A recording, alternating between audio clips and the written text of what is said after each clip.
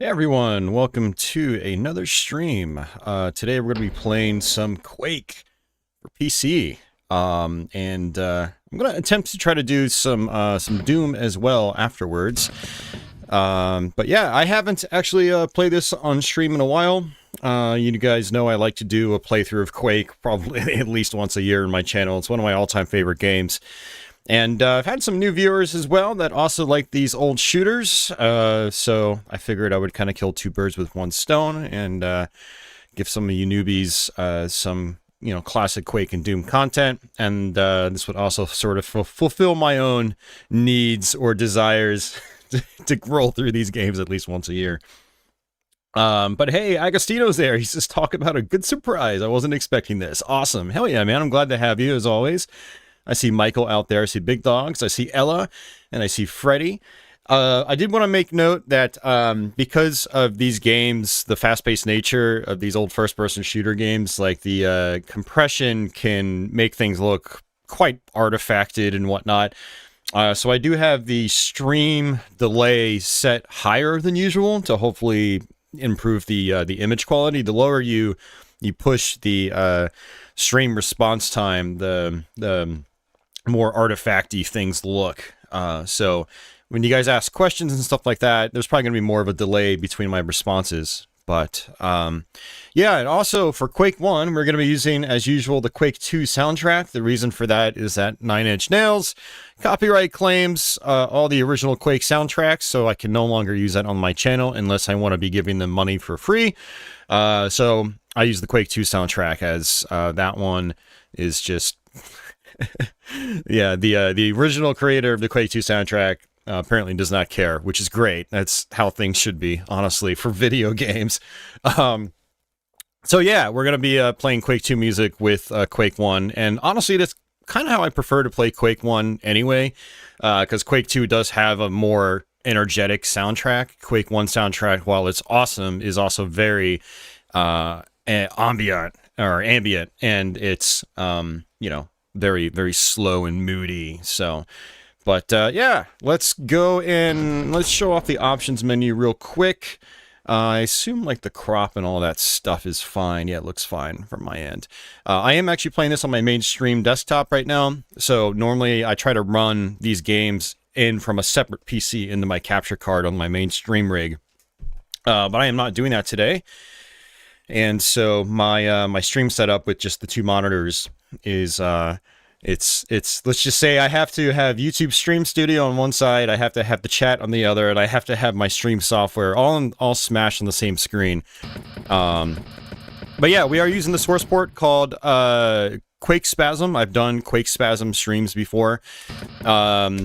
Basically, you've got widescreen options. You can turn VSync on and off. We'll see how VSync feels. I usually play without VSync because it's more responsive. But it's easier on your eyes if I do have it turned on. But yeah, lots of different options here, and you still have all the console commands and stuff like that were there in the original Quake. But yeah, let's go ahead and just jump into it. Yeah, I do have free look enabled, and just as always, we will be playing this on the Nightmare difficulty, and you access that through here. You just drop straight down. And let me try to adjust my mouse. Let's see. I think that's probably where I want it. We'll do the episodes. We'll do them in order this time. So we'll start off with episode 1. Quake was one of my most played games of all time, and so I've got a pretty good understanding of like most of the secrets and stuff like that.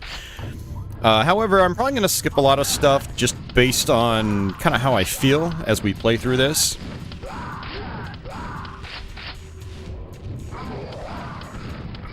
But also, let me know that you guys can hear me and whatnot. I assume you can.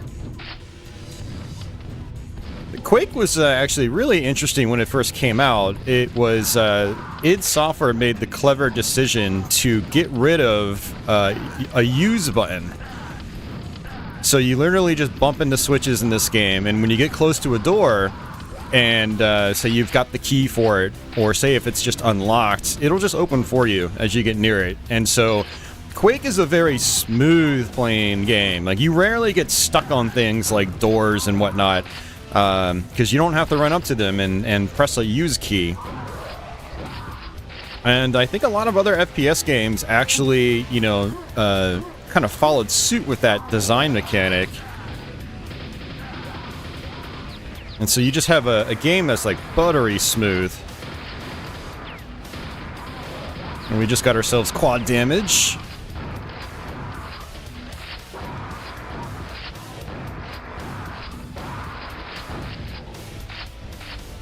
Alright, great. Thank you, Michael. I appreciate that. I will get some... Huh. That's interesting. I got stuck on something invisible. Alright. We can jump up here, and then jump over here. Boom. We got the 100 health. So one thing that's really interesting about Quake is that your health can actually go over 200. But when it's over 200, it starts counting down really fast. So you don't actually have over 200 health for very long. It keeps you from being too overpowered.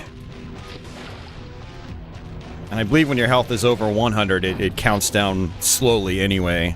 Yep, there it goes. Alright.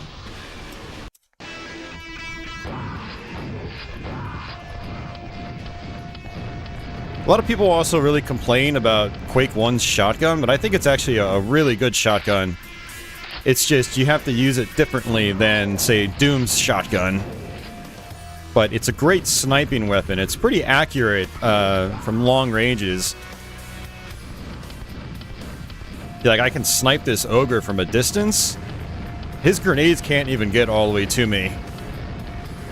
Boom, he's dead. And the cool thing about the Quake 1 shotgun, the default shotgun, is that it fires pretty quickly. You know, you're not waiting between shots very often, so despite it not having like the same kind of impact as Doom's shotgun, its utility is definitely there. It is actually a really, really good weapon in this game. And of course, we've got the double-barreled shotgun that I'm using.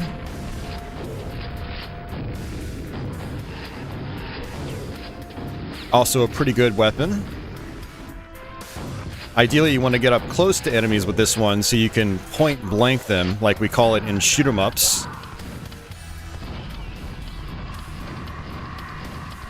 Where basically all the bullets spread, the buckshot will collide with the enemy and do maximum damage.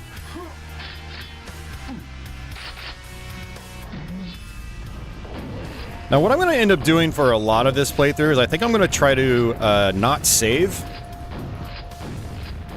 Quake is one of those games that I'm so familiar with that I usually just play through it without using any save functionality. I just roll right through it, start to finish.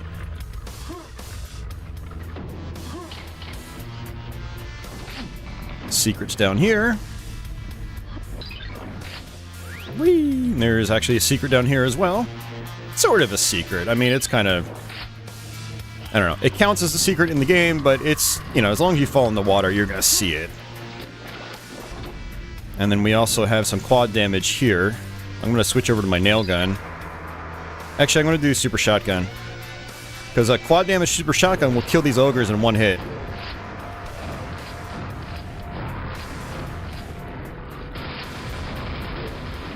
We got some fiends, and then 2 more spawn in. Boom, just like that.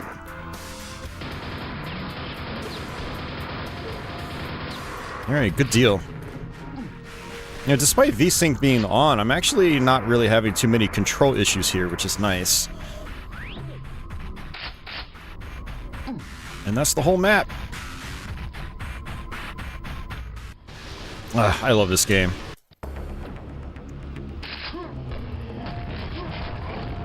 It's just one of the most satisfying, like, just quick pick up and play kind of like FPS playthroughs for me personally.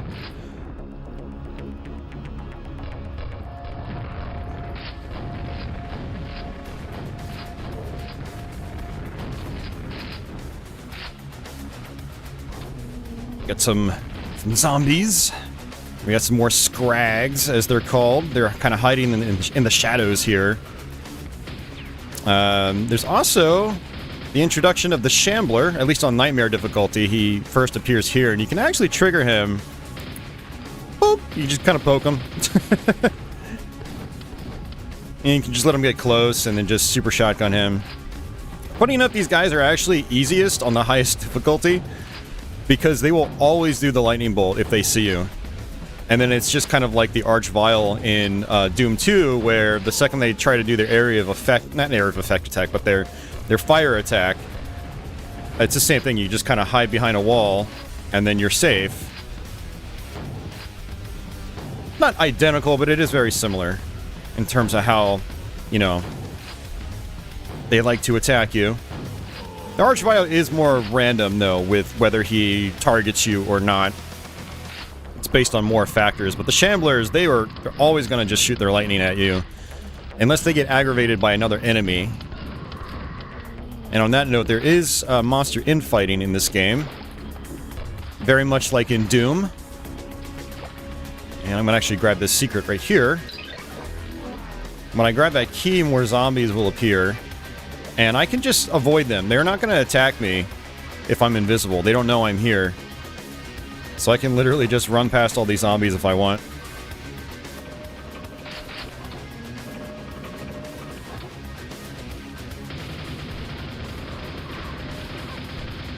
Whoops.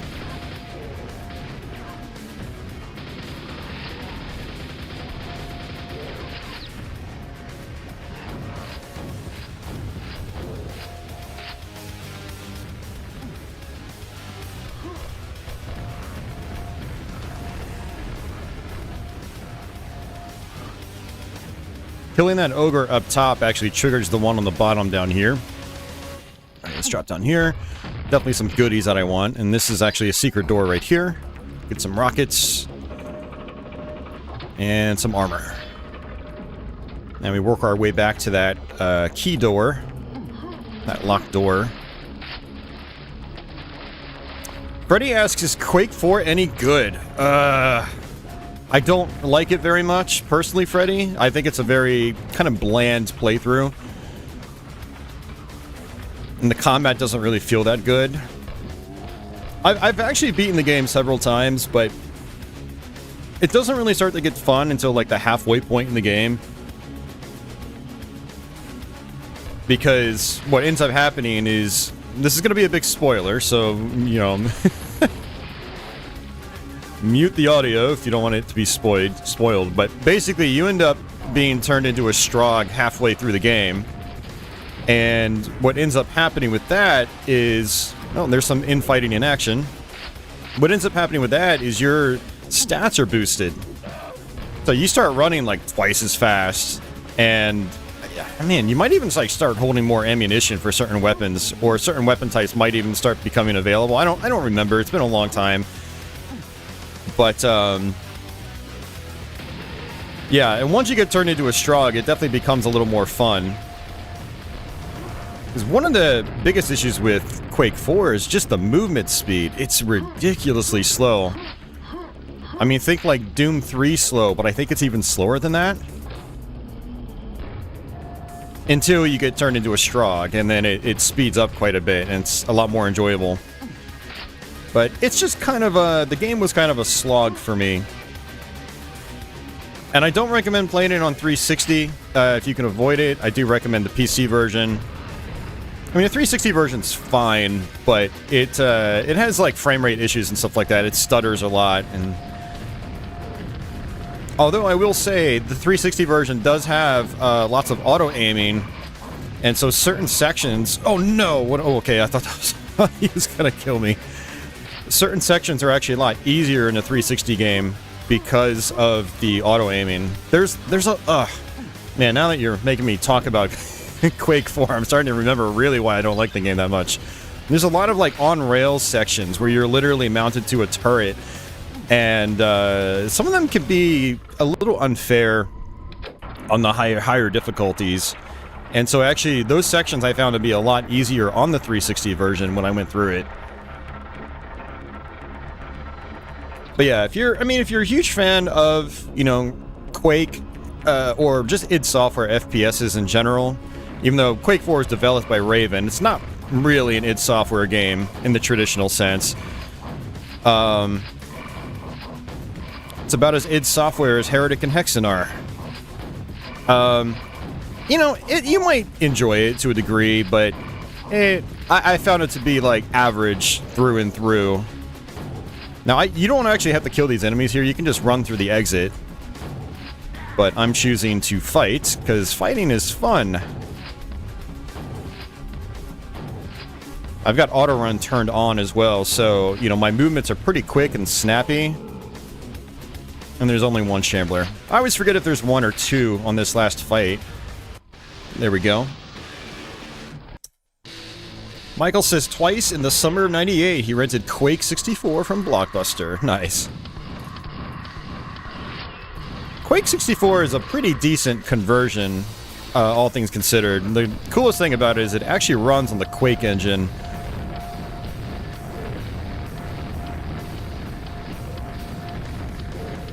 And so it actually feels like Quake. The aiming can be a little tricky with the N64 analog stick. But, yeah, it wasn't the worst way to play Quake back in the day. And hey, Red, how are you doing, good sir? By the way, if I actually make it to Doom, it's going to be a weird transition. Going from a fully 3D engine to a not fully 3D engine.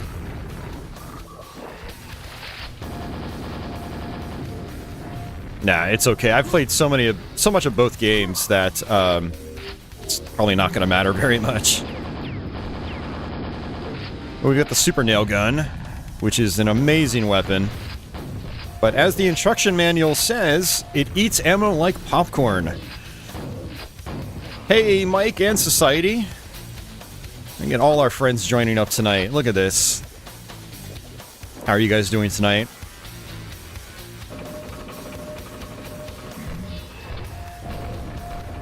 One thing I absolutely love about the first Quake as well is your weapon switching is instantaneous. So it allows you some really slick, like, you know, weapon combos. You know, toss a couple grenades out and then immediately switch to your shotgun or something like that. It is great.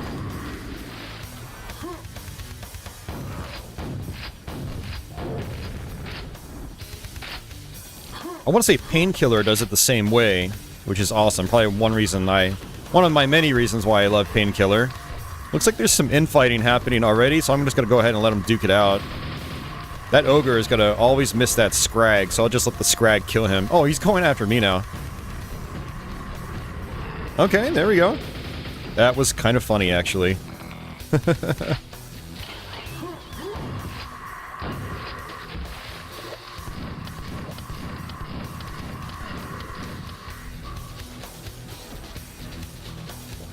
Hey, it's all good, Ella. No worries.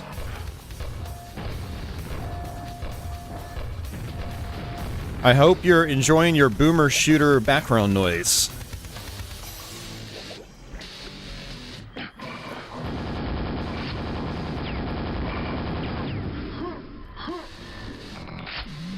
Alright, I'm going to actually snipe some of these guys from down here.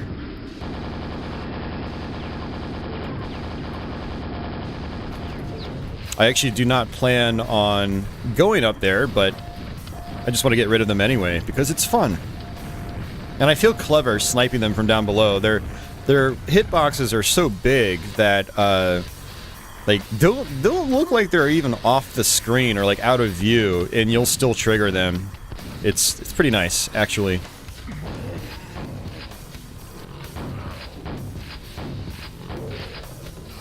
Hey, Brandon, welcome back.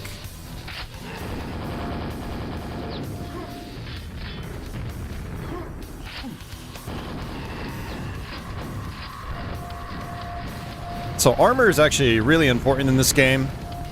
I'd argue even more so than it is in something like Doom. Yellow armor that we picked up is like the mid-grade, the mid-tier. The teal armor is the low tier. It gives you 100 points. And then there's the godly red armor, which is very similar to, say, Doom's mega armor. But I think it's even better in Quake than it is in Doom. Quake is filled with explosions, and, I mean, so is Doom, but the way the explosions are handled in this is a little bit different than Doom. The armor really makes you quite resilient to explosions.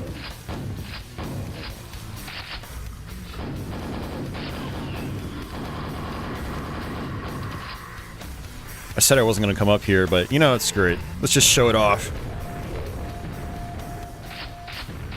But that's our normal exit. We don't want that. We want our secret exit. Society asks, am I a fan of Doom 64? I like it, but I'm not like a mega fan like a lot of people seem to be. It's one of my least favorite Doom games. A big part of it is just the more puzzle-centric level layouts. And it's, if you're like me and you play in the high difficulties, it gets very grindy as well, with tons of barons and tons of Hell Knights in tiny little hallways. You're forced to just like mow them all down, and it's time consuming because they're really beefy enemies. And it's just some really poor level design choices, in my opinion. And then there's some really frustrating level design choices too, which all that keeps me from enjoying the game nearly as much as I think a lot of other people do. I think the level design in the original Doom is superior in just about every way. But, you know, I still like Doom 64. It's just not a favorite, you know? And I do need to do an updated playthrough of that. I haven't actually beaten that game since... Geez, I probably haven't actually finished Doom 64 since my original Let's Play of it from years ago, where I did Doom 64 EX. That was a source port to PC. This was before the updated Doom 64 port from Night Dive. And I think the guy that actually did Doom 64 EX works for Night Dive now. So I don't want to grab that armor right now, because what ends up happening is I believe you still lose your armor when you take hits when you're invulnerable, like I am right now. So I'm going to want to grab the armor when I'm done here.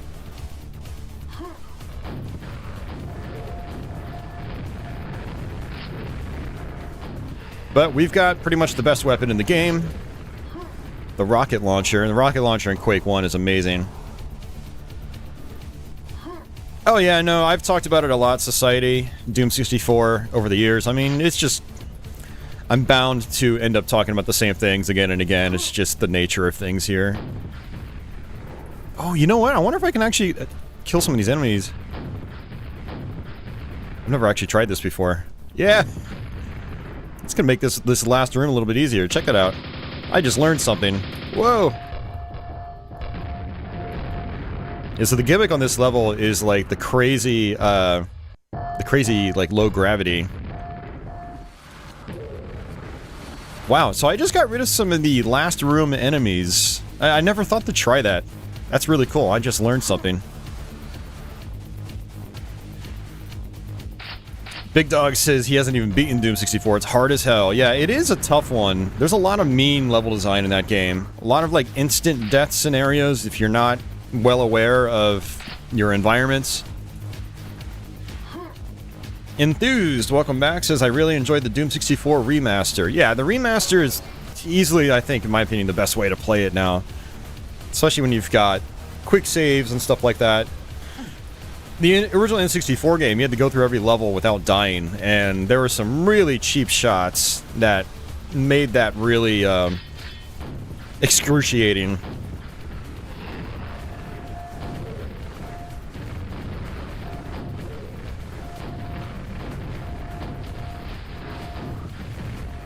Whoa there.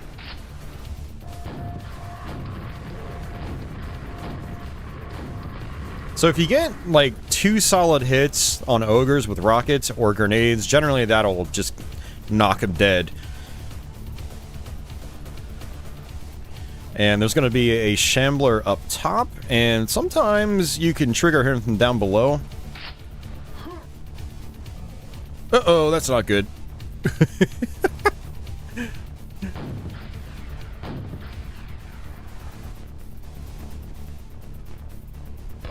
Let's get a little creative here. I got him. I think I got him. No, I didn't trigger him. Alright, now I've triggered him.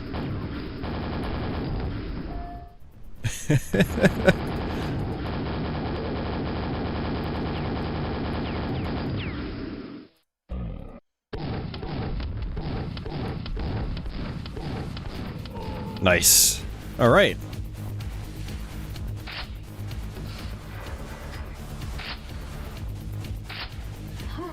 Now there is going to be some invulnerability, and I'm definitely going to want to use that for the next section, because there's going to be 2 shamblers, and the thing about this level is you do not want to get caught in the air by a shambler's lightning.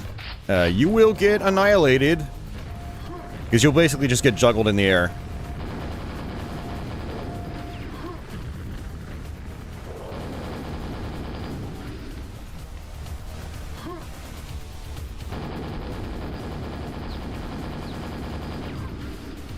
And this is actually not that great. I need to get up there, but having a hard time of it.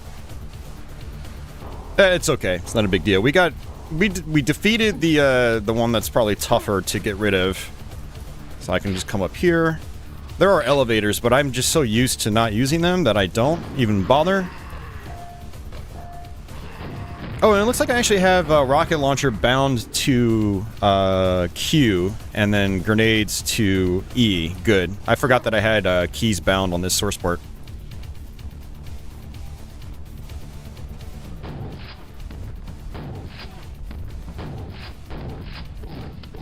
It's another good reason to have the shotgun ready. I can just kind of stay back from a distance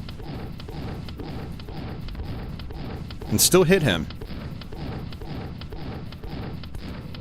See? Shotgun. It's underrated in Quake 1. Red says he doesn't think he's seen Night Dive's Doom 64 remaster. Oh man, Red, you should check it out, man. It's great. It's like the de facto way to play that game now. You can do it on PC as well with keyboard and mouse.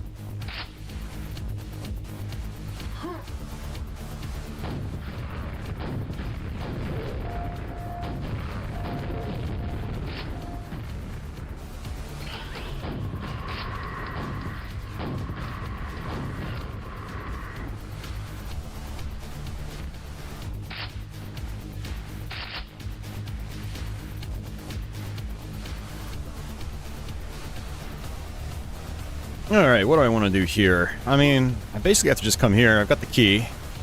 But I think I've already killed the ogres that were in here. Yeah, that's so cool. Never done that before. Alright, I am going to grab the... there's some mega health down here. Oh, they just call it the 100 health in this. And then we can exit.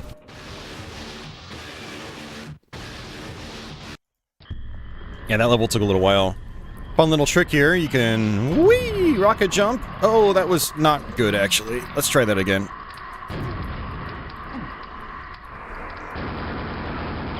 And we can get a key early.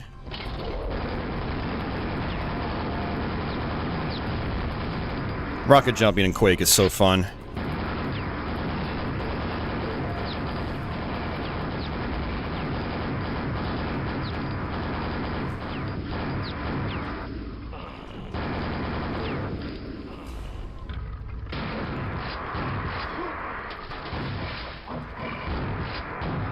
Nice, got him. I knew he was down here. He appears up top where I rocket jumped to, but the fiends, which is those like beast-like enemies, they jump so far, they lunge so far that he'll go off the ledge and land in that water very consistently.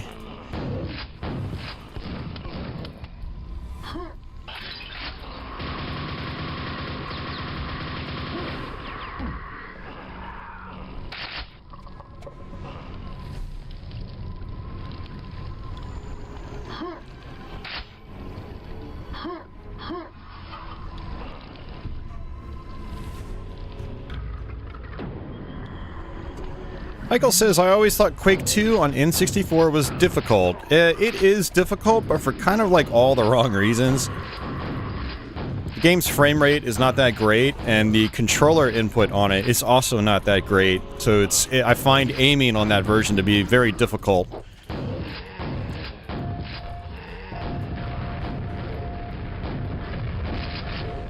And then all the levels in that game were basically new. Or mostly new. I think they have some variations on PC sections, but for the most part, the level layout is actually brand new to that version of the game. And I will say some of the levels are a little obtuse and a little confusing. Like, there's one level a few stages in where it's like you have to jump over, it's like you're in space, you have to jump over this gap, but it's not obvious how you're supposed to actually do that. And it's a complete trial and error scenario where it's like you try to jump, you fail, and then you die instantly. And hey, you gotta do the whole level over again. And it's just not a fun experience. I didn't find it fun anyway. So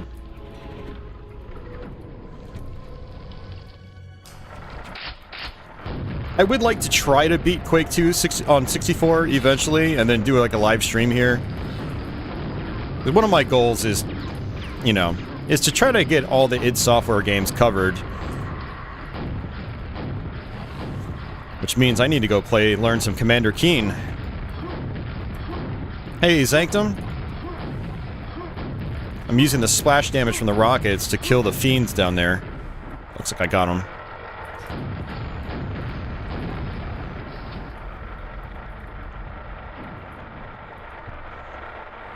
I'm gonna always switch over to this in case I get knocked down. This part's a little tricky.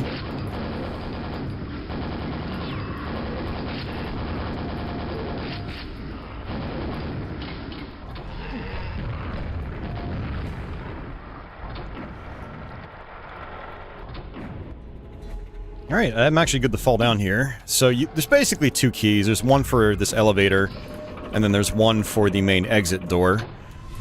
If you get that gold key in the beginning, you can actually just rocket jump up to here, and you don't even have to play half the level. There's gonna be some ogres down here. I need a key.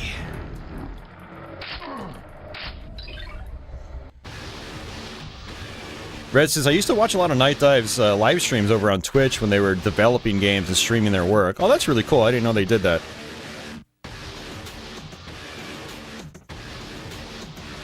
Society says, Resistance Fall of Man was always an FPS that stuck out of his memory as being really good.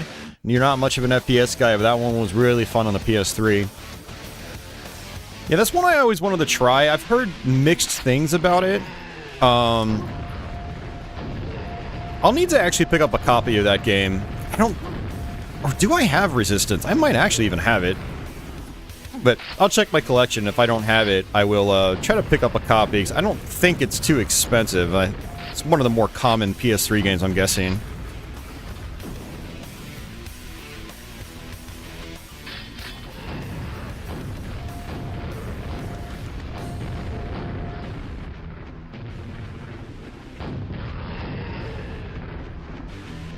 Yeah, you can actually shoot down here. Kill these ogres first. There's a lot of little tricks in Quake 1 that are very good to know, like that. And if I wanted to, I could rocket jump across there, but that's a little risky. I always want to bust up the super nail gun here, because these guys are pretty dangerous. If you don't clear that out right, you'll end up either getting crushed or just getting wrecked by the ogre's grenades.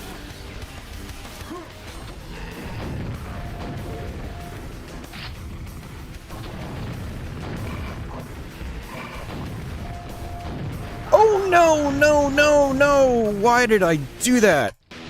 We have to do that again.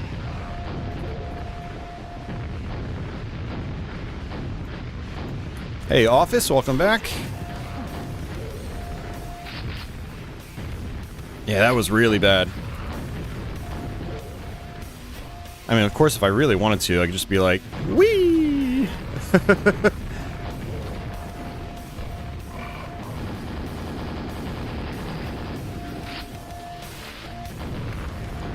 Yeah, that's actually really funny. I never do that. Hey, Monterance, welcome back.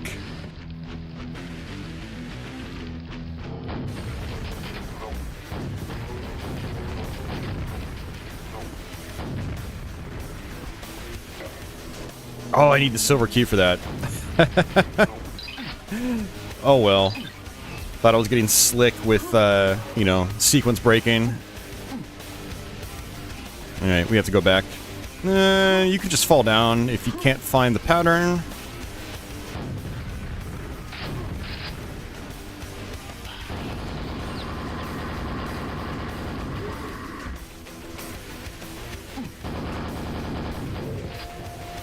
This is our second to last level on episode 1.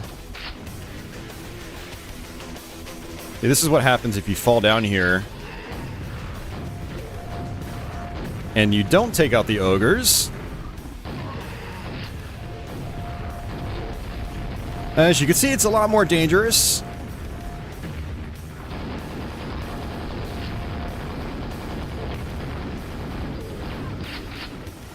That's one of the fun things about actually losing a life in a game like this, is I can go back through the level in a slightly different way to show you guys different things that you can do in this game. You can also rocket jump to that key. I don't recommend it because a shambler appears.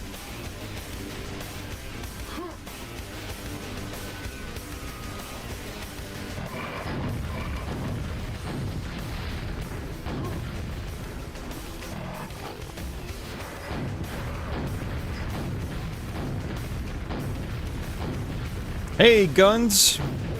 Welcome back. Alright, so I always like to get the quad damage here, because the Shambler's going to appear, and Shamblers are arguably the most dangerous enemies in the game, in terms of just, like, instant damage output. Like, when you get zapped by their lightning, it does a lot of damage. And if you're right out in the open with no place to hide, they're going to do it again.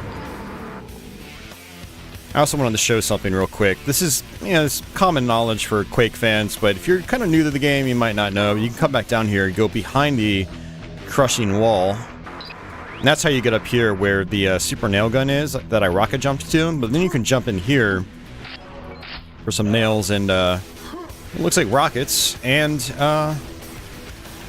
the mega health. Actually, the rockets are because of the ogres I killed.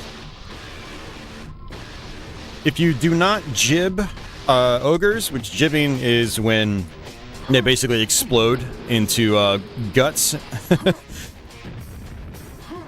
they will drop a ammo pack, which always gives you 2 grenades or rockets. The same thing. They both feed the same weapons. This is one of 2 bosses in the game. It's kind of a shame they didn't have a boss for every episode. But this one, this guy throws these projectiles at you, and they have a weird kind of tracking system. It might even read your inputs. You have to wait for these platforms to come down, or these arms. You have to wait for them to be all the way back up to the top before you can hit the switches again to reactivate them. The timing is a little odd. Boom, there we go. This platform reveals, and then we can fall down here. Infinity's Limit. I missed the jibs in the Quake 3. They were spectacular. They were pretty good in Quake 3, yeah. Office says, I wish I had a plushie of a Shambler. You know what? Me too. I've got plushies of Doom enemies. I want some plushies of Quake enemies now.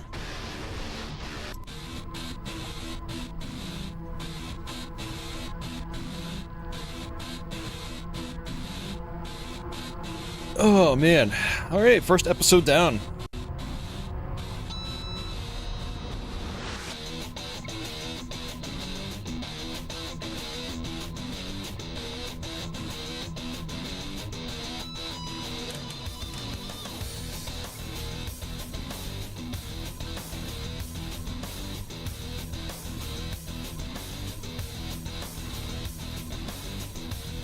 Thanks for the GG, Red.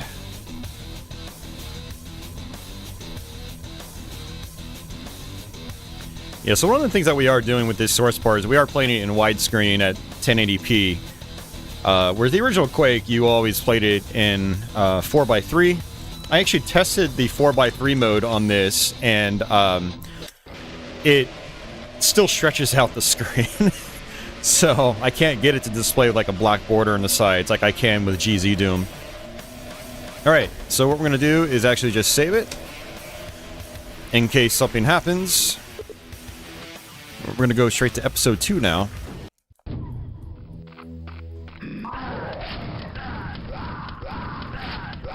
Episode 2, in my opinion, is kind of where Quake starts to show its teeth. Episode 2 definitely is a difficulty spike. But it's still really fun. And on every episode, you always start off on a military base like this.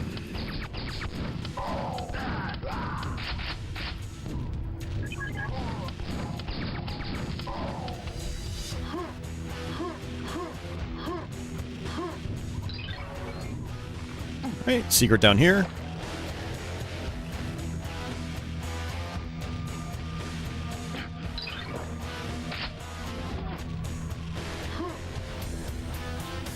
Go ahead and grab this armor. There's some more ammo over here. Thanks everybody else for all the GGs. I appreciate that. Pretty decent first episode, I'd say. It wasn't too bad. And red armor. I probably should have saved the blue armor. In multiplayer, there would be a teleporter here. It's never visible, but it's like you cross an invisible line and you teleport above. It's kind of interesting. There's some like slight changes like that in these single-player levels if you played during multiplayer. Like if you played deathmatch.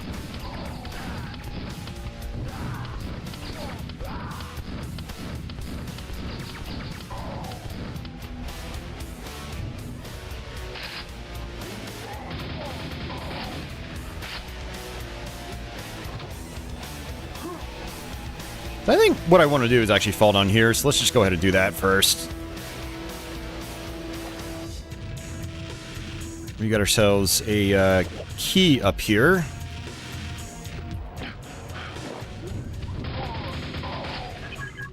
But there's also a mega health.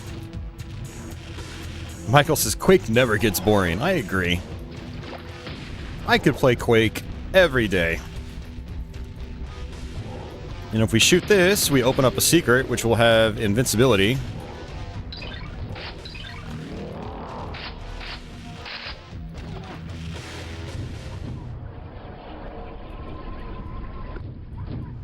Now, if you're really good, you can actually jump from here to there. You can do a bunny hop, as we call it, where you'll get extra distance by, you know, jumping at certain moments or at certain angles.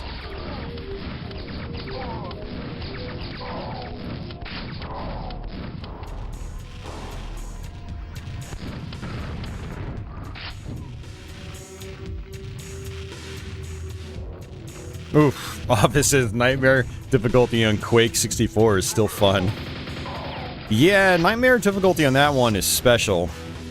Because they increased the attack rate for the enemies even compared to the PC Nightmare mode. So ogres are especially dangerous in Quake 64. They fire at a more rapid rate, which is kind of crazy.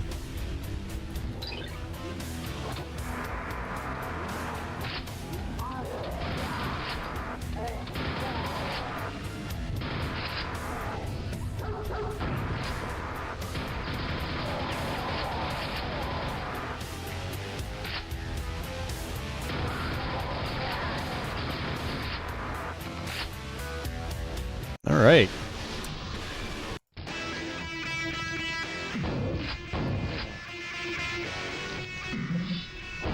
This level is definitely where the difficulty starts to spike. And you've kind of got to have it somewhat memorized if you want to be able to go through it nice and easy.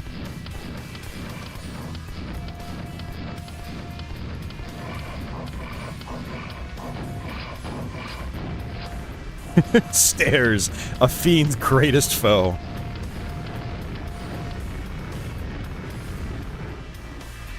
There's also some fiends down here. You can actually use that shotgun strat I was talking about earlier. You just snipe from a distance.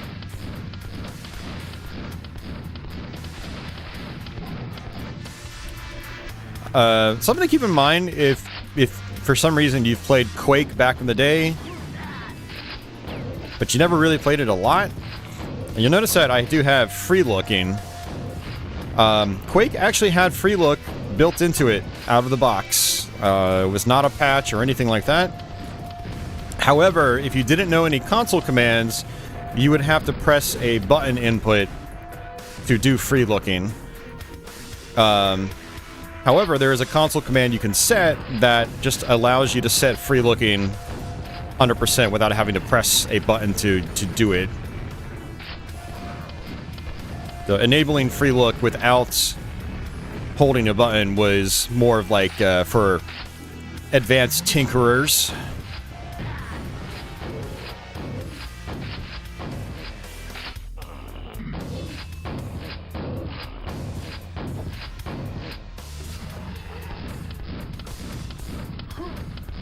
Same thing here, just gonna snipe this guy from a distance. Makes my life a little bit easier later on. I can kill that ogre if I wanted to as well.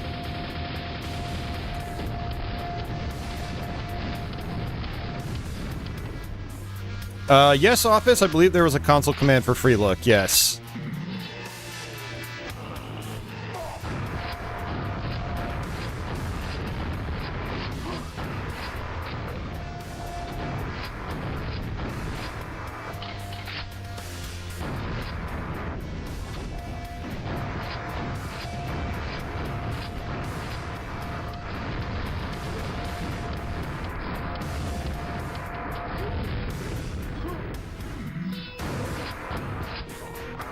Yeah, skillfully taking advantage of quad damage in this game is so useful.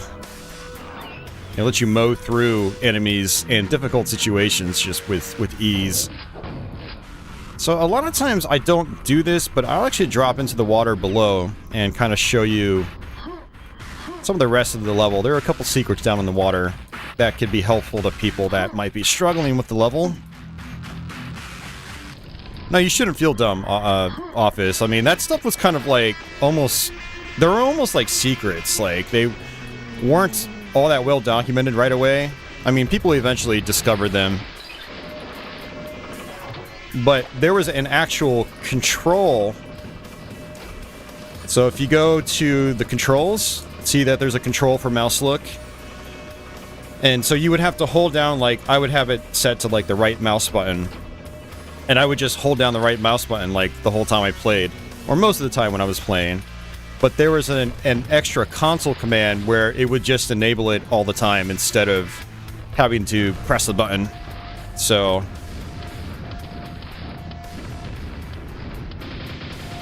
yeah, and there are console command lists for Quake 1 out there. And there were back in the day, too. But it wasn't as common knowledge, you know, if you know what I mean. I was actually reminiscing about it the other night, and it was very interesting living through this era of FPS because the genre was still evolving. You know, we didn't go from Doom to Call of Duty overnight, you know. Or I should say, like, Call of Duty Modern Warfare or something like that. Like, the genre evolved over a long period of time, and especially in the early 90s, early to mid to late 90s, it was, yeah, things hadn't been standardized yet. Like console commands, or having a lot of those commands that would be strictly console accessed, having them actually be in your options menu, you know, stuff like that. Having free look be standard.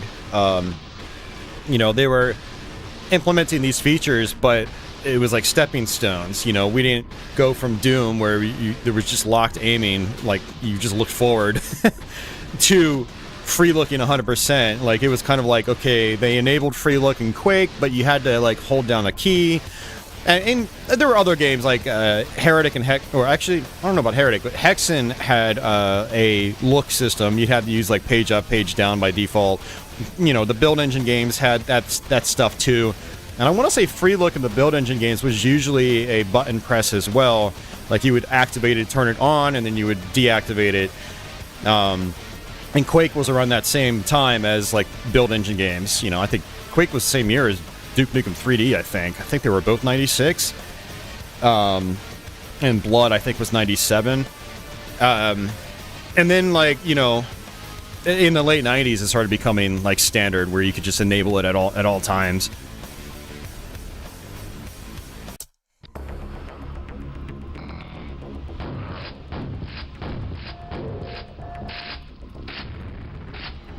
Yeah, it was, yeah, again, like, we didn't go from Doom to, you know, the advanced stuff we have now just, like, overnight. It was a slow process, figuring out what worked for the genre. And stuff like free-looking was kind of revolutionary for the genre, because then you could shoot rockets at enemies' feet and whatnot. And that opened up more skillful multiplayer, like deathmatch, head-to-head play.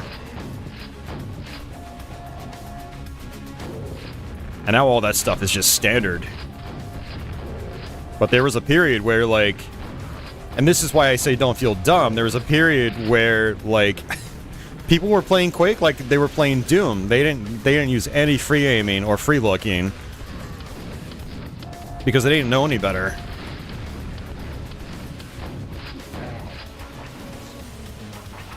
It's like the people that played Wolfenstein 3D with the keyboard didn't even touch the mouse, and were playing Doom with just a keyboard. You know, it's very interesting. Alright, so I always like to get rid of the ogres that are up top. Otherwise, if I'm out here in the open, my life kind of gets made a lot more difficult. There's another one on this side. And you can use your shotgun. I actually figured this out when I was younger. I didn't really use free look for a while, but I did use, like, the, you know, the context looking, where I'd have to, like, hold down a button and I would just aim up at the ogres. But then I'd go back to playing like it was Doom.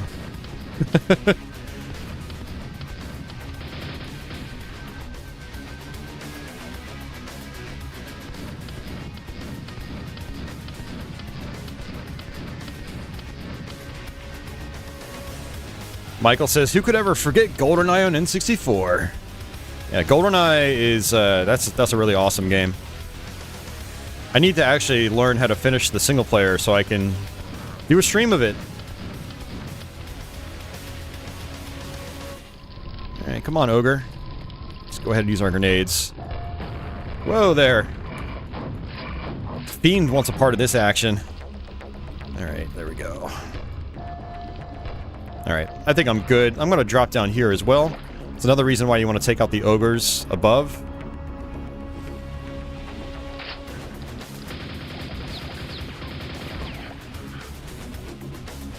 Alright, let's go ahead and get rid of these guys. There's going to be a shambler over there. But we're going to get some red armor.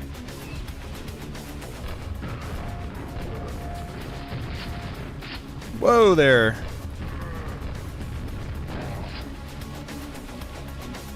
And I don't think I have the key yet. Nope, but I can go ahead and grab these at least.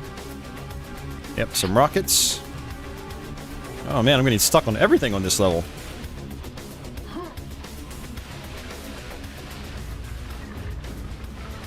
Michael says, Turok was also a great first-person shooter. Yeah, and that's another one I need to actually try to learn how to finish. I barely made it anywhere in the first Turok. Made it a little bit farther in Turok 2, but still not very far.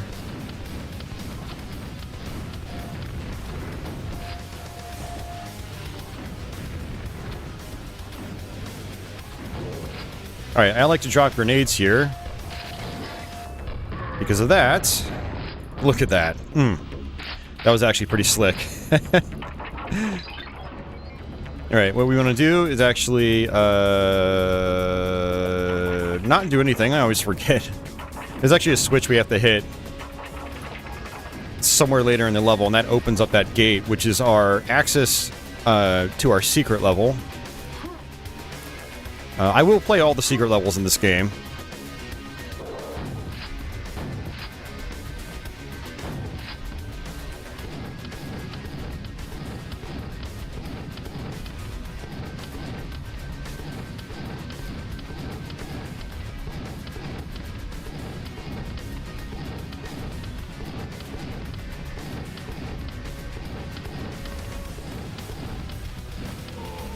Maybe I should do, like, a blind stream of, like, Turok.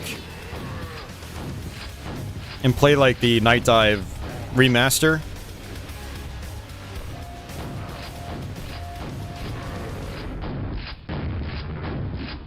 See how far I get. Probably won't be that far. Alright, this is kind of a tough section, too. I like to try to kill these enemies from a distance. Actually, it doesn't look like that's working. Let's see if I can drop a grenade there.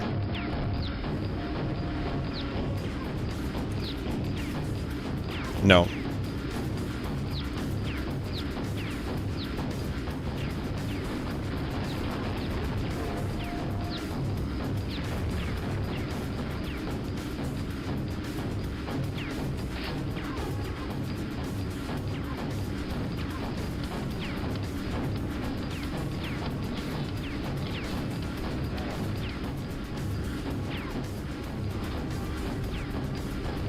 Alright, I'm gonna go ahead and grab some quad damage here. This jump is always pretty tough. Whee!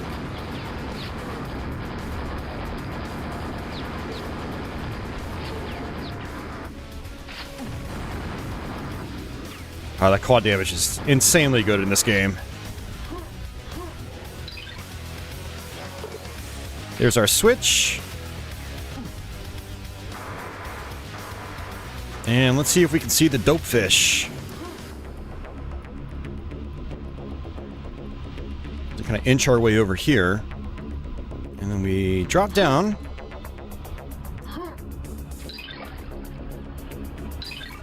The dope fish lives. And this actually puts us right out at our exit that we need to be at, so... Hey, DG, welcome back.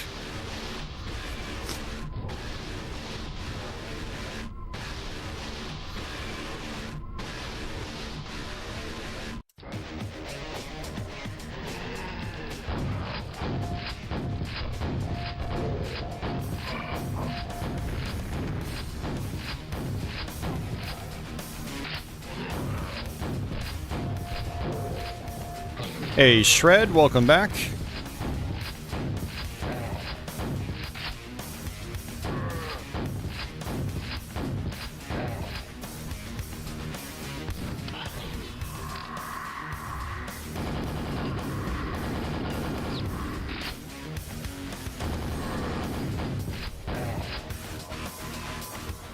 Alright, what I'm going to do is actually take out some of these guys from down below, which will make my life easier later. Is there another one?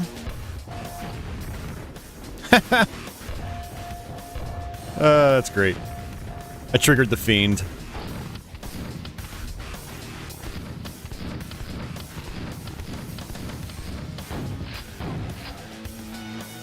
Okay.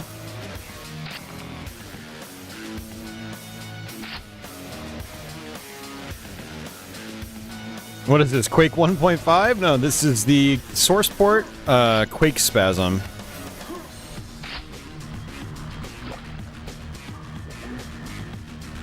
Alright, so there is an interesting gimmick on this level.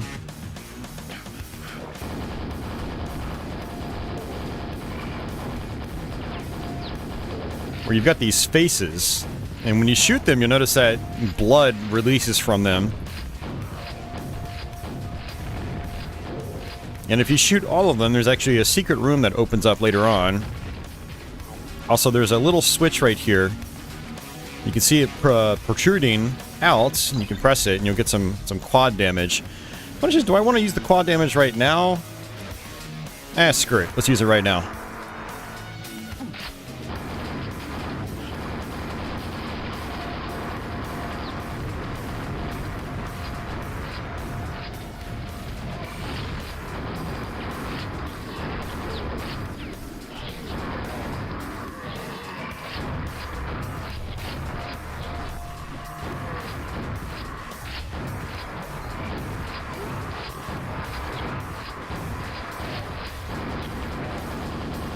Ah, that was some good quad damaging.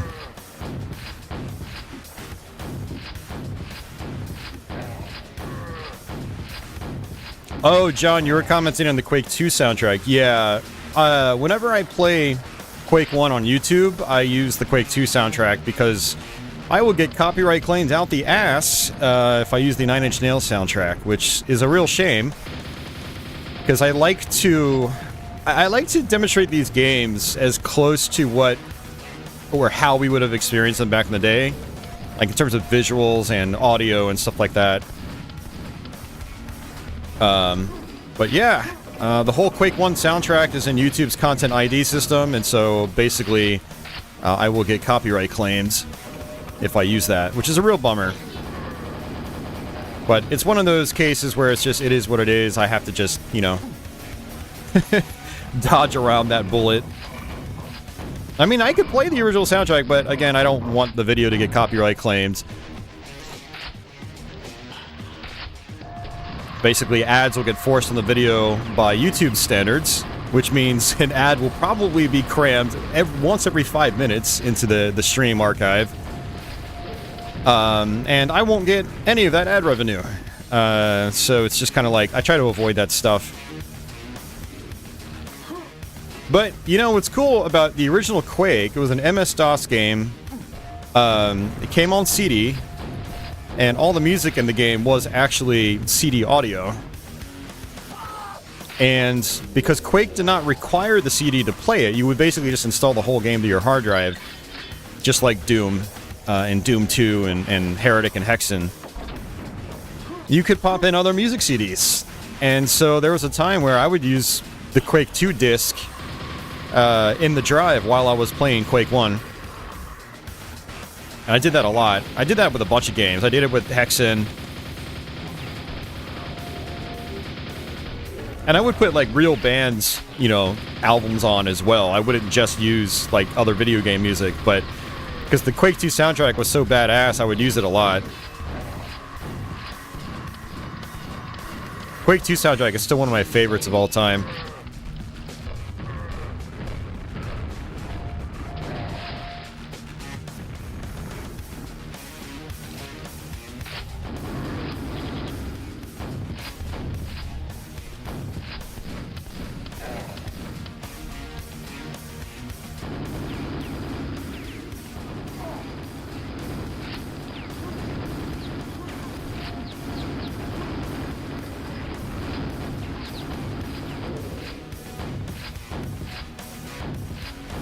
Alright, last hallway.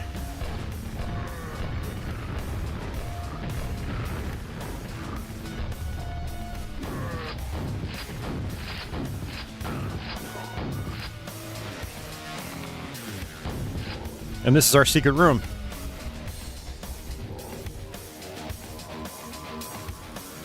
Kind of cool. It's got the initials of some of the designers in there underneath the that plaque.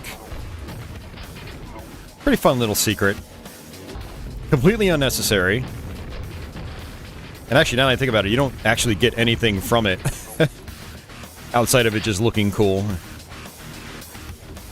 Hey, Fusion, welcome back. Oh, let's go ahead and grab that.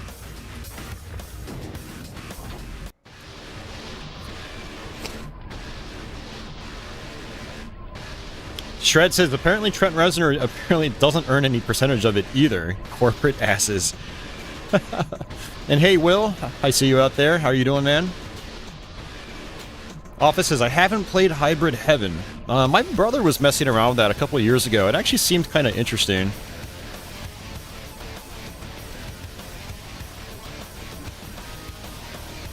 Hey, Internet Junkie, welcome back. Freddy says, I still gotta hunt down the Quake 3 Arena Noise CD soundtrack. Yeah, I actually bought that back in the day. I still have my copy. And Red says, this is your friendly reminder. Make sure you hit that like button. It's free. Thank you. Well, thank you, Red. I really do appreciate it when you guys do that, though. Like, hit that thumbs up button, because YouTube really takes that stuff into consideration heavily when it decides whether it's going to recommend your channel to other people or not. So, yeah, I do appreciate it. And it's easy.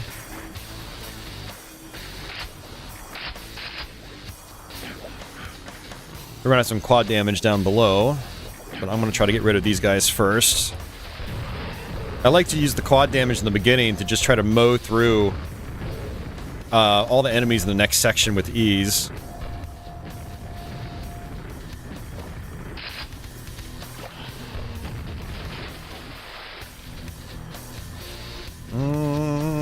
Where's my hole? There it is.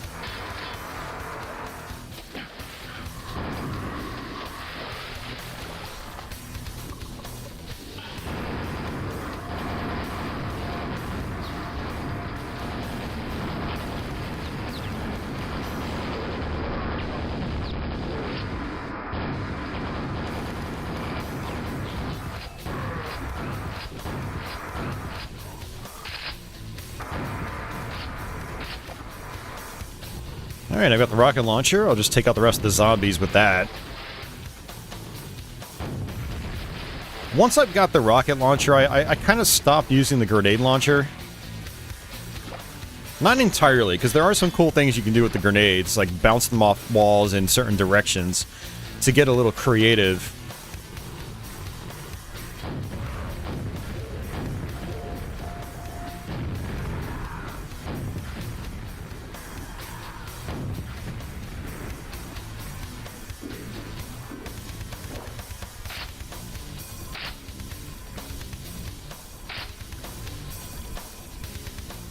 Alright, let's go ahead and hit this switch. Have I ever played Metal Hellsinger? I have not. I don't even know what that is. What is that?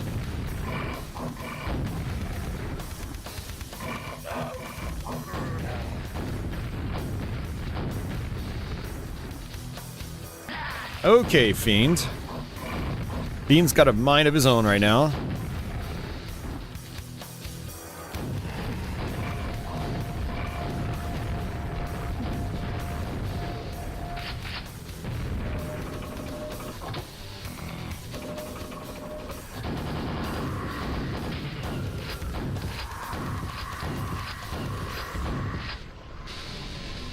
So, like, right now...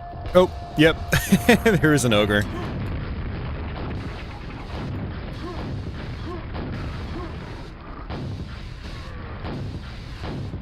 Yeah, when you have the memory locations memorized, too, you can really get creative with, like, triggering them before they even see you.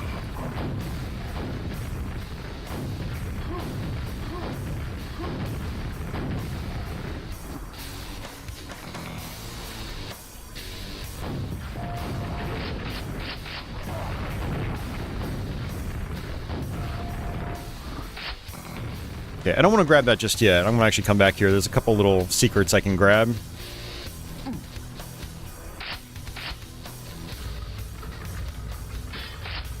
There's that. And then this door opens up too.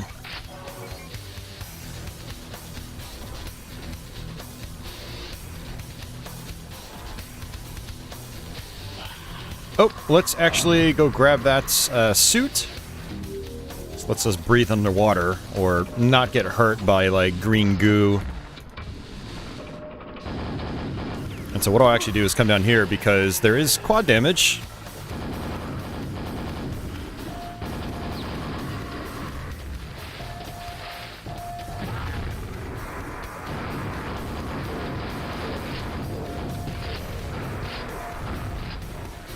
And there's a shambler right here. Nice. Oh, I love that. And if we drop down here, we get some armor.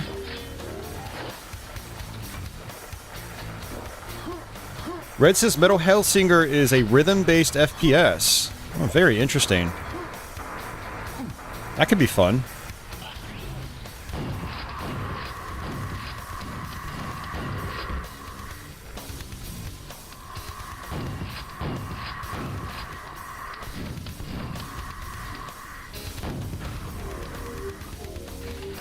So if you actually walk over this ledge right here, it actually triggers a tile to open, and we can shoot that, and it gives us our quad damage here.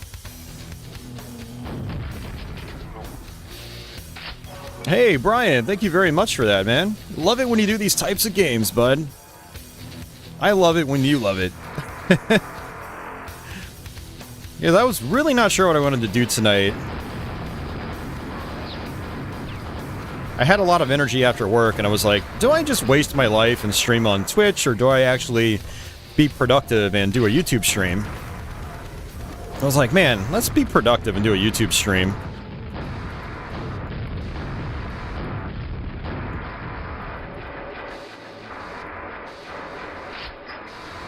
Alright, let's see if I can...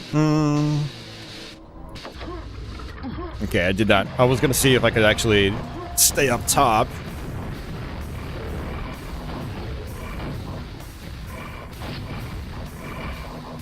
Whee! Okay, that's not gonna work.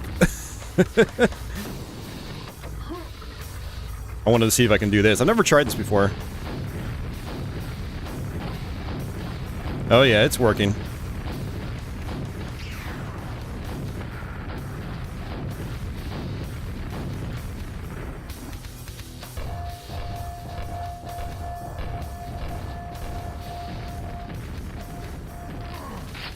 Oh yeah, they're all dead. Cool. I've never actually tried that before, but that works pretty well. Let's go back up. I know I can... okay. I can probably get some more ammo.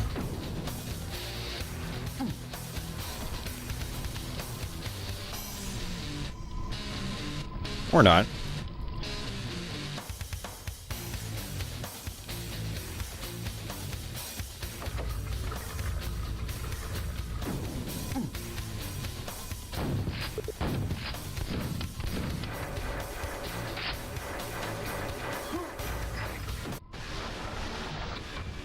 Oh, I missed a secret. I'm trying to think, what secret did I miss?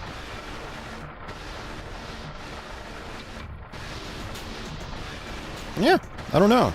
I'm trying to figure out what I missed. Oh well, not a big deal. Alright, I think this is the last level for this episode.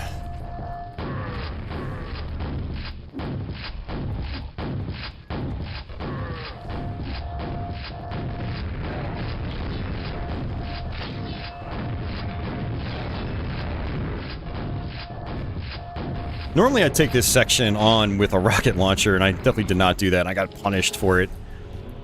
That's fine.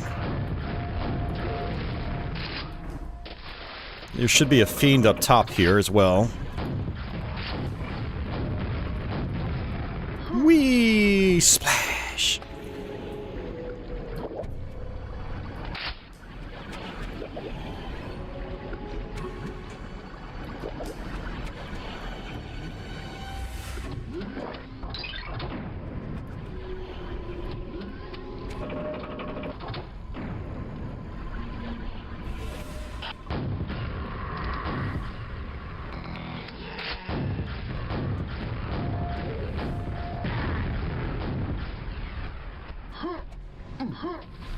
Yeah, one fun tactic in Quake 1 is if you jump at the height of a hill, you'll actually jump higher than you normally would, just standing on the ground. Actually pretty useful later on in the game. There's some, like, hills in Episode 4 where you can jump, like, really high off of them. And it was actually especially useful in Deathmatch back in the day, where if you had someone coming at you from the opposite end of the hallway where there's the opposite end of the hill, you could jump at the apex and, like, just go right over their heads.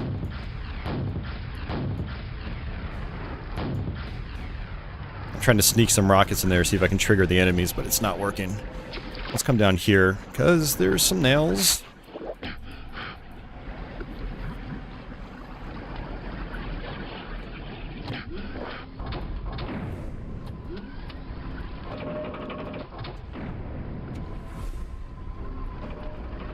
And if I wanted to get creative, I could rocket jump my way to the top.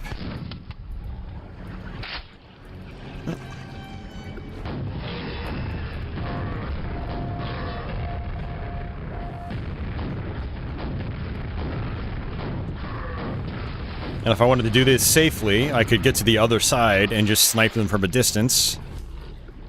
A lot of different ways to take on different sections in this game. Like, the map design in the first Quake is, like, really, really good stuff. Really well thought out.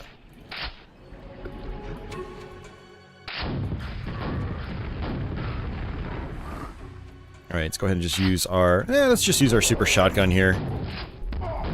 As long as we can just keep him stuck like this, we'll be fine.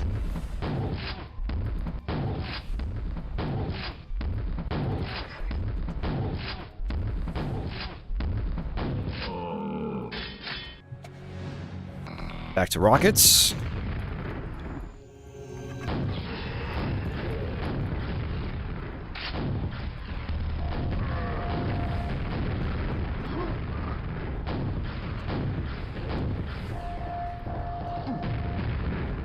Hey John, welcome back. Doom and Quake. Yes sir, in the same stream. Hopefully. I think I should be able to do it. We're already halfway through Quake. Quake does not usually take that long for me to go through, even if I'm not saving. Oops. It's just one of those games, you know? And then Ultimate Doom actually doesn't usually take me that long either. I can just, like, zip right through that.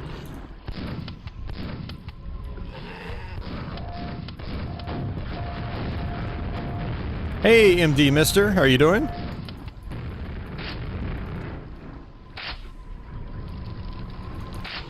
Alright, there's gonna be a fiend down here.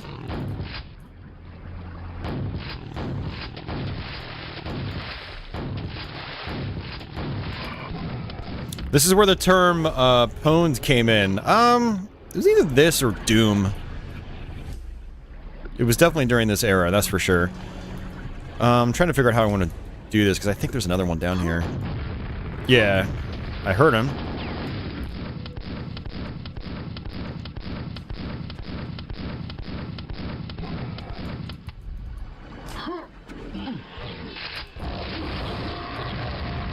Alright, so we got the lightning bolt, which is very good. Just don't use it underwater. And there's a switch right there.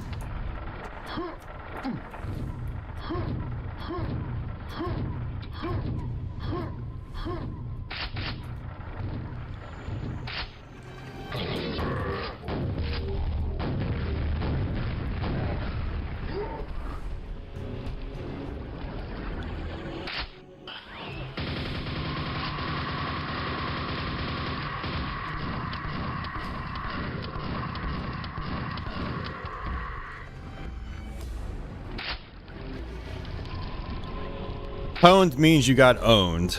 You got wrecked in a match.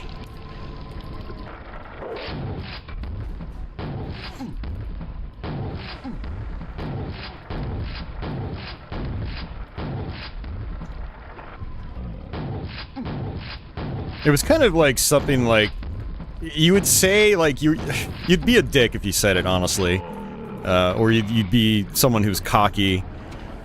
I never said it. I always thought the term was kind of dumb, honestly. But it kind of made you look like, you know, look to be a douchebag during a competitive match. Pwned. Like, okay, good game, I guess.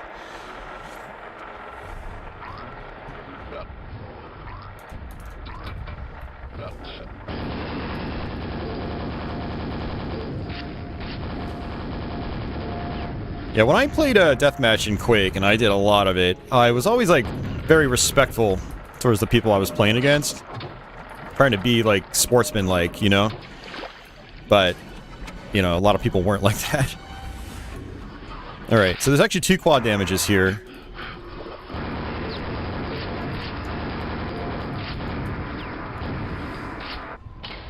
But I don't think I'm gonna need both of them.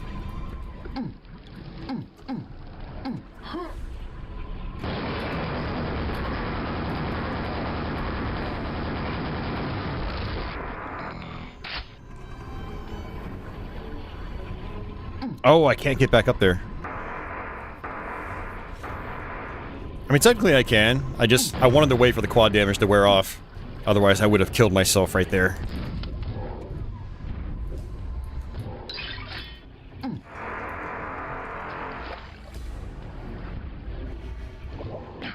Episode 2 is kind of like...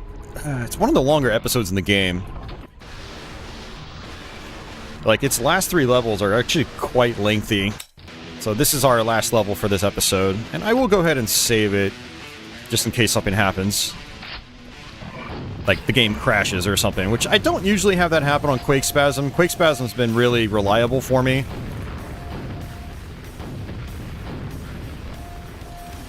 Yeah, Vince, I agree. Jibbing a shambler is so satisfying.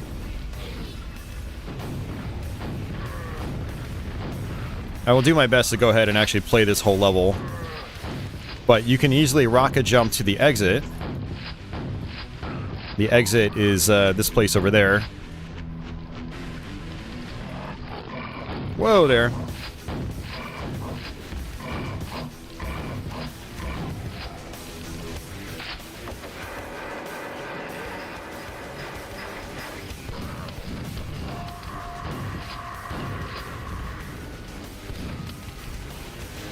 So, a couple of years ago, I actually tried doing Quake 1 with just the shotgun.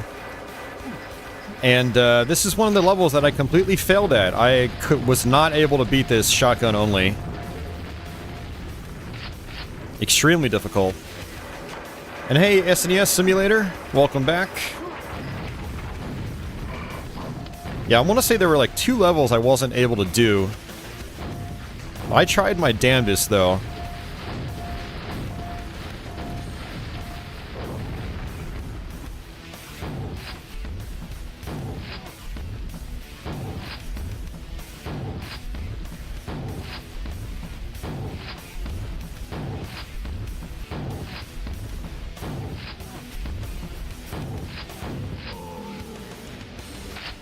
A lot of areas on this map, too. If I want to, like, snipe this guy from a distance, I can. It's time-consuming, but I can do it.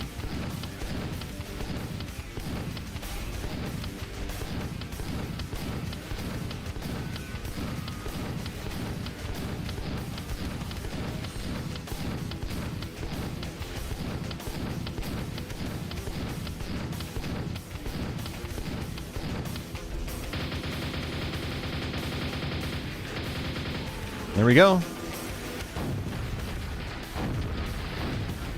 Quake 1 shotgun for the win.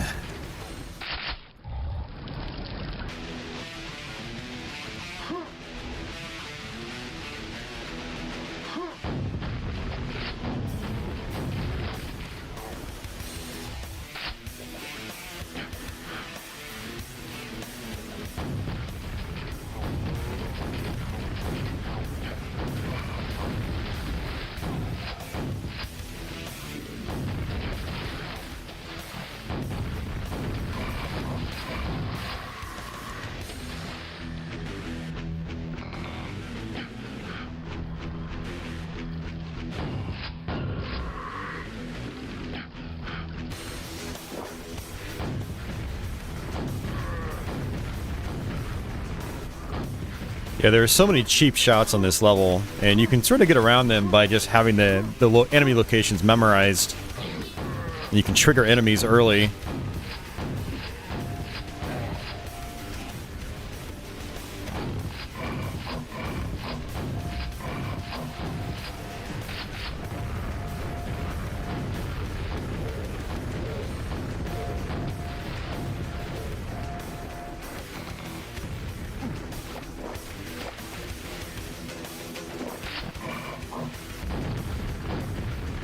Yeah, we're gonna have ourselves some more quad damage down here too, but I don't think I really need it.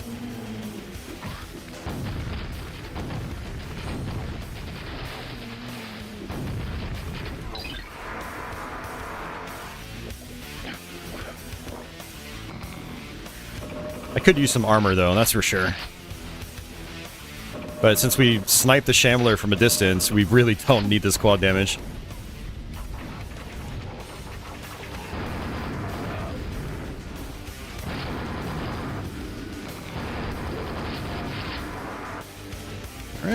Good stuff.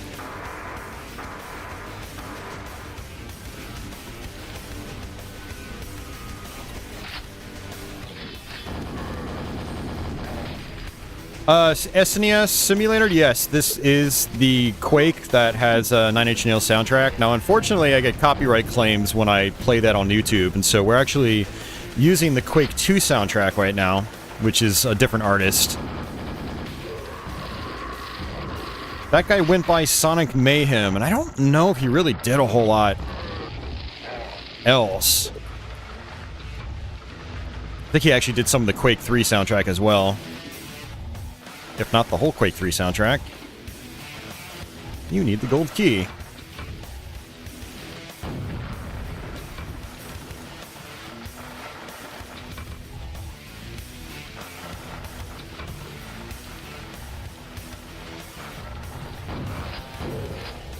Things can get a little shisty on this level. This is arguably the most complex level in all of Quake 1.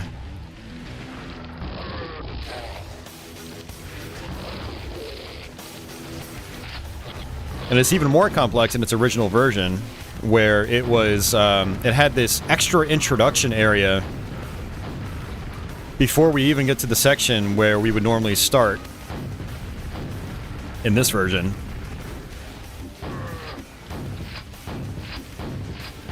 And that actually extra bit of level was included in the Night Dive Studios version, which came out a couple years ago, which was a nice surprise.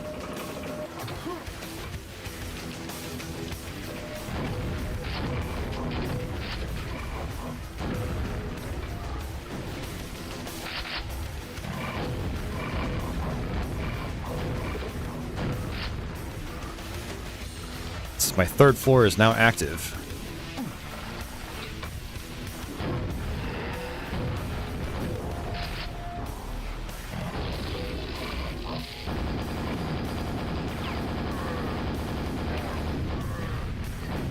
Trying to really take advantage of my power-ups, because this level can be, I mean, even for someone like me that's really familiar with this game, it can still be pretty tough. And if there's a level I die at the most, this is one of them. There's a couple maps, like one of the last maps in Episode 4 is very similar, where it's just very devious level design. Alright, let's drop down here, because I think we've got, yep, we got yellow armor.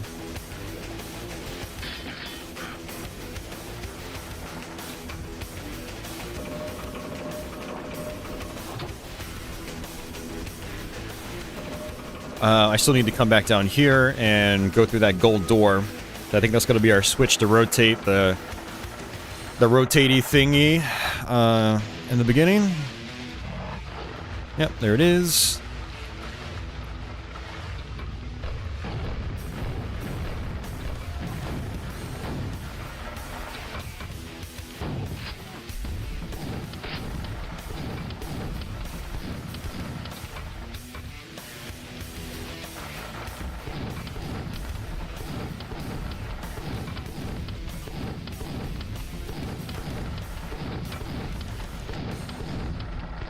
I want to save my rockets for the end, because they were going to introduce the Vor. Vors are very mean enemies in this game.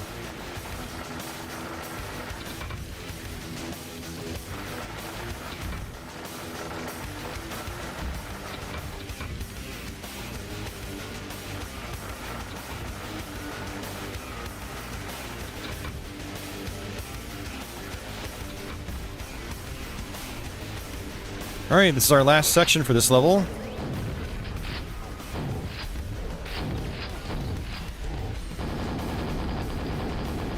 This part is always scary because of two shamblers at once in a tiny-ass room.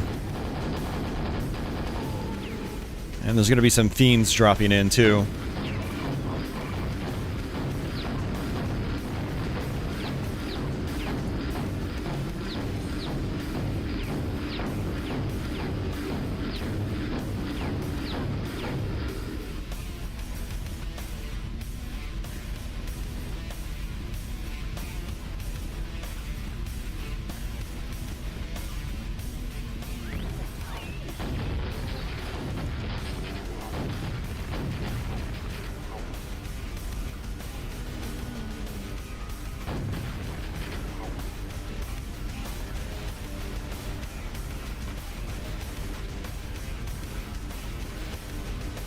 Yeah, unfortunately, we got a good bit of like graphical glitching here. That's just a part of the source port.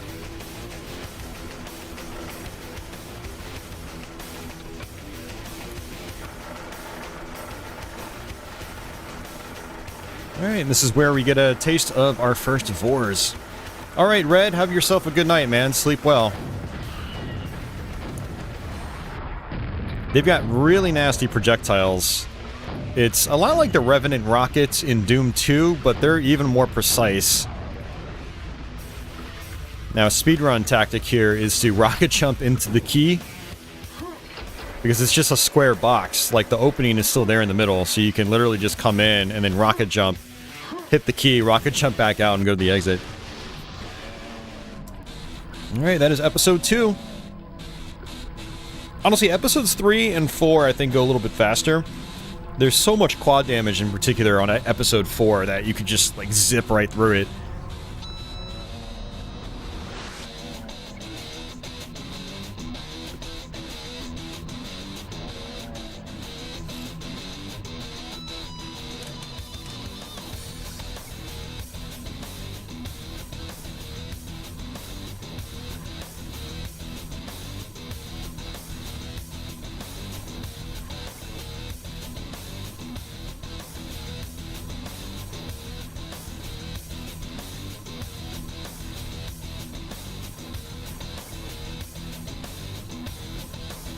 Thanks for the GGs, guys.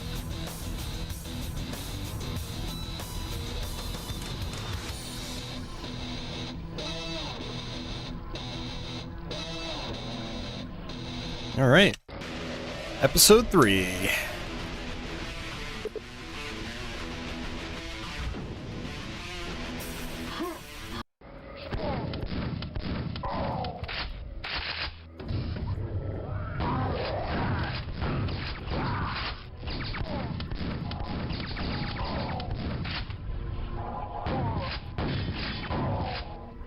Back to the military bases. I really like these levels because the enemies, they die pretty quickly, even with just the shotguns.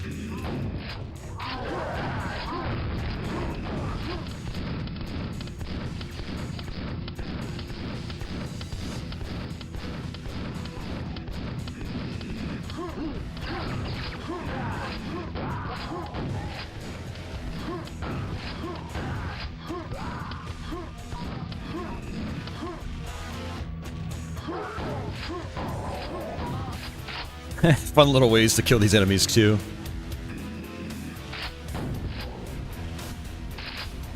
Alright, got some red armor there. Flip this, which opens this, this barrier.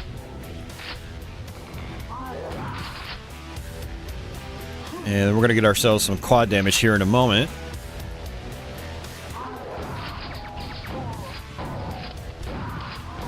Now, something to keep in mind is these, like, higher tiered grunts, they actually drop cell packs. So by the time you get the lightning bolt later on in the episode, you'll actually have some ammunition just because you picked up their cell packs.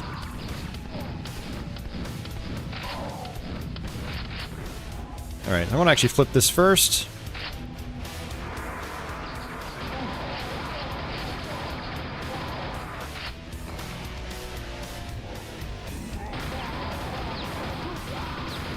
Grab this key right here. Try to take advantage of quad on this hallway.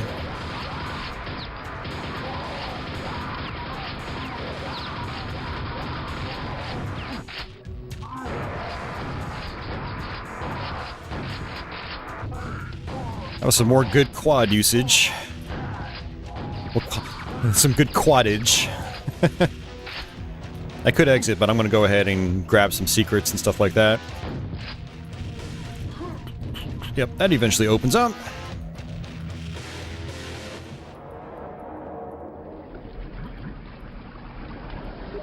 And we'll start off by grabbing this one. Did I miss someone? Someone's grunting.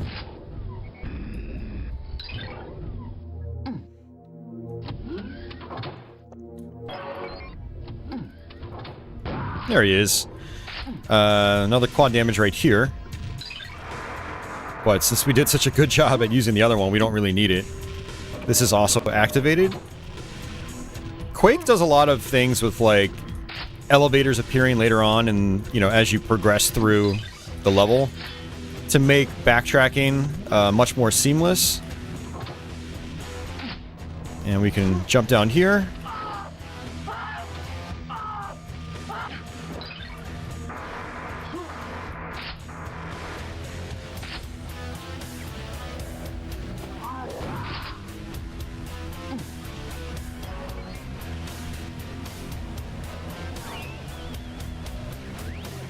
Back to the beginning. Now, in multiplayer online, this would actually open up as well. I think it would actually take you to the last room, if I remember correctly. But it doesn't seem like it does that in single player.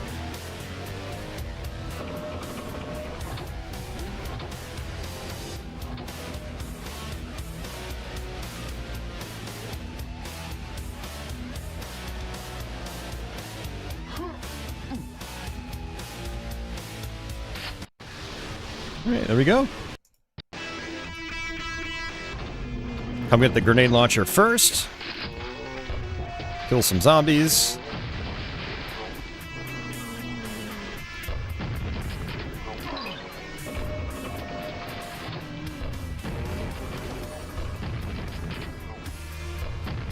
Always back away when you get close to these guys and you've got a grenade launcher or rocket launcher.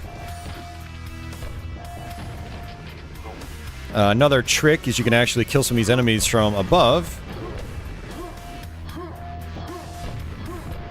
Which can make your life a little bit easier later on. Okay, I think I actually got the fiend. That's good. Also down here, same thing. And any little gap, you can take advantage of it.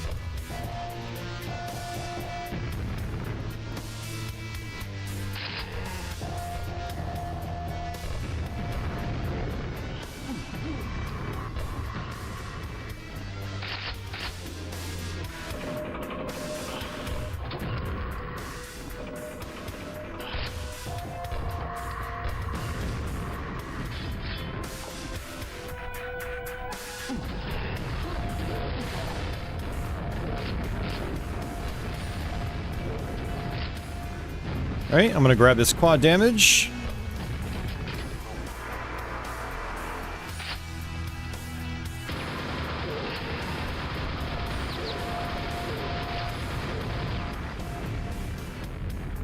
Oh, I haven't opened that up yet.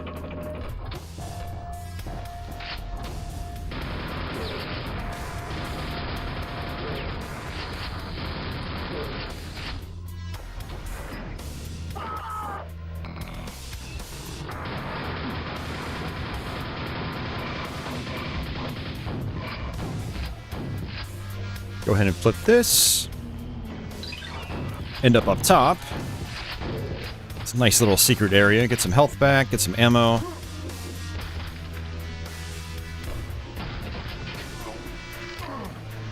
I love that fall damage doesn't actually really hurt you all that much in this. Alright, now I think there's actually a fiend up top. Oh no, I'm actually... It's an ogre. He's directly above me.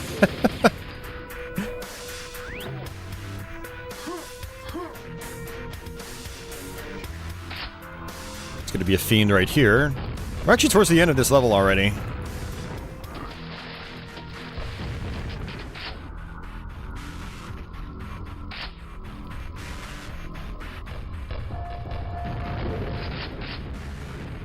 You can actually, if I remember correctly... No, I'm not going to do it. I think you can actually trigger one of the ogres on the other side of that door. And there is a shambler down here I can trigger.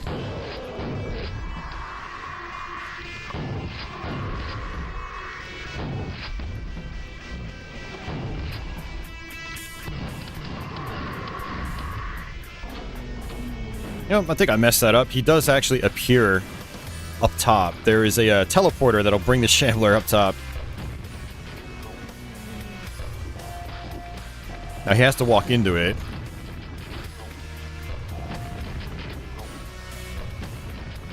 I'm gonna try to take my time here. This is actually a pretty dangerous section on this map.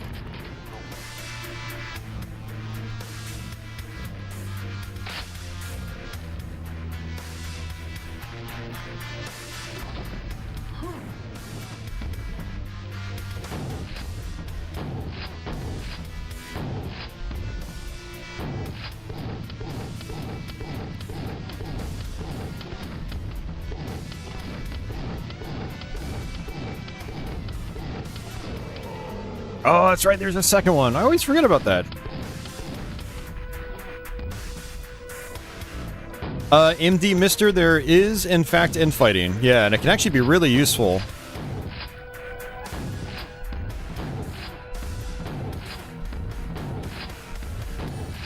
When I was doing my shotgun-only run a couple years ago, I had to really take advantage of infighting.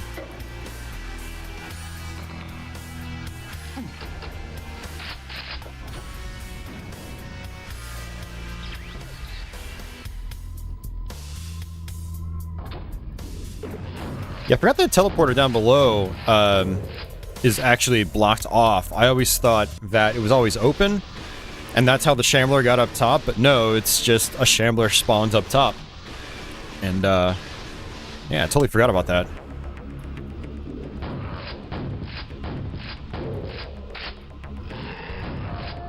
Ooh, that hurt.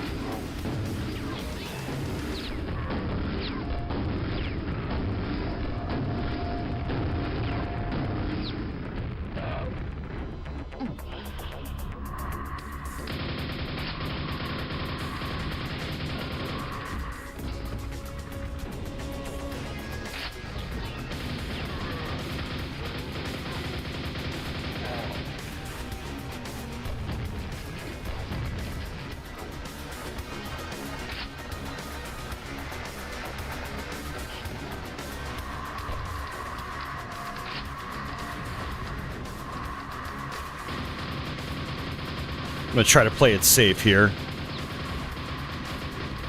Instead of bouncing around on these platforms. Just get back. Shoot from safety.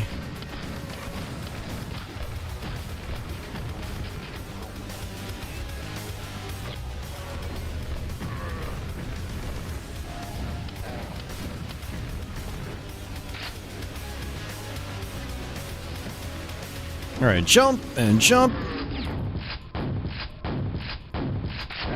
I like that you can sort of trigger these guys to just do melee attacks, and so it's a lot safer to fight them when you're close in front of them. I don't think there was any armor left over.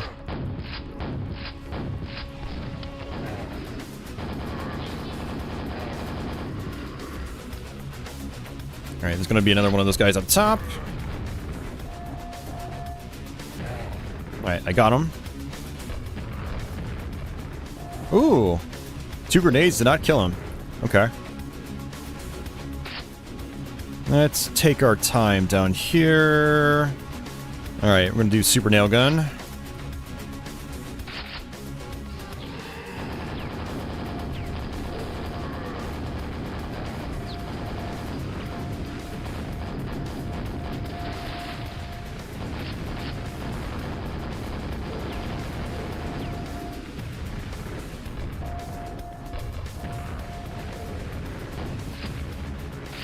Alright, that's pretty much it for this map.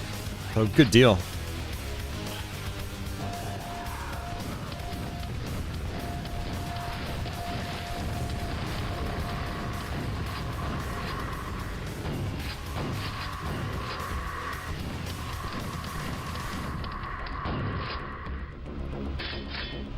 Alright, sweet. Not too bad. So we've been playing for almost 2 hours now. Actually was expecting to make faster progress, but I'm also not playing as quickly as I thought I would be. But that's okay. It's still been a pretty decent run so far, though. Haven't had too many issues. So this level, I believe, does have a secret exit. So that's actually the normal exit up top, which I do not think we'll be taking. Huh, that was weird. I got crushed somehow.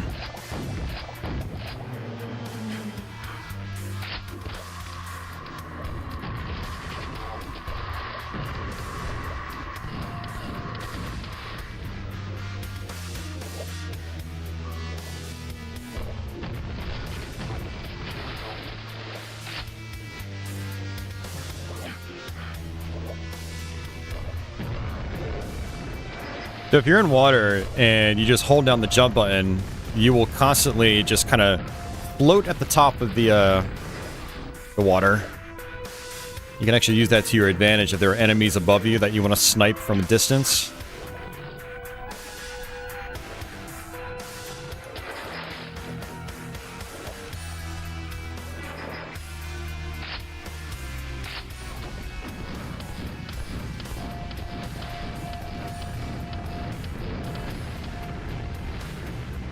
Alright, rocket launcher time.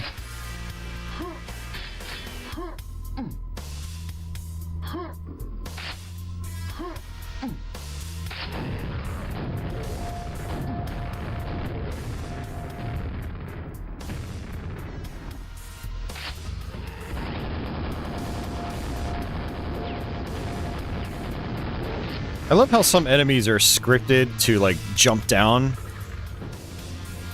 That was definitely kind of like advanced stuff back in the day. We hadn't really seen a whole lot of that with first-person shooters.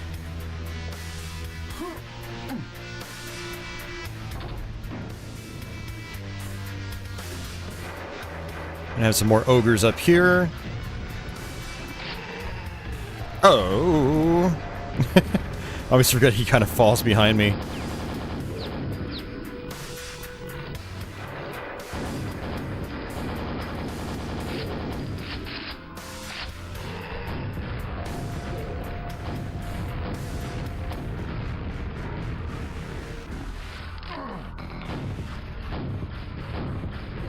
In these later levels, it's really good to know where the enemies are so you can just snipe them from a distance. It makes your life so much easier. There's gonna be, yep, another one up there. There's also gonna be a fiend in here.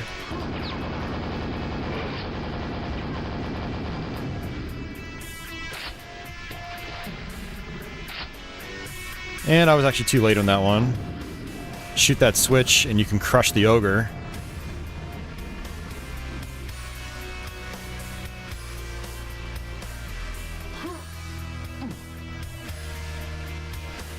This will take us back up top.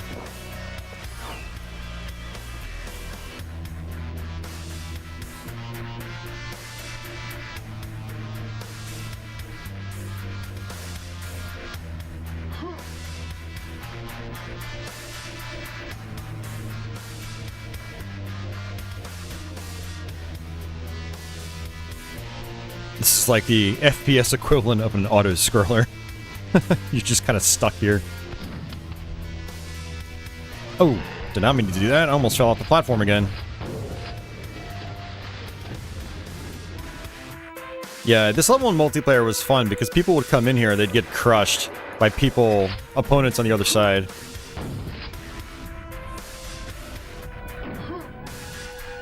id Software had some other gimmicky sets of level design in some of their other games. Like Quake 3 had some stuff like that, where there was like the last map in Quake 3 Arena had like a box you can get into that had the BFG, but someone could also hit a switch and then kill you basically instantly.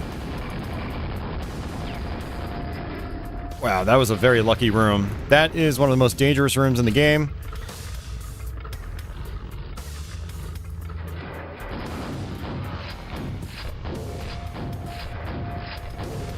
Because what, you've got 2 ogres and I think it's 3 fiends?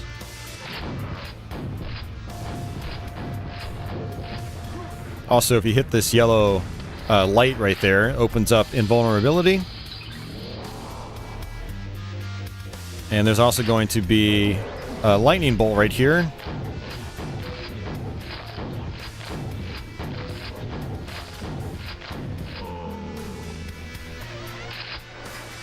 But we're going to actually drop down here. This is where our secret exit is.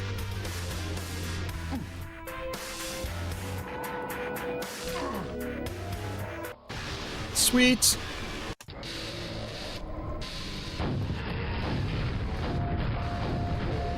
It's a pretty cool secret level. This is actually very, like, small and thin compared to other levels in the game.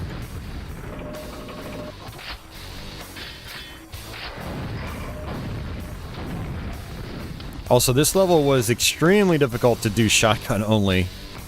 This was, I think, my second... Actually, you know, now that I think about it, I don't know if I actually finished this one shotgun only.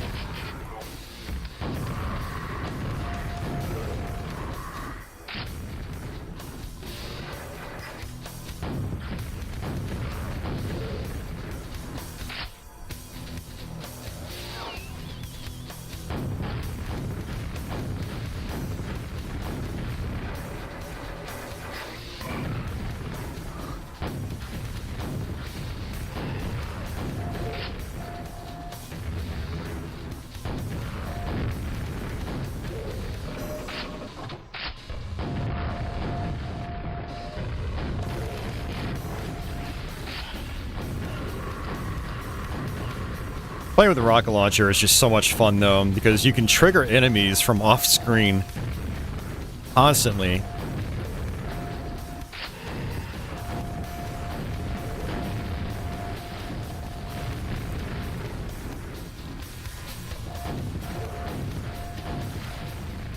Alright, there's got to be some more health back here. Hey, Ella. Oh, power's back on? Your power went out? That's not cool. Yeah, losing power is no fun. Alright, so I'm going to come up top here, but I'm going to also trigger that. That's a secret quad damage. We are going to want that for the next section. We've got some Vores, we've got some Shamblers.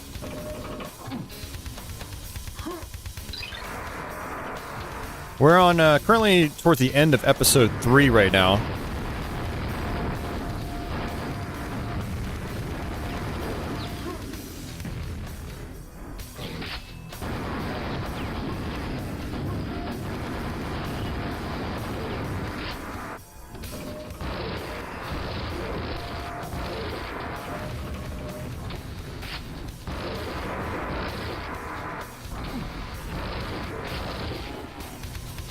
Pretty good level. I'll take it. Oh, power is out for about an hour or so. Okay. Hey, hey, Aquas. Hey, good quaking.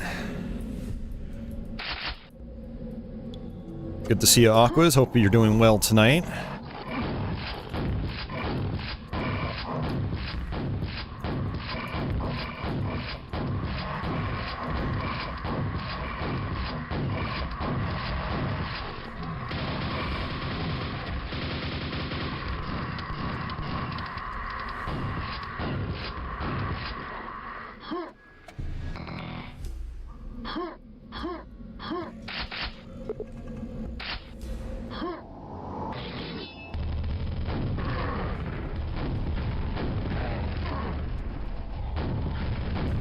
I like just jumping off this air hole and just killing these enemies from higher distance.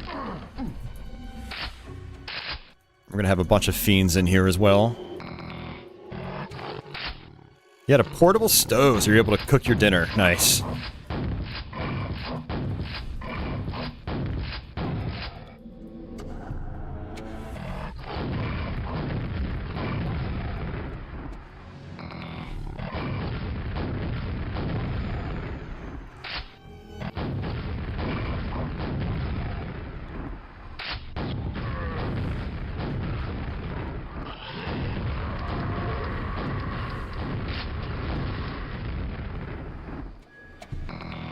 Hey, 90s gaming guy, welcome back.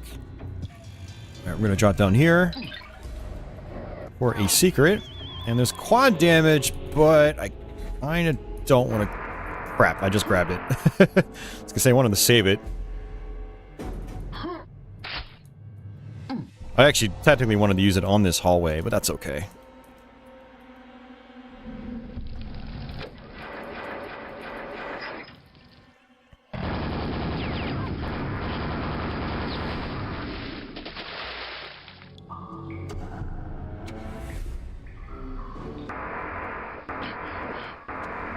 That's it.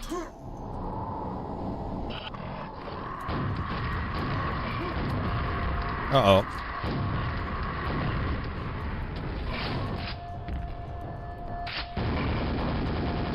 Running low on health.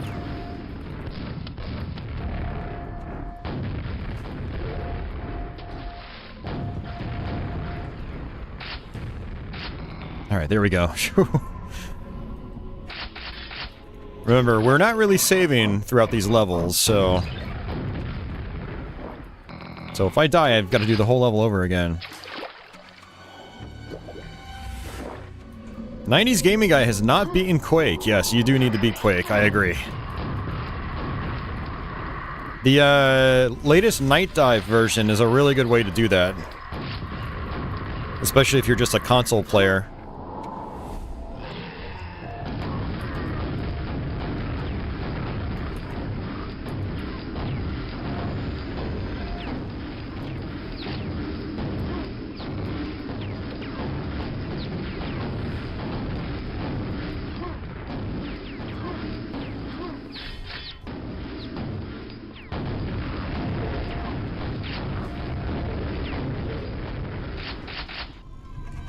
Alright, let's see.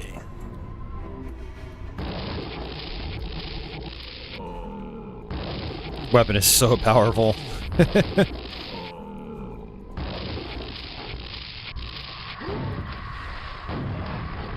Yeah, it was a god tier weapon during multiplayer as well.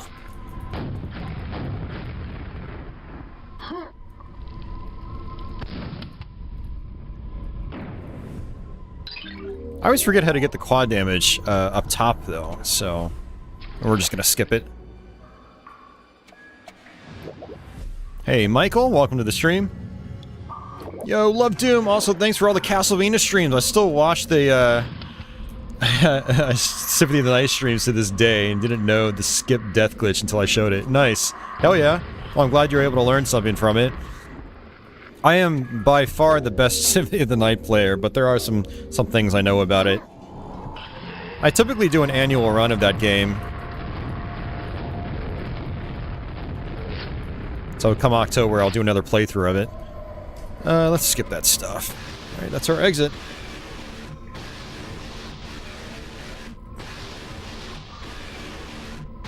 Oh yeah, that's right, Ella. Yeah, the Night Dive one does have the expansions, and it's got a brand new episode, too. Yep. Alright, I'm just going to... I'm gonna go this way first. This is our final stage for episode 3.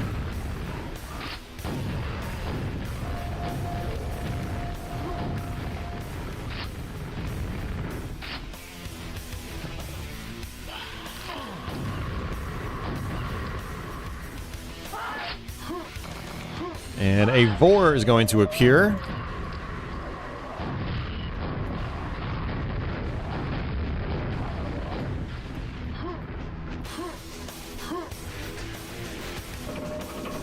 Hey, Gedrin, welcome back.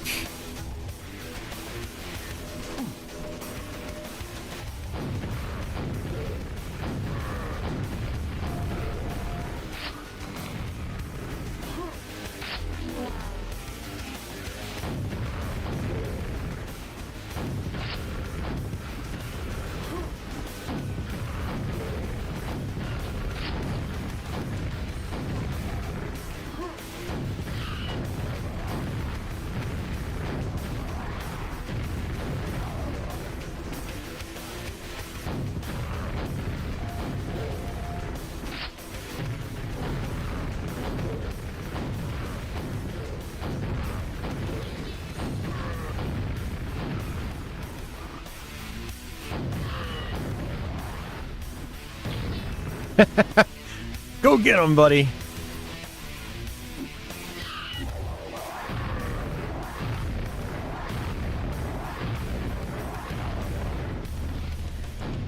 It's some infighting for you.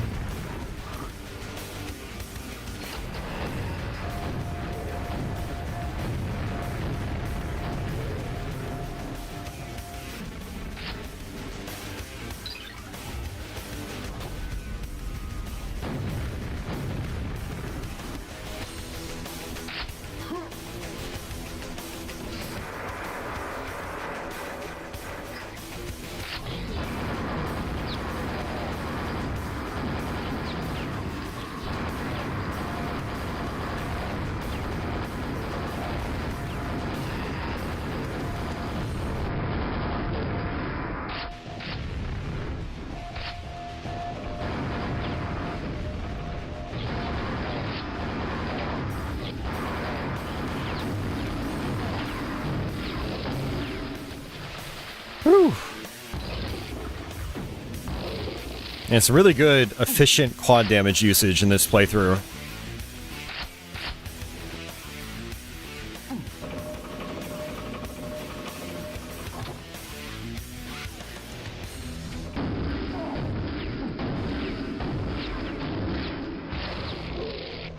Yeah, I should probably save my lightning bolt ammo.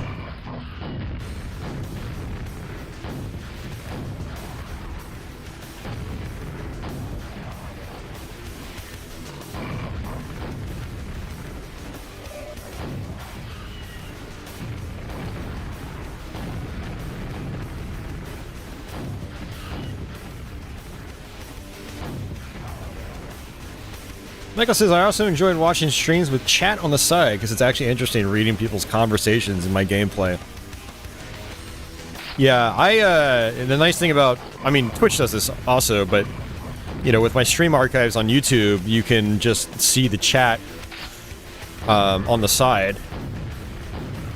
I used to embed the chat in my actual live streams themselves, like in the feed, but then I realized it was kind of unnecessary and just also sort of, I think, detracted from the gameplay itself.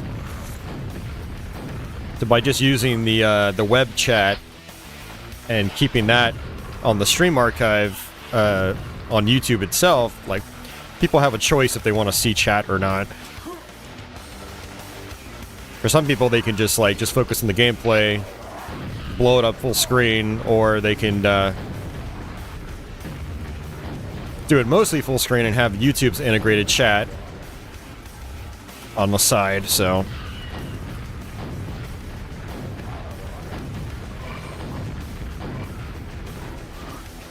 Hey, Raiden Lord, welcome back.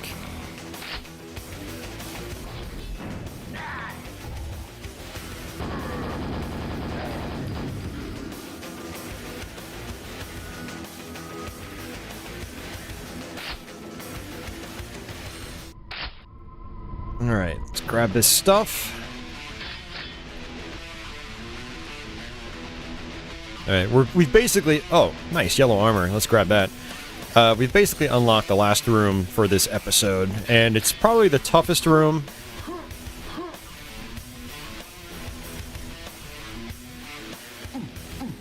So it's another reason why I definitely wanted to save my... my lightning ammo.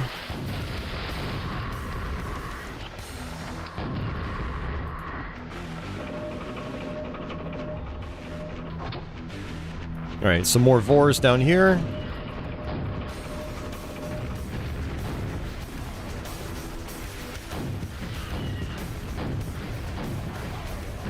Just watching something about Shinobi 3 today and realized you actually did beat that final boss on one of my attempts. Yeah, I remember that one very distinctly, yeah. I died at the same time the boss died, and so it didn't count as a victory. Alright, let's switch over to the lightning bolt. Fiends right here, that's what's dangerous about this. Okay, we got it. Good. Fiends can kill you almost instantly if you let them. So...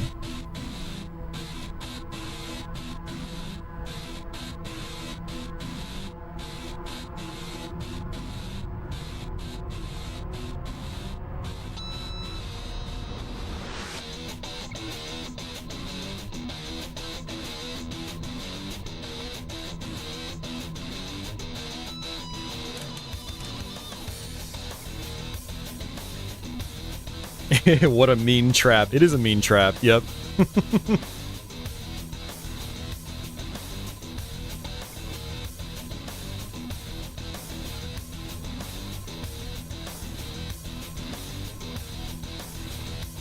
Yeah, Raiden Lord, I'm going to actually try to go back to Shinobi 3 and try to actually finish it. People were giving me the tip of using the explosion spell to basically get all my health back. I was like, ooh, that's a really good idea. Of course, it sacrifices a life, but it seems totally worth it. A more guaranteed way of beating that brutal final boss. Okay, I actually don't need to do that. This is episode 4.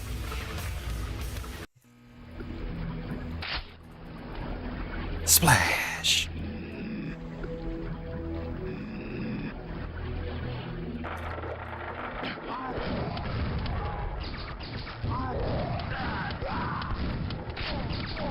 Got some quad damage right here.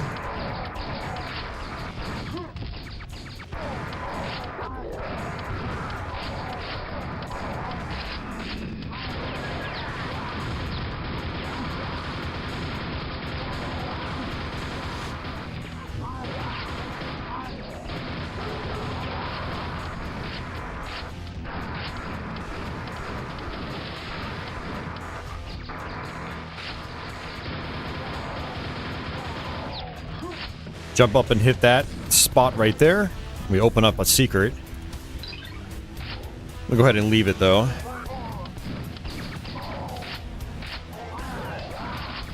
Episode 4, they just have so much quad damage. A lot of these levels, even though they seem pretty big, you can just rip right through them.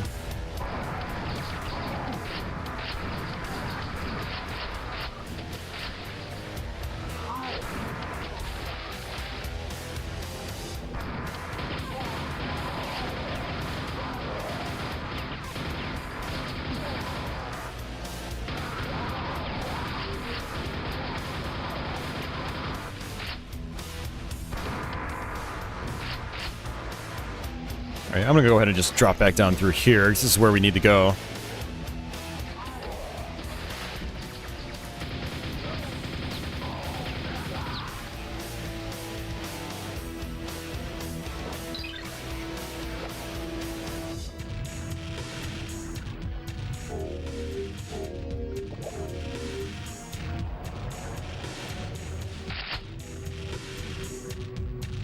Alright, this is our exit.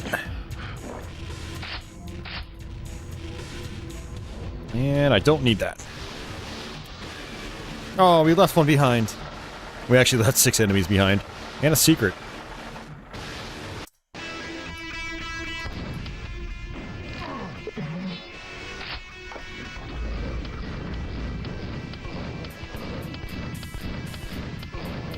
Alright, super shotgun.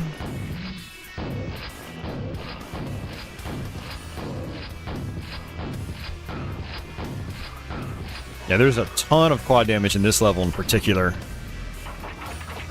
It's like a running theme for the whole episode.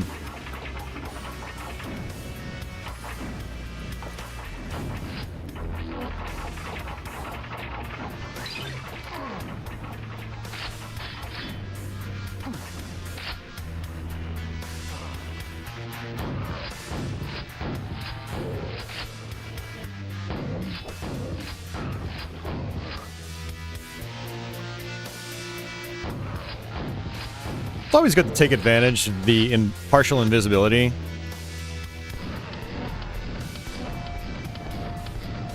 Because then you can get in position without aggravating certain enemies, like this Vor.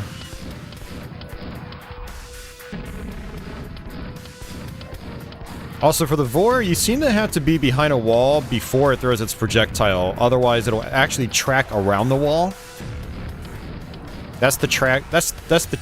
See, I messed it up. But that's the trick to defeating those guys.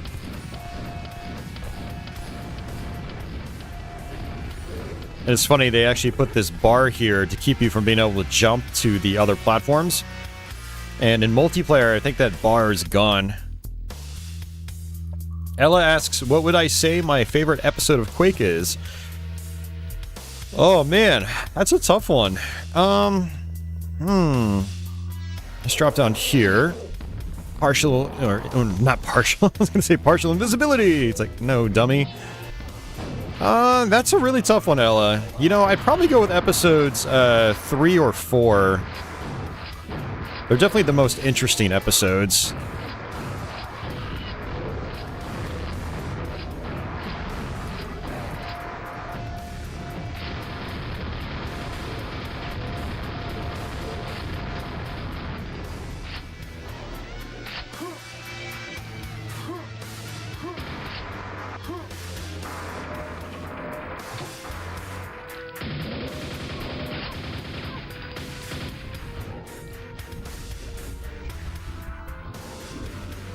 Actually kill some of these enemies from up top.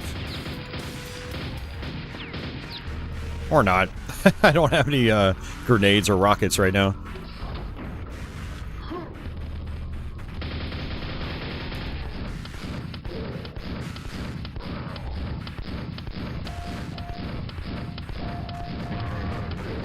What's everyone else's favorite episodes in Quake?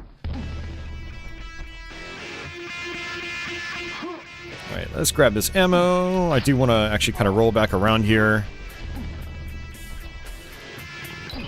More quad damage.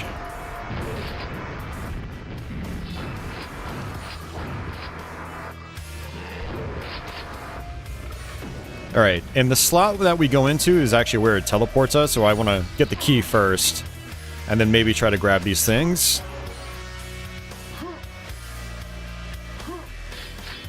MD Mister says episode 1 is his favorite.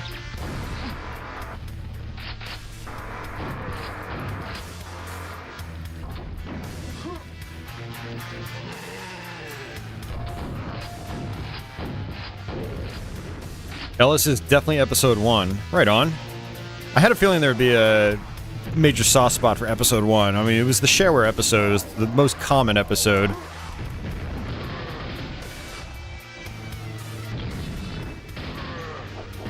Nice. Got some. Look at all that infighting. Go get him, boys!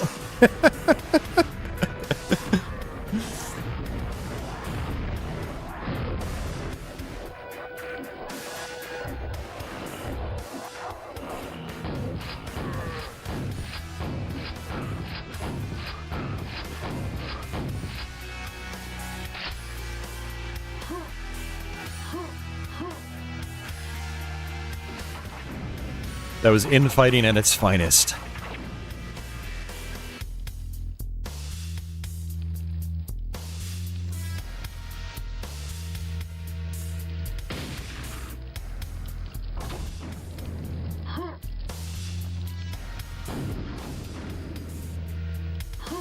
There we go. Got it. And we're good.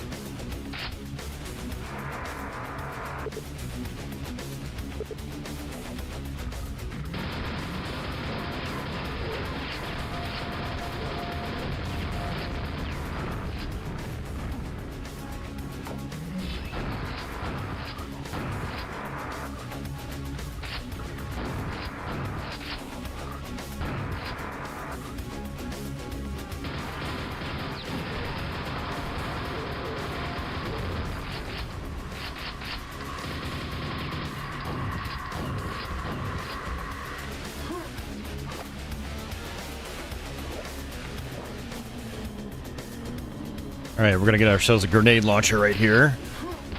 Lots of zombies in this room. Zombies have to be jibbed in order to kill them, otherwise they just come back to life infinitely. I'm gonna use my grenades to take them out one by one.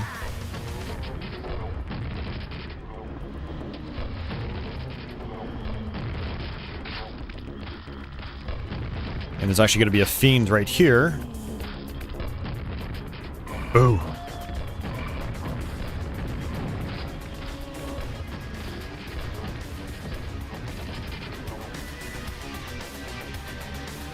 I just wanted to save that quad damage for the last part. I guess that's all of them.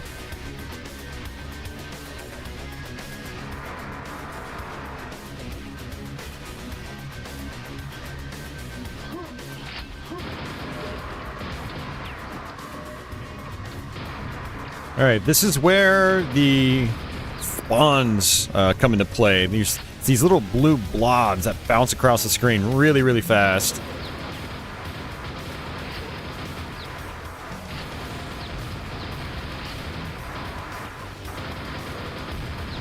Extremely dangerous enemies.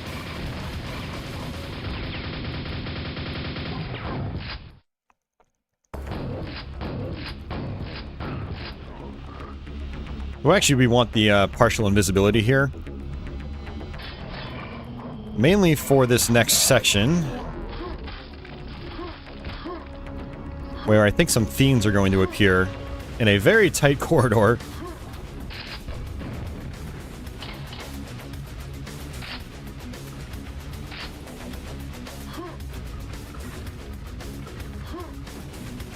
Just let them chill there.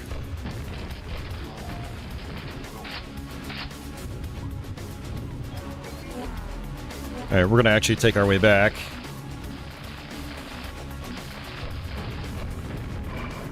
Ow.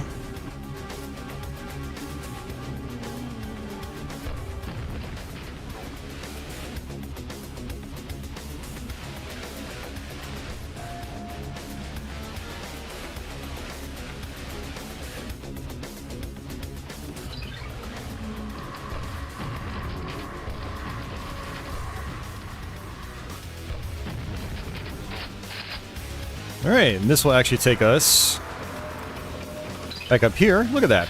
Red armor. I think I got the blue key? Yeah. So I can come here. There's going to be a spawn right around this corner. Get rid of him. Gold key. And now we can exit. This level seems really complicated at first, but it's actually not that bad once you figure it out.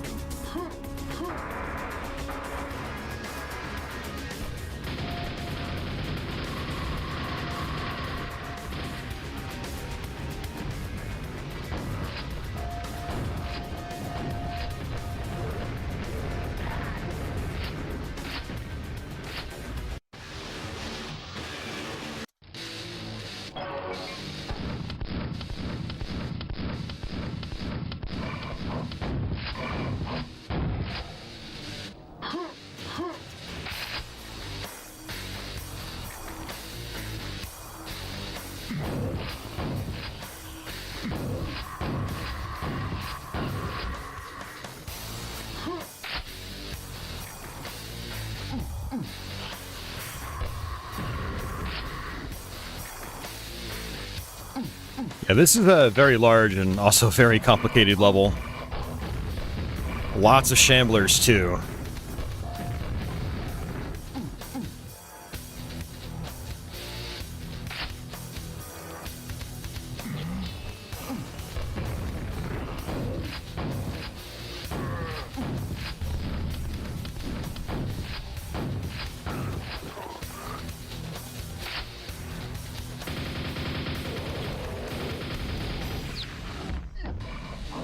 Potentially get some infighting here. Yep, there we go.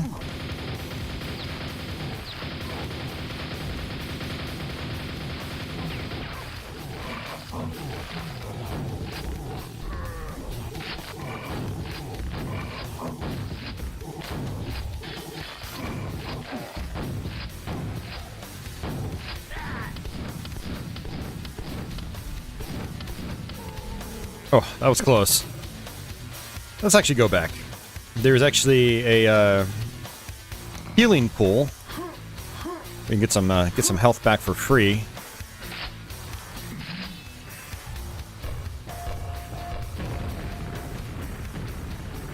Man, it's hard not to get entranced in the gameplay. Well, I'm glad you're enjoying it, Ella.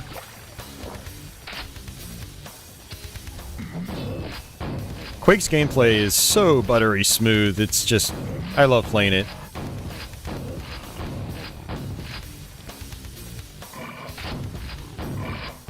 Oh, this could be bad.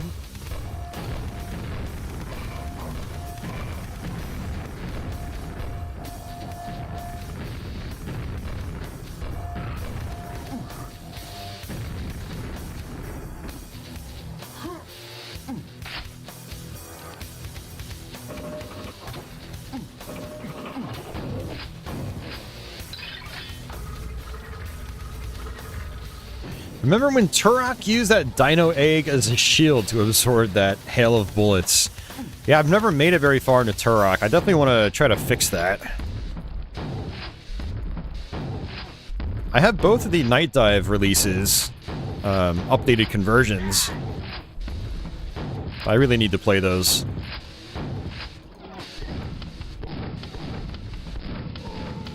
I think I will probably start trying to do more like blind streams. Because I want to try to play a lot of things, but generally my standard is I have to be good at the game before I play it, or show it off here, but that's kind of hard when the games get bigger and bigger and bigger.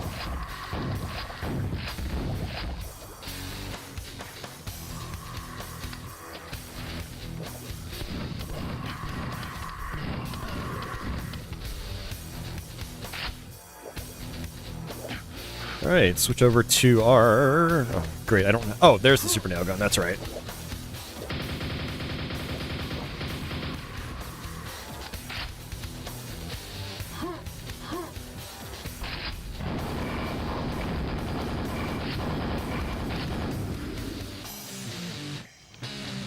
Alright, so I can't really do anything with this area yet.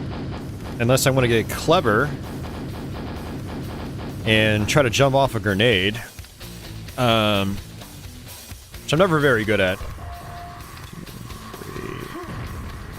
3. Oh, first try. And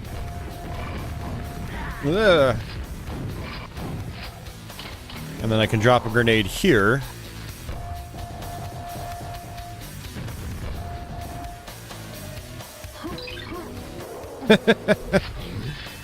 Oh, I love it. Alright, well, I guess we're speeding through the level. Oh, man. I don't have a rocket launcher, though. I can't remember if I get a rocket launcher before this level. Oh, well.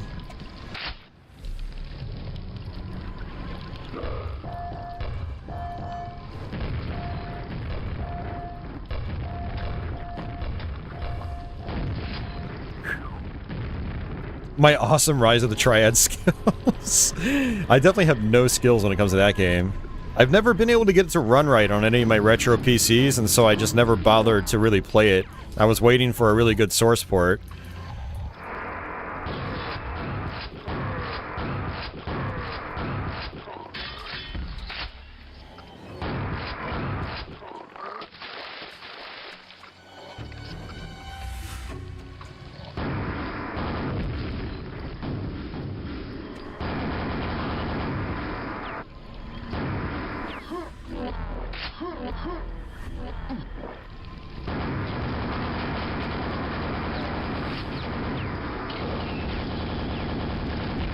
Oh, God, those spawns are so dangerous. Oops. You really have to know where they, no pun intended, where they spawn in these later levels. Otherwise, you're just gonna get wrecked by them.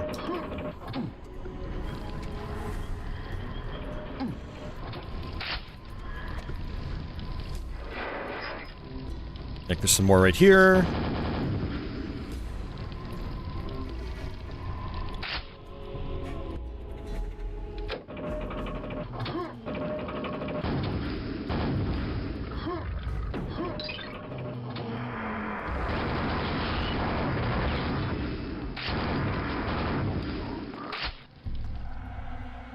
Alright, we want to take advantage of quad damage as much as we can.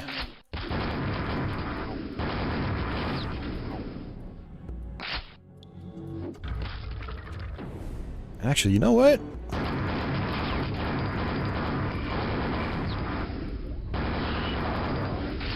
Partial invisibility. Oh, I did not want to fall down just yet. I wanted that invincibility.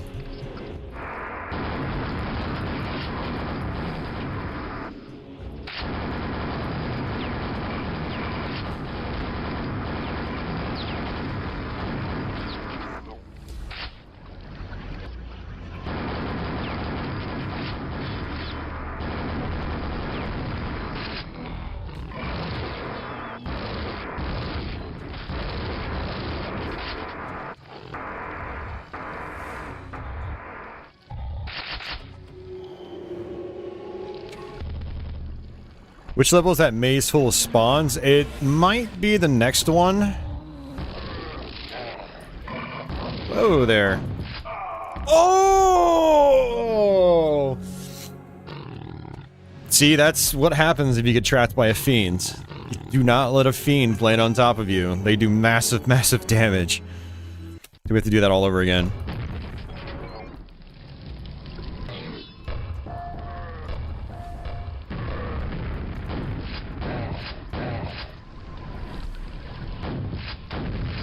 Ooh, that was nice. 2-for-1 deal.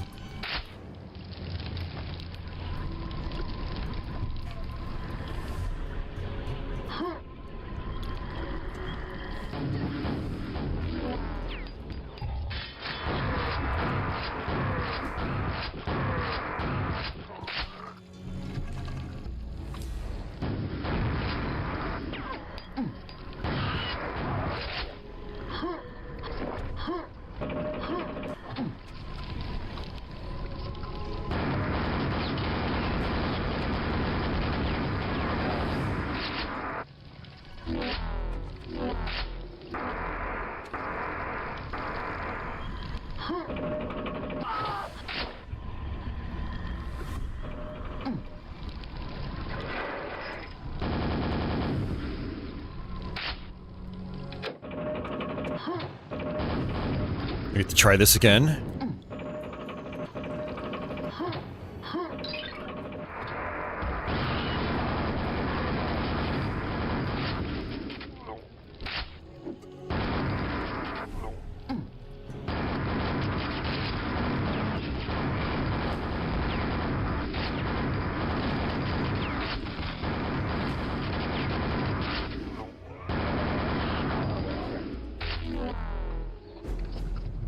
Alright, I'm gonna use my grenade launcher for this part.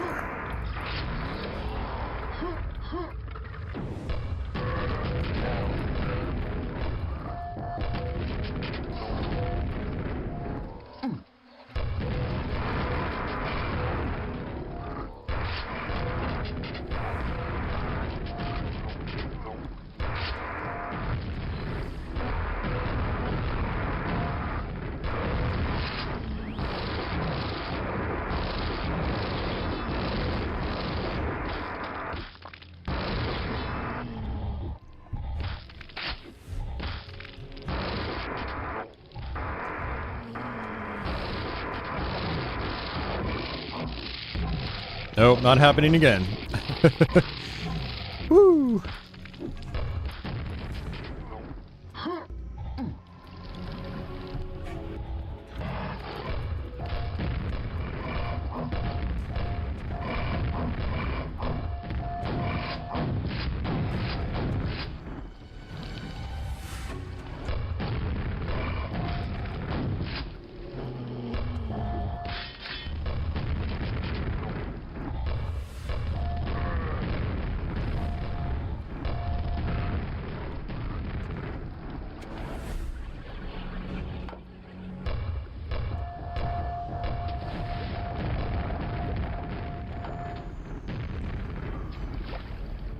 More quad damage.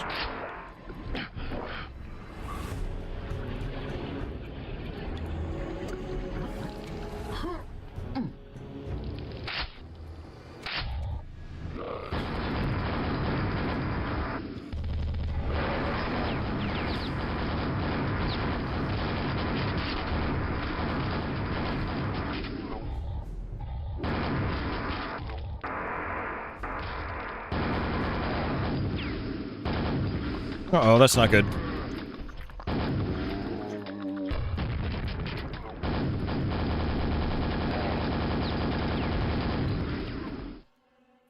Alright. This is a secret right here. There's actually, I think, some spawns down below. But there's also invincibility. Alright, good deal.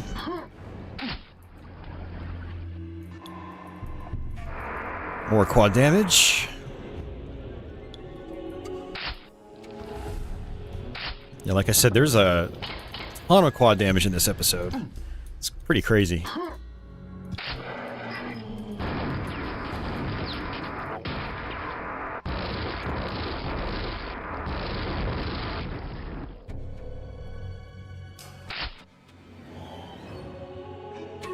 So there's something I wanted to show off here. You'll notice that there are boxes of ammo and health and stuff like that up top.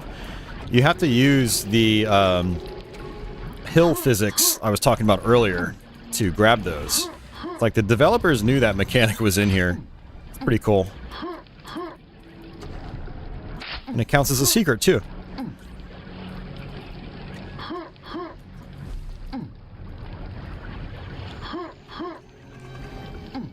Of course, with auto run on, it's a little difficult to be accurate because these are tiny platforms. There we go.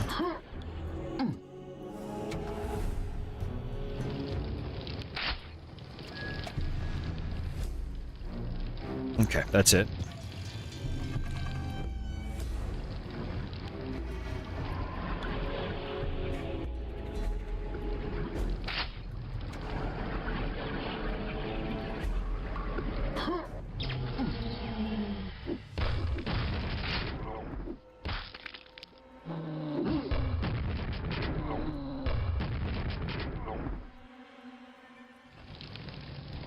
Actually, we might be able to grab this. Let's see.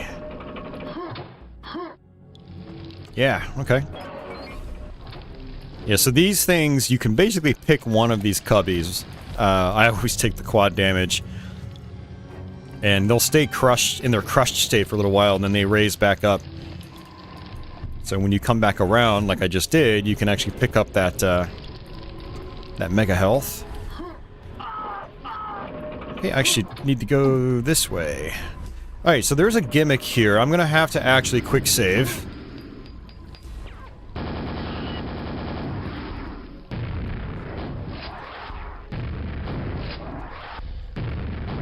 If we want to access the secret level to this episode, we... well, I'll explain in a minute. Ooh, that was close. So let's save it. If I hit this right here, it closes my secret level exit. So what I have to do is actually try to jump across these one by one. And basically just, yeah.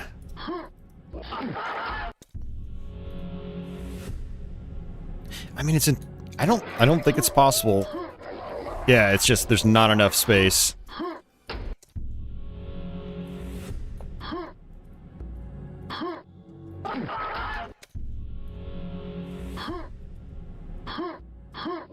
Got it. Woo! Yeah, trying to do that on your first try, it's like, no, I never get it on my first try. So this is our secret level for episode 4. This is a big map.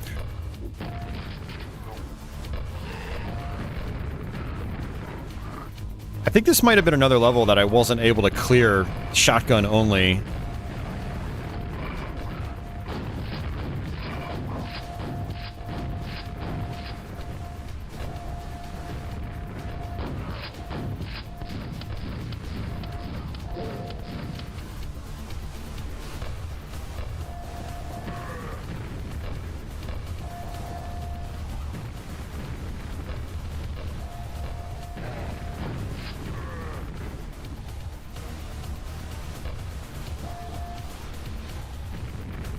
Yeah, Fusion, every episode has one secret map.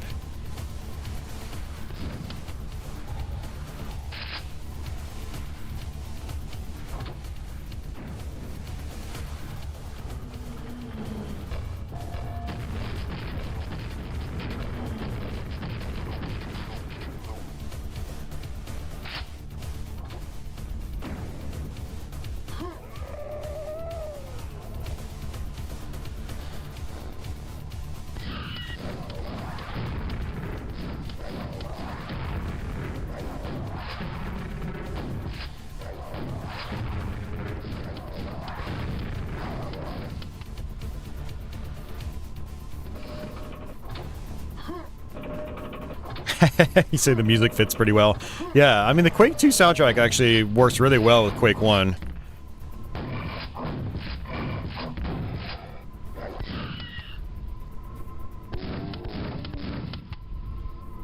I can actually let this, hopefully the zombie tries to attack me. Or...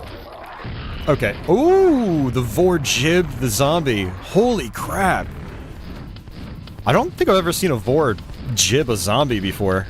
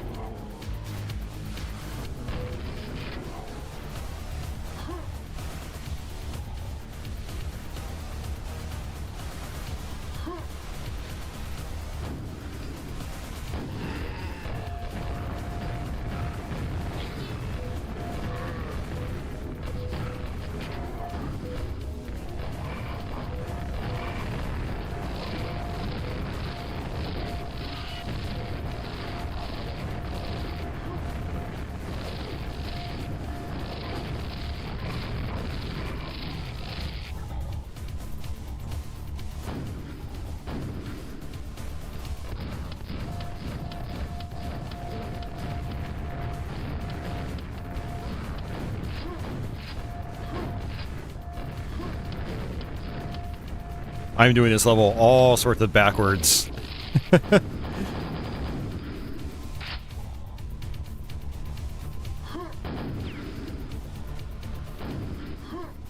It's okay, at least we're doing it though. This level can be pretty tough. As you probably have already noticed.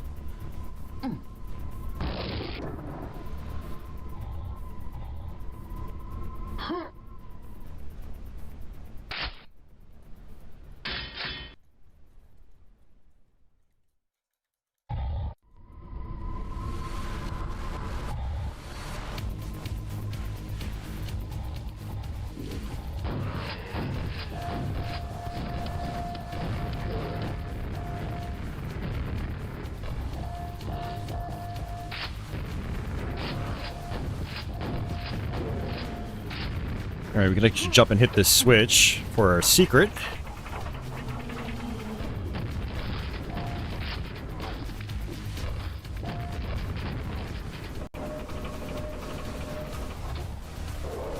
Oh boy.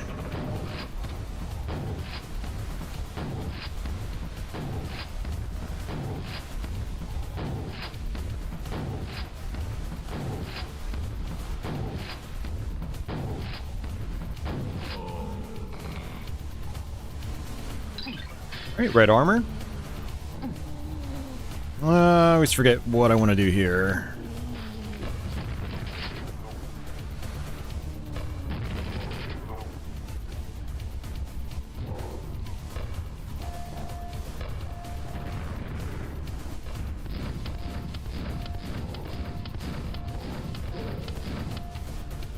Alright, I think I can fall into here if I do it right.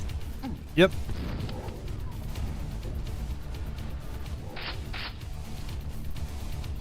And there's some quad damage down here.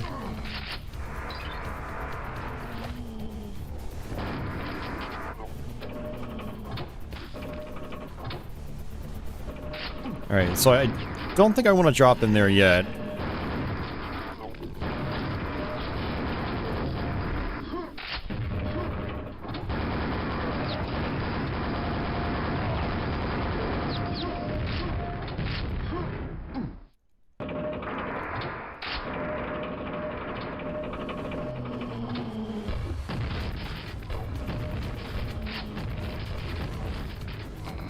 There we go. That lowers that platform. Whee!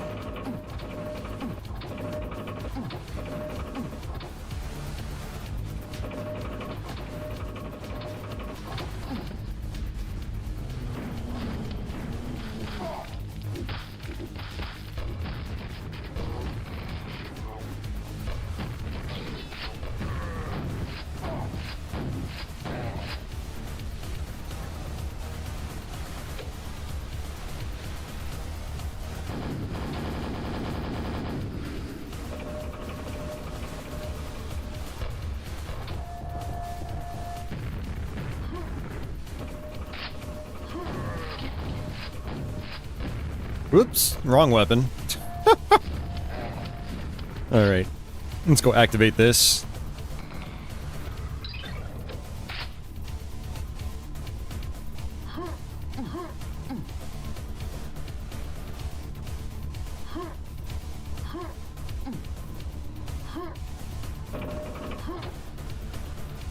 We're almost there, MD Mister. We're almost there. But yeah, I totally understand if you need to head off.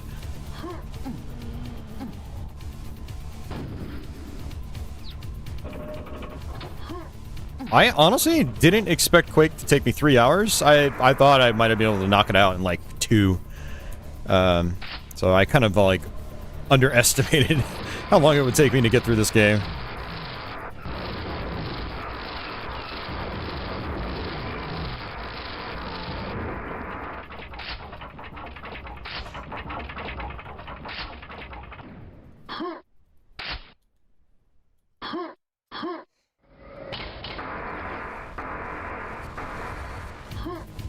Okay, now we gotta work our way back.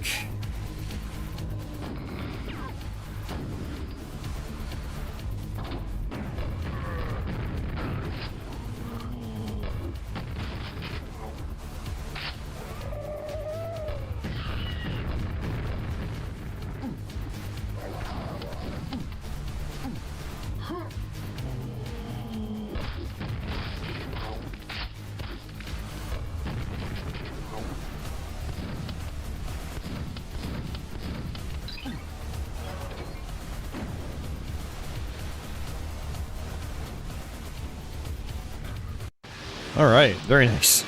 That took us almost 9 minutes. But yeah, this level is, this is probably one of the hardest levels in the game. Alright, let's just do this.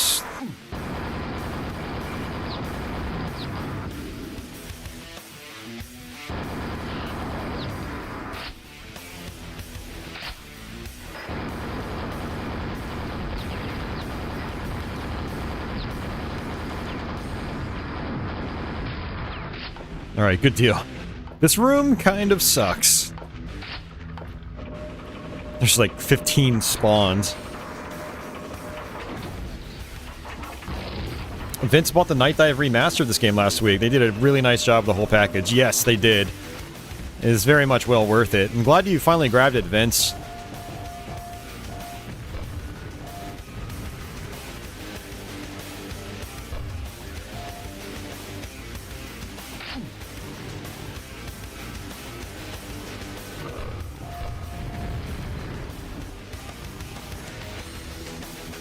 All right.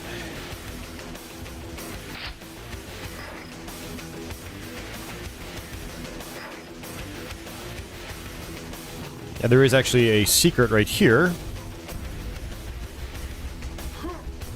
Fortunately, I don't have any nails.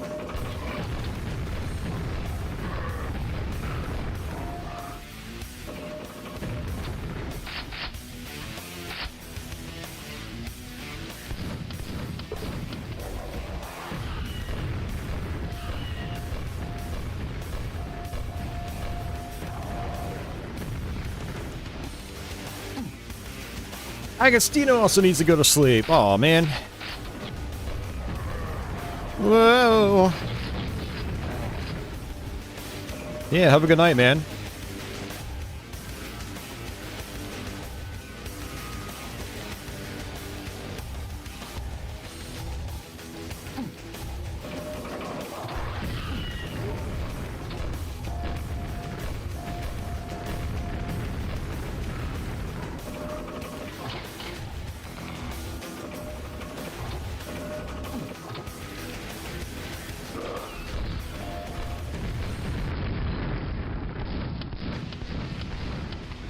Whew.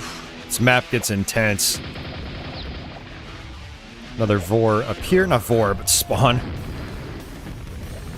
You gotta be careful here because sometimes when you run out of ammo, it'll automatically switch to your Thunderbolt.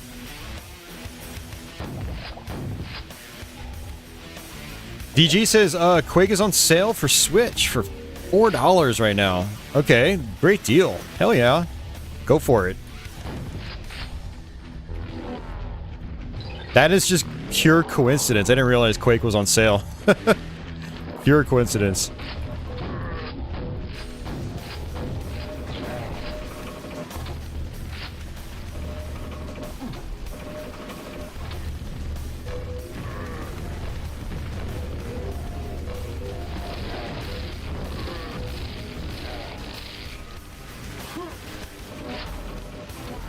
Yeah, I was literally just like, well, what am I going to stream? Should I even stream on YouTube tonight? And I decided for Quake. I've been thinking about it for a little while.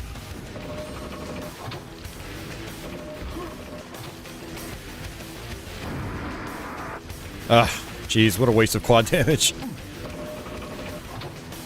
Oh my god, come on. Alright, I'm gonna go for the armor instead.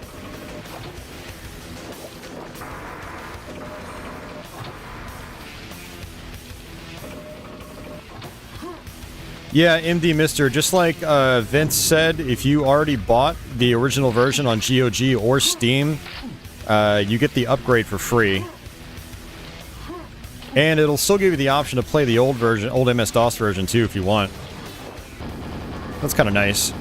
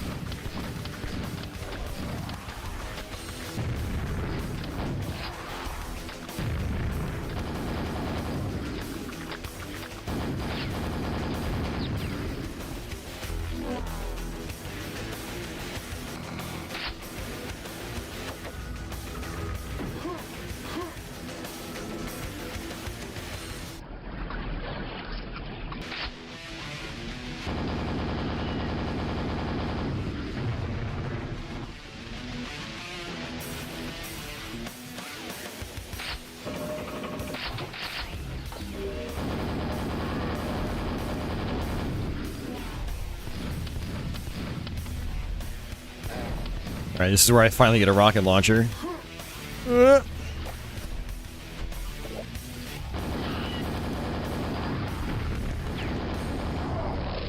Ooh. Don't want to use that in the water. I'd zap myself instantly.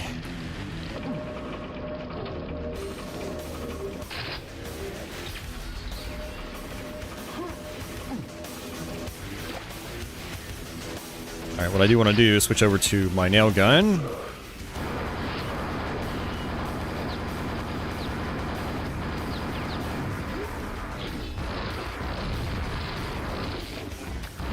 Oh, there. Okay, I'm not screwing with that.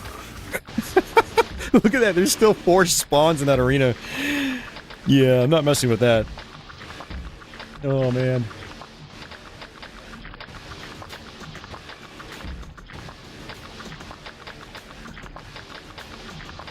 Jay, you most certainly did miss Doom.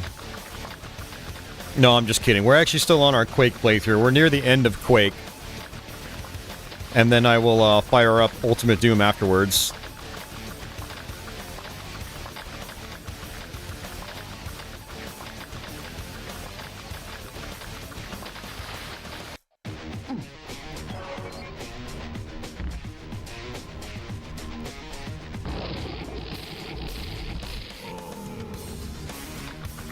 Whoa, there's a spawn in here. I don't remember that.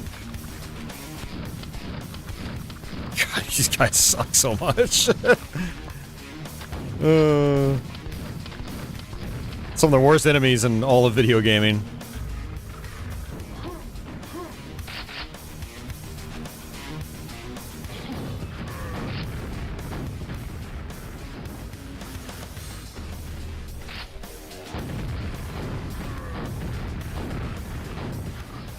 But this level is also another quad damage fest, which is nice.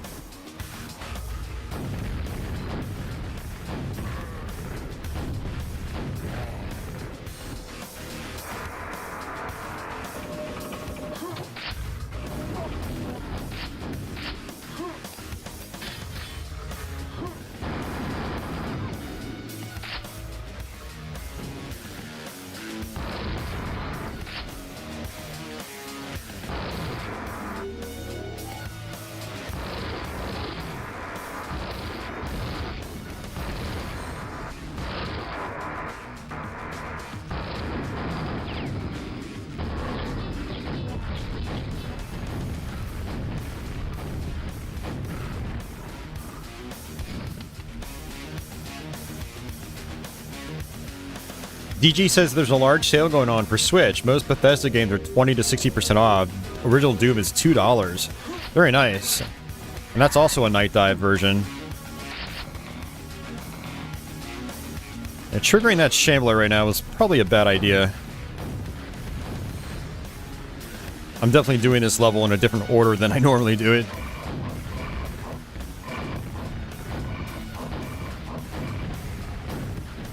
Yeah, the Shambler jumps down too.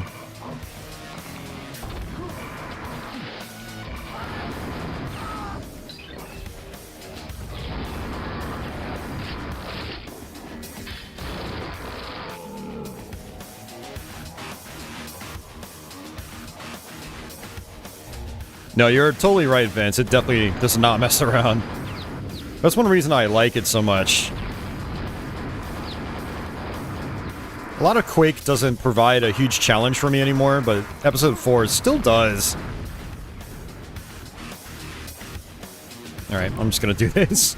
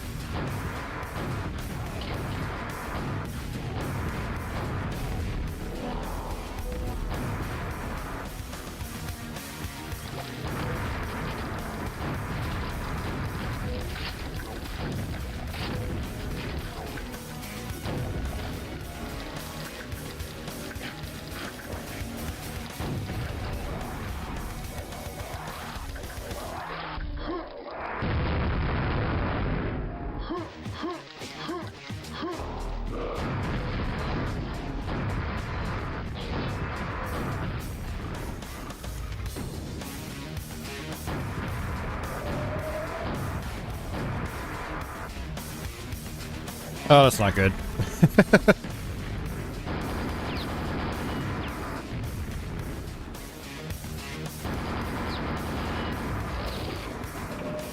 Alright, this is it.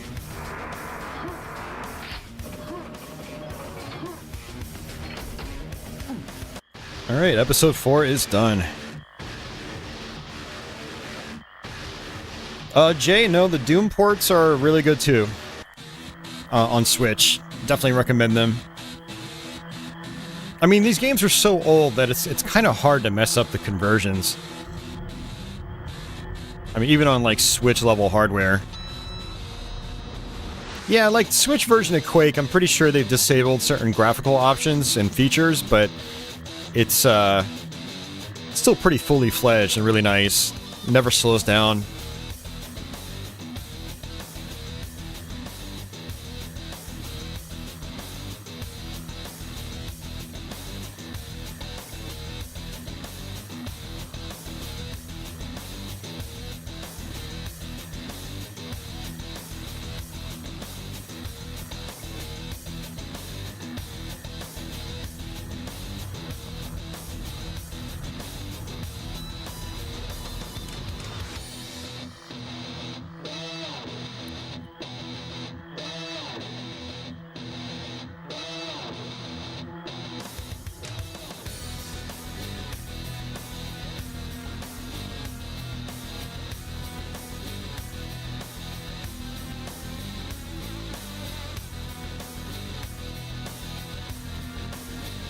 Ever tried these games with ray tracing? I have not, because I don't have a ray tracing capable graphics card.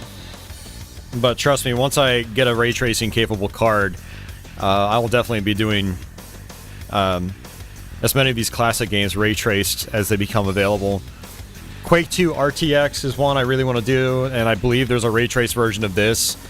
And there's even a Doom ray traced, which is kind of weird, but I'd like to cover it anyway.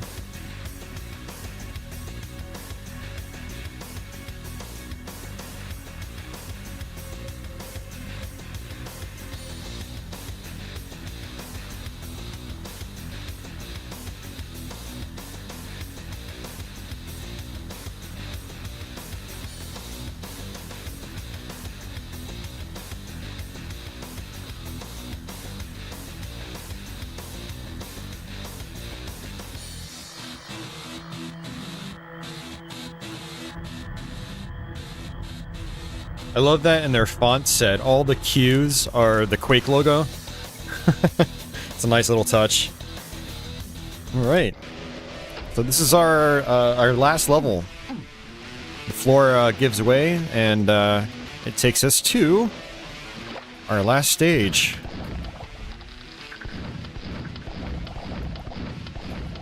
This one can be a little tough, because you are somewhat limited on ammo and stuff like that. They're not just, like, handing away quad damages like crazy. But it is a pretty straight shot, though.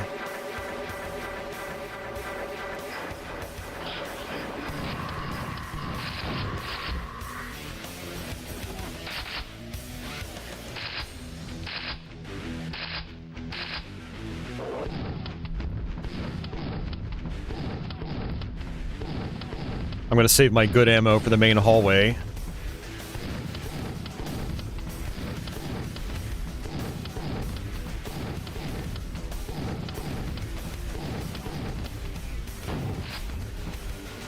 Once we kill this shambler, this wall comes down.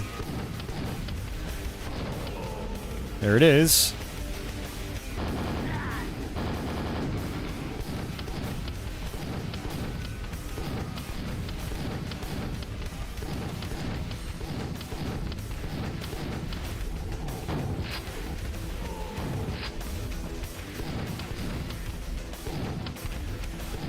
You can try to use infighting.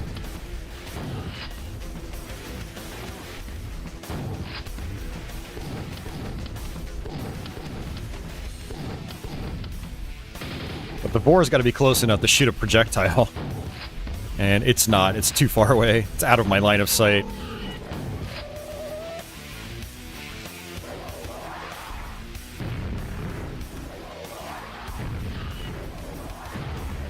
Okay, they're fighting each other now. Good. That's exactly what I want.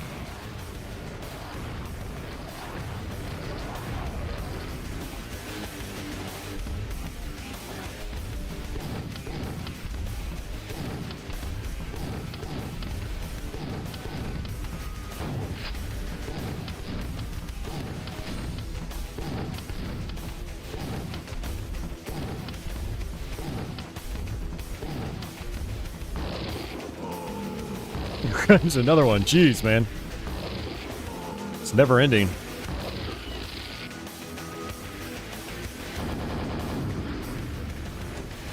Hey, Aaron. Welcome back.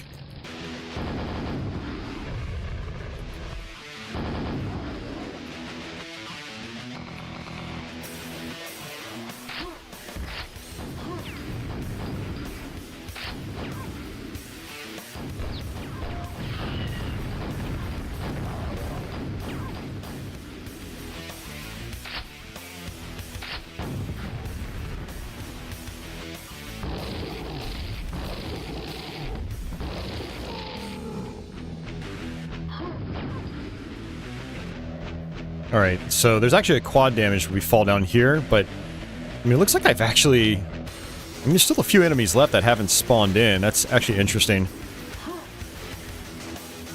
Yeah, there's a bunch of enemies that haven't even appeared.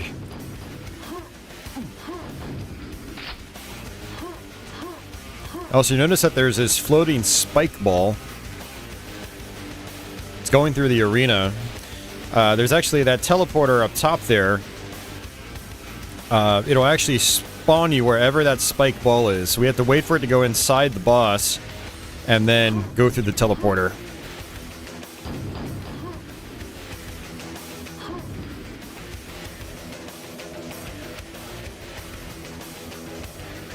And that's it. We did it.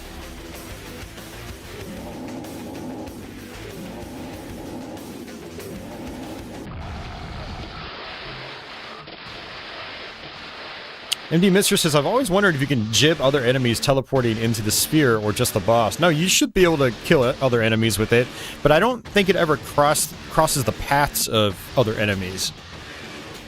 Like, I don't think it ever goes through any enemy except for the boss itself.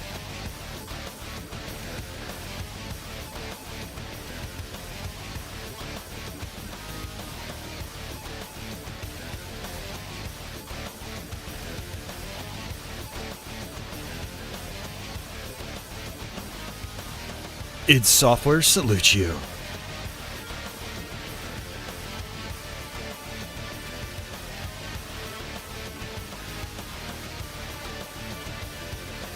Alright guys, well that was Quake. I think what I am going to do is take a quick restroom break. I'm going to put up my break screen real quick. And then when I come back, we will fire up Ultimate Doom.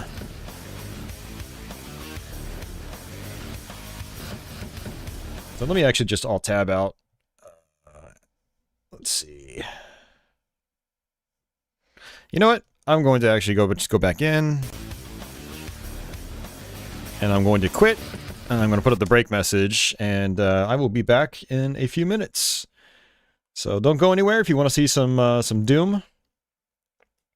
And yeah, I'll be right back.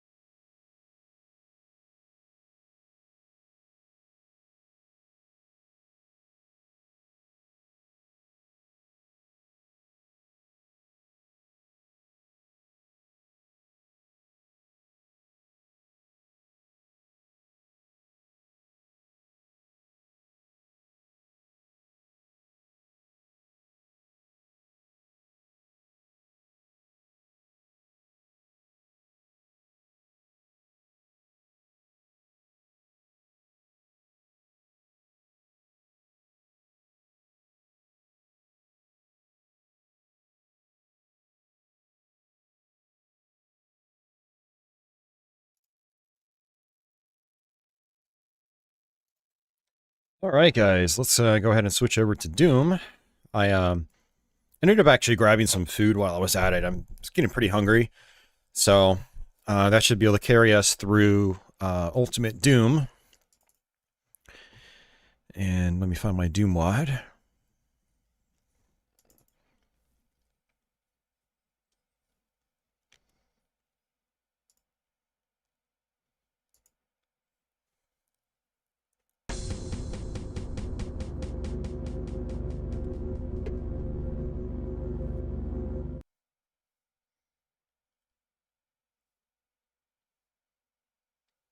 All right. So this one's actually in sort of a 4:3-ish aspect ratio. So we're going to have some black borders on the sides. But, yeah. Hey, Adam, what's going on? He says, is anyone playing Tears of the Kingdom? I am not. I really need to, but I felt so, like, behind on YouTube stuff. I decided I should probably stream on YouTube instead of playing Zelda. Alright, yep, so we're on Ultimate Doom. We're going to just start off knee-deep in the dead, go through each episode one by one like we did with Quake. And yeah, here we go. Let's go ahead and boost my mouse a little bit. Alright, I think we're good. Actually, one thing I have noticed is I don't think I have VSync on.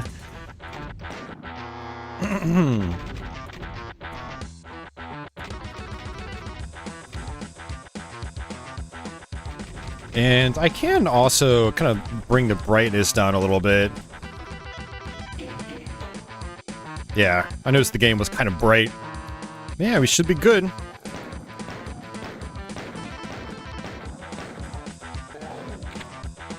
It's definitely going to be quite a bit different than playing through Quake. But you guys know me, I love my Doom.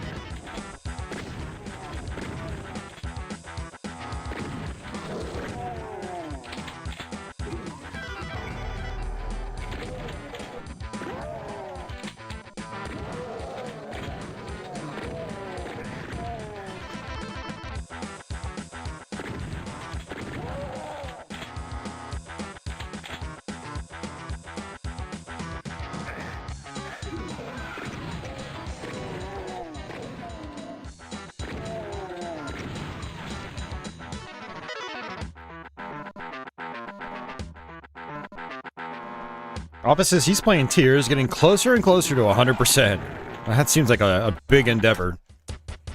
I went ahead and skipped the secret in that prior hallway. I don't really need it.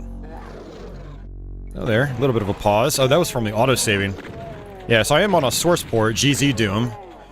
And GZDoom has a really nice auto-save feature. So whenever you start a brand new level, it auto-saves your progress.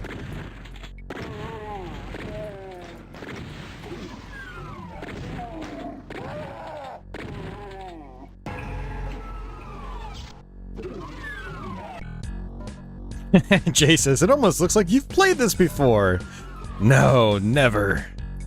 I would never touch a Doom game.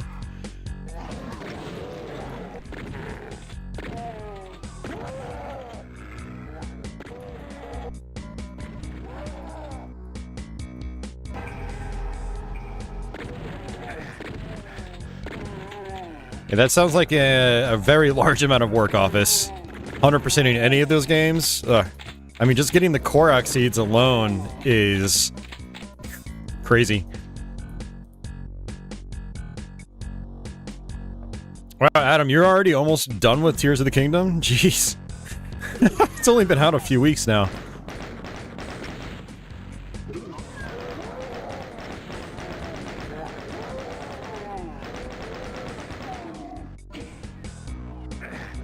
Alright.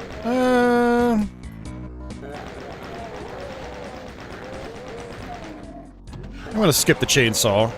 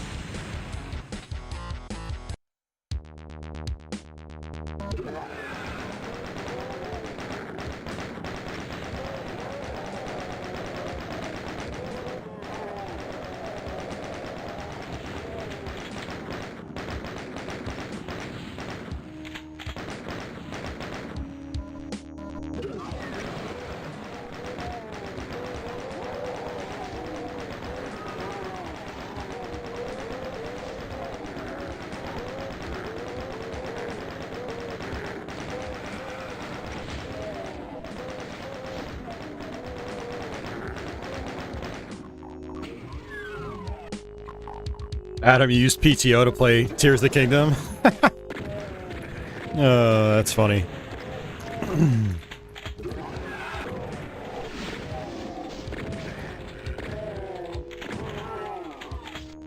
You know, I'm trying to think. I don't think I've ever actually taken time off just to play a video game.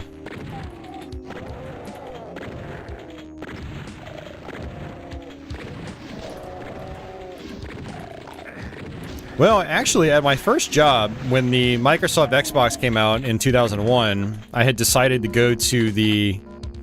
Best Buy was opening up at like 6 or 7 a.m. or something. And so I went and I stood in line. I probably got there around like 3 or 4 a.m. And I was so tired when I got out of that I called in sick. And it wasn't even really to play the Xbox. I was just so tired I just went to bed after I got the console. I was like, I'm not feeling well today. And I usually don't do that. I don't like calling out like that. But I did it for the original Xbox.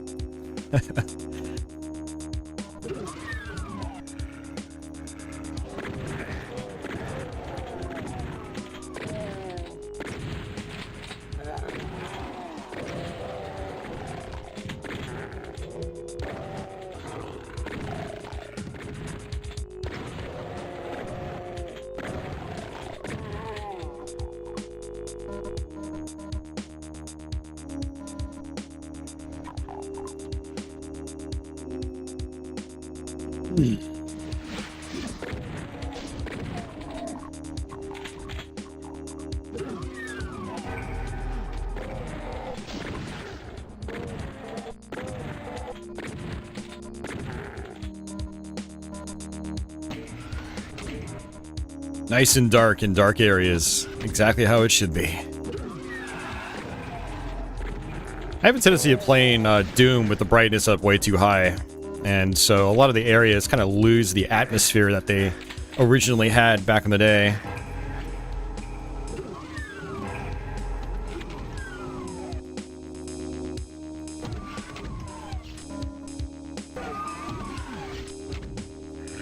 Gedrin says the open world looks great, but all the extra mechanics make him uninterested in playing. Are you talking like the ultra hand and the puzzle aspects of it? I hear that. I think that's actually one reason why I'm not as hooked on it as I wanted to be. Is Breath of the Wild is definitely a little more simplistic with its abilities. A little more straightforward. Like, oh, you have water. You can make ice pillars and use them as platforms.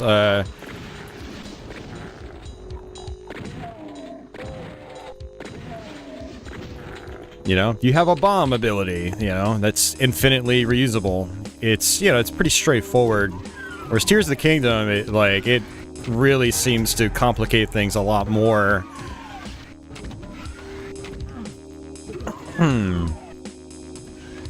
Go ahead and get the extra goodies.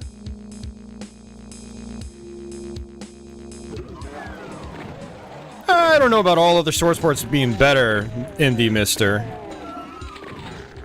GZDoom is really, it's got a ton of features, which I appreciate, but right, the default settings are not great. But you can tweak them. I actually prefer GZDoom over any other source port because of all the added features and whatnot. PR Boom is a really good port, but it's always felt too simplistic for me.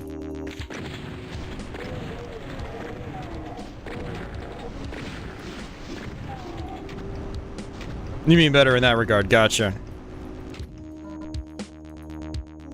Alright, let's grab this stuff up here. Is gonna be a soul sphere.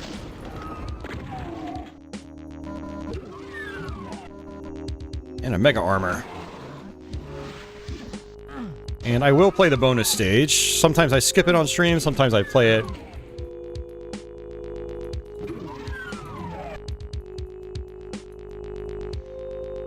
Yeah, Jay, the only problem with how complicated Tears is like, I haven't played the game in like 3 weeks.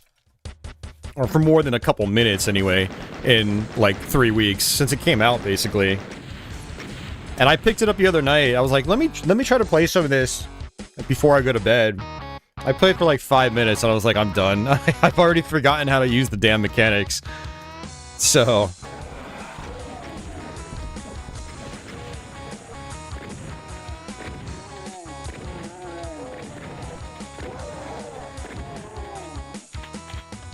it's like, if you get sucked into the game, that's one thing. Like, you'll... you know, all those new features will be like second nature pretty quickly, but if you take even like the smallest break, it's like, you've got to relearn it. And it's... yeah. A tough pill to swallow. I need to spend just a night playing it on my TV and not even bother with handheld mode. And maybe we'll even do that tomorrow night. I don't know. The thing is, I've been trying to work on a lot of other stuff recently. Like, I've been chipping away at my website, trying to get a an archive list of all my videos together. Make it easier for people to, like, find stuff on my channel. And that's been very time-consuming. And I've got another article or two I want to post as well.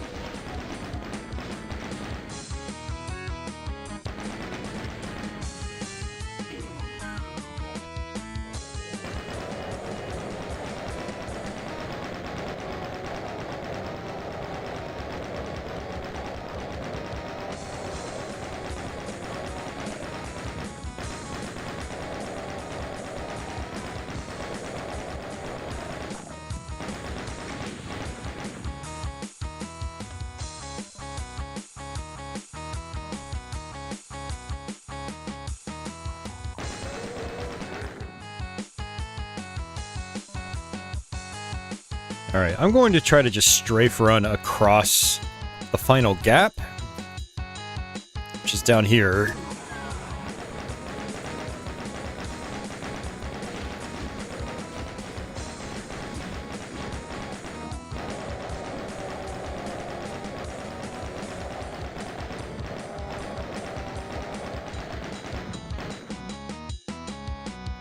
Adam says the chasms is so not Zelda and was immediately appealing being in the dark. Yeah, I haven't experienced those places yet. Well, that's not true. They sort of give you a taste of it, I guess, in the beginning.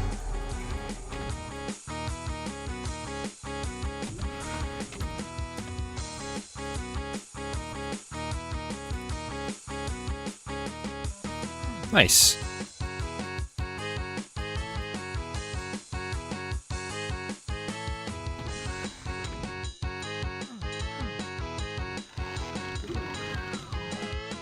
Alright, I'm gonna try to strafe run across here.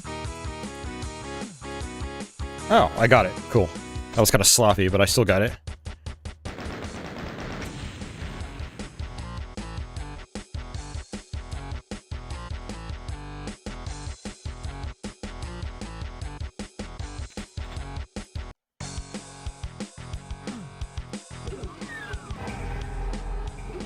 Oh no, it's all good, Adam. We can talk about anything. Anything gaming related, anyway. I mean, I've played Doom so many times on my channel that, like, it's, you know, I can just find myself zoning out and just playing as opposed to, like, actually explaining things or whatnot. But I figured it would just be fun to have a nice, like, chill stream with some games I already know really well.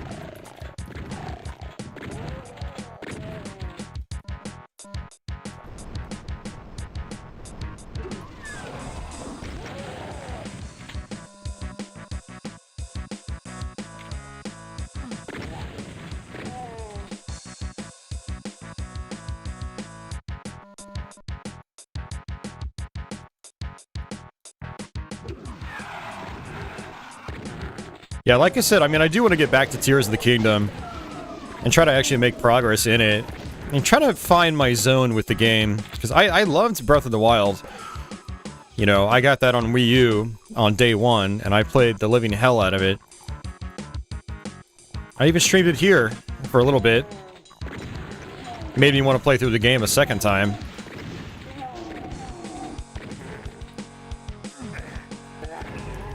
But as I always say, too many games, so little time. So many games, so little time.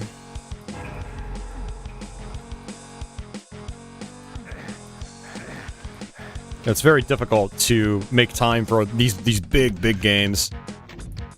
I could run through Quake in 3 hours. Yeah, it'll take me 300 to go through Tears of the Kingdom. Probably an exaggeration, but, you know, it's not an insignificant amount of time.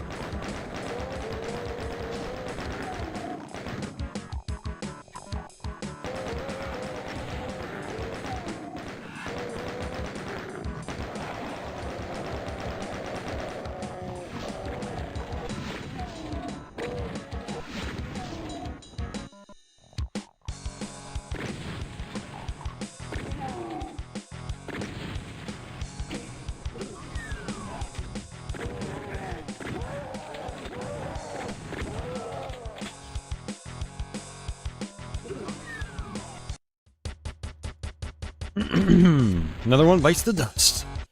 Yeah, the System Shock remake. Have any of you guys played that? I never messed around with the System Shock games at all.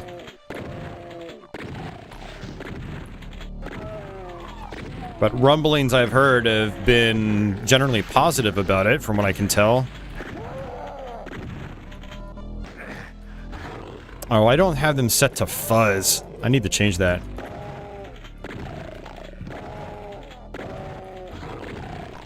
Spectres must be fuzzy. I don't remember where it is. This is use fuzz effect.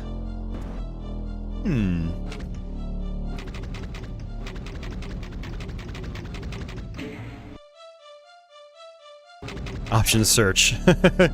Spectre. Search for any term. Oh, there it is.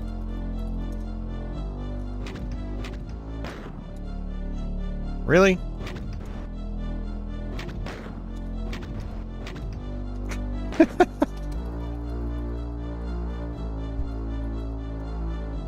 Use fuzz effect, fuzz style, shadow, pixel fuzz. There it is. Okay. Smooth fuzz, swirly fuzz, translucent fuzz, noise. I don't remember if it was noise or if it was pixel fuzz.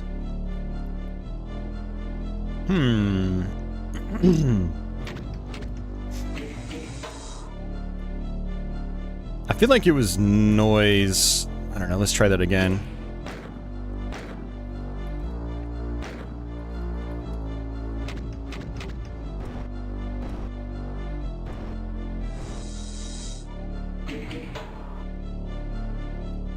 Hmm.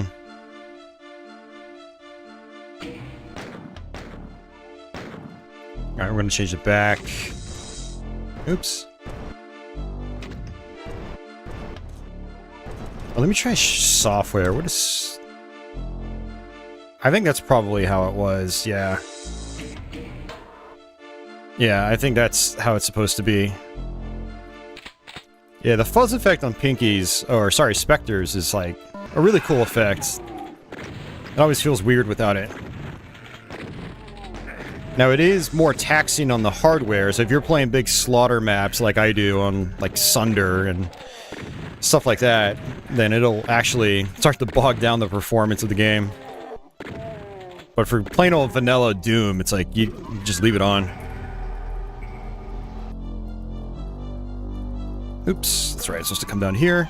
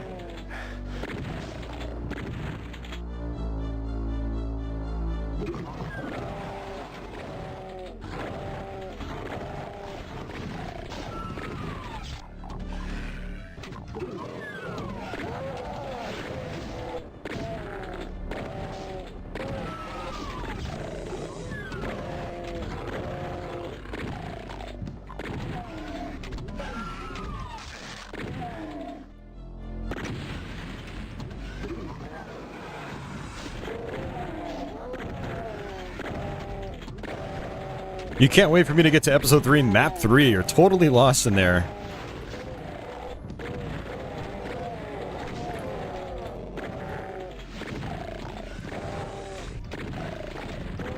We will certainly get there.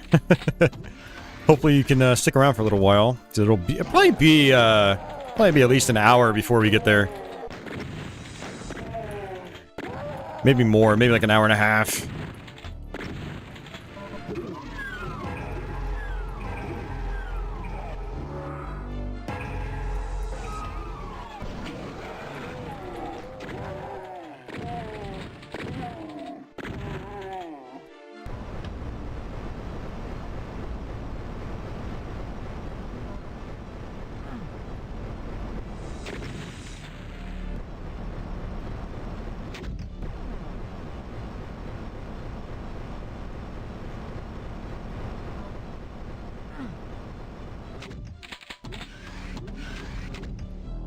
There's a bunch of secrets I'm going to skip out on, too.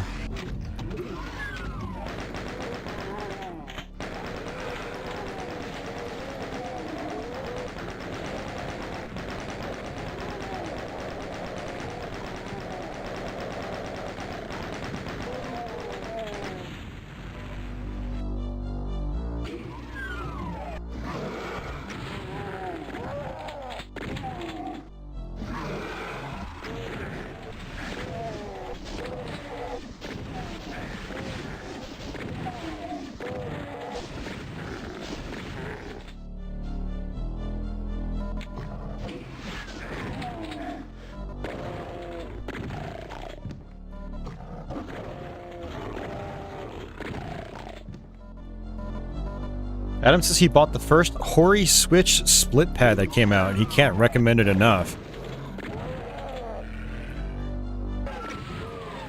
Yeah, I don't think I've seen that controller. Look at how dark this is. It's nice.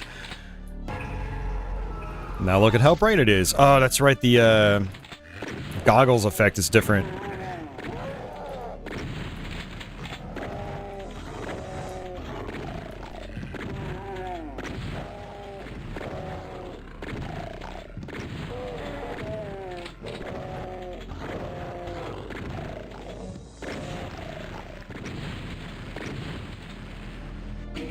Let's see.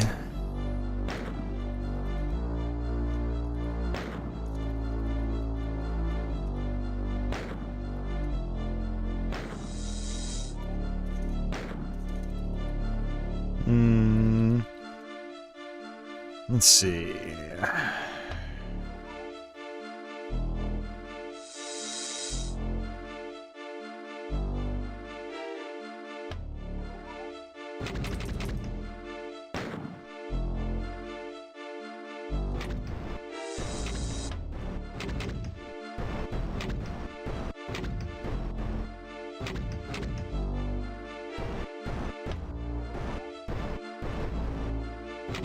Yeah, I don't know.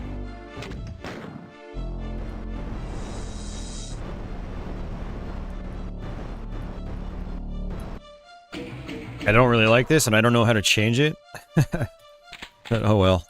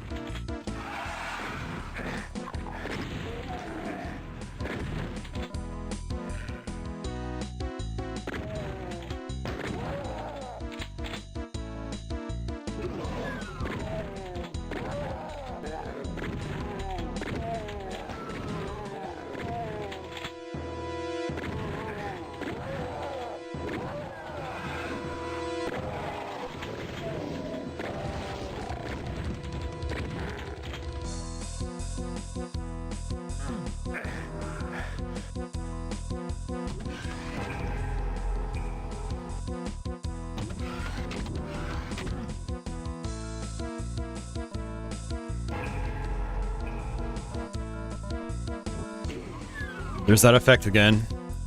I have to figure out. I'm gonna have to figure out how to fix that.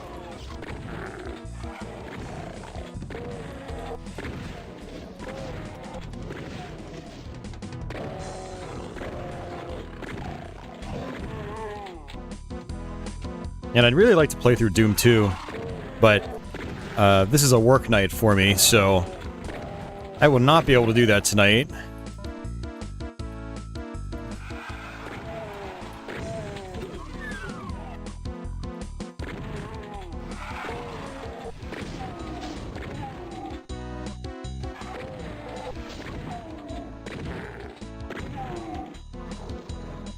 Yeah, come to think of it, it's been a little while since I've actually played through PC Doom.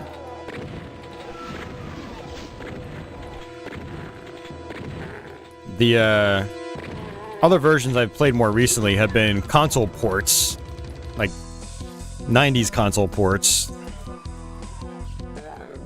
like the PS1 version, the Super Nintendo version, a little bit of the 32X one.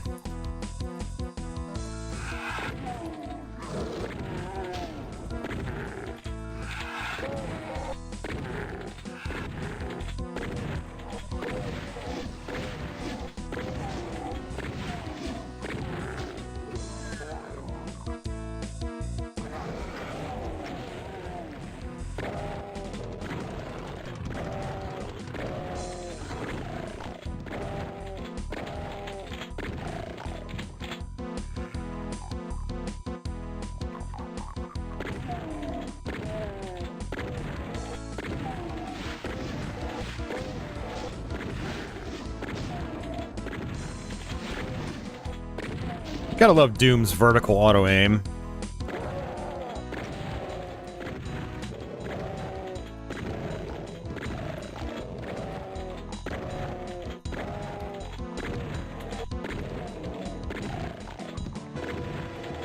It makes it such like a cozy game. You don't have to worry about aiming up and down. Hey, cool? Yes, I am playing the best FPS ever made.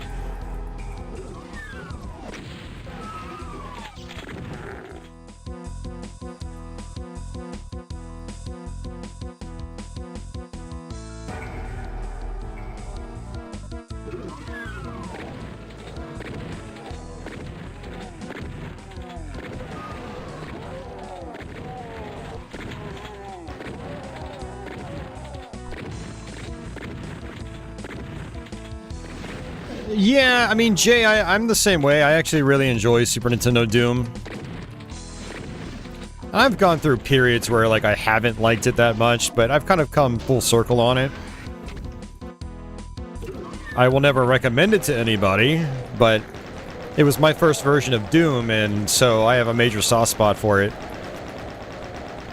And when you know how to play it, it's still very playable.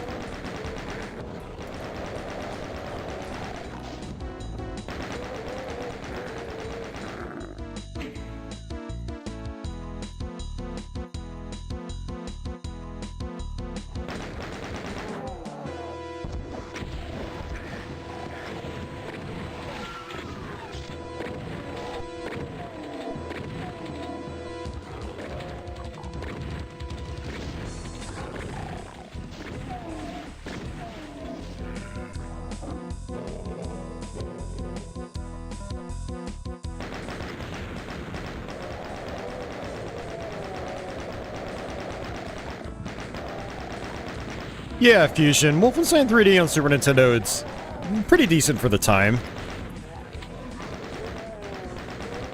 It's still fairly playable.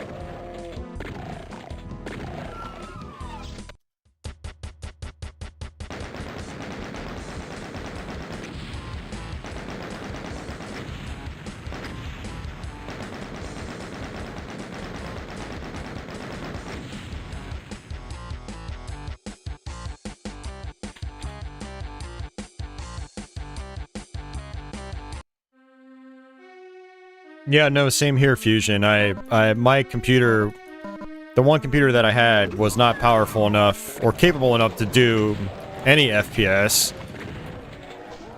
Well, actually, you know what? It probably could have done Catacomb, but I didn't know about Catacomb until after. Because it only had an EGA graphics card, so 16 colors, whereas Wolfenstein and Doom required a 256 color VGA card. Yeah, and so first-person shooters were still kind of like a foreign thing to me, and being able to play them on Super Nintendo was my entry, my gateway into them, basically. Doom on Super Nintendo was like a huge game for me growing up.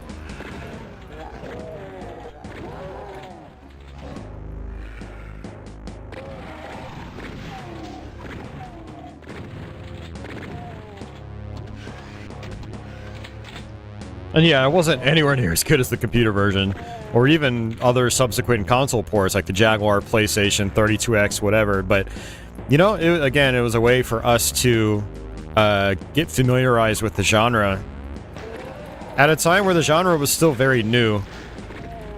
Like, so, like, I was still blown away just by Super Nintendo Doom.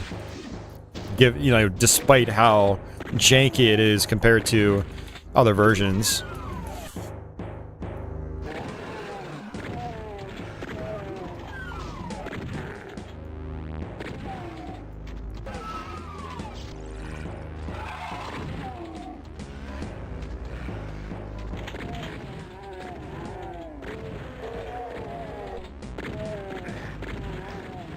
One thing that allows Super Nintendo Doom to still be fairly playable is how generous the auto-aim is in that game.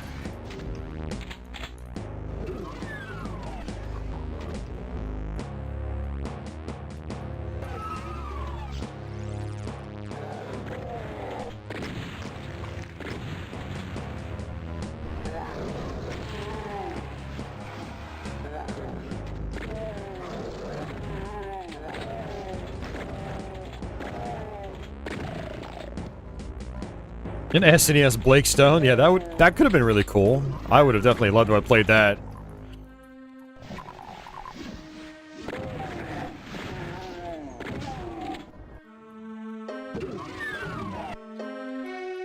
Very nice, Adam. Yeah, it was, DG dropped the, bombshell that it's on sale right now. $4. Totally worth it. I mean, it's worth full price, honestly, but still. You get it on sale, get it on sale. Why not?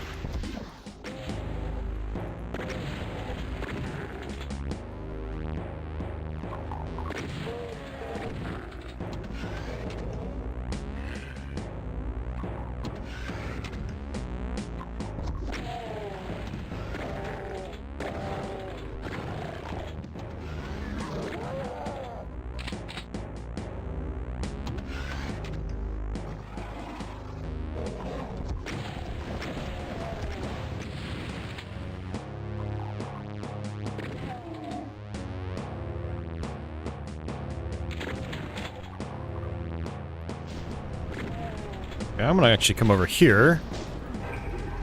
Secret revealed.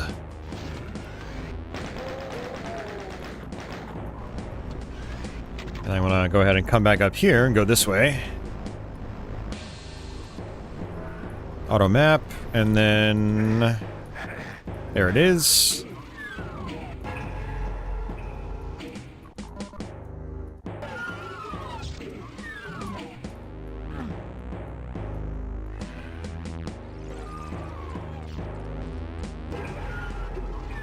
Great about this secret is it actually just kind of puts you out where you need to be. Now, some of these bigger levels in Doom can feel a little overwhelming if you're not familiar with them, but once you figure them out, you're like, oh, this actually all loops around on itself very nicely.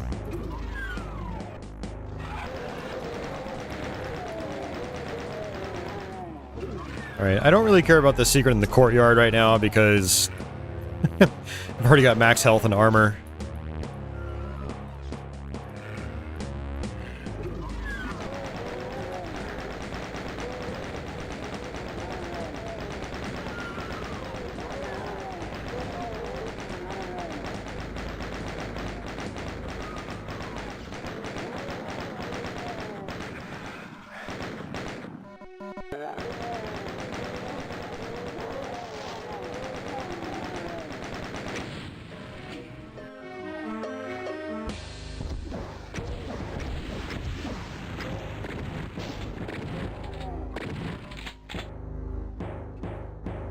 Alright, the next map is going to be our last one for episode 1.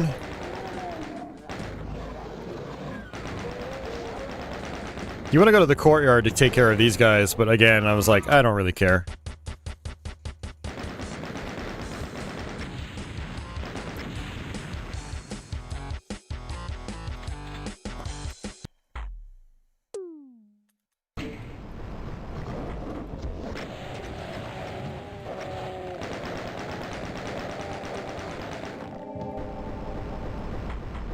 I don't think all the Neo Geo games are on sale. I think it's just specific ones right now for the Arcade Archives or ACA Neo Geo titles.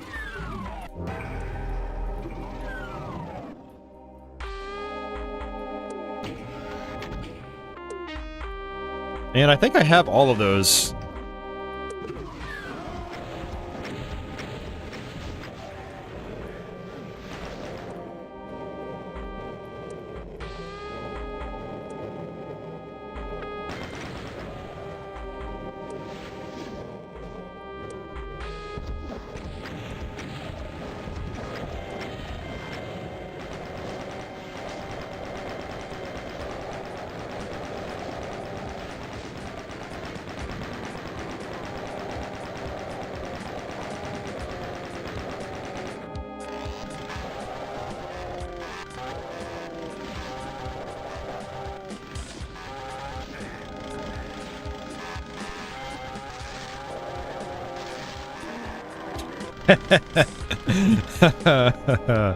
That's fun.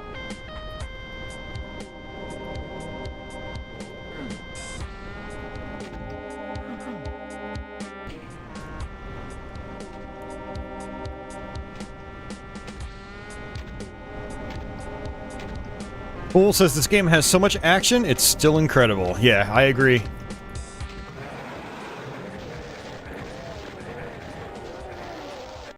It's an all-time great. Oh, they're doing a general arcade archive sale. I wish I kind of looked into that. Because there are quite a few arcade archives games I wouldn't mind grabbing. But I'm very, very selective about buying them because I have a lot of them already, but I barely touch them. So I'm just kind of like trying to restrain myself.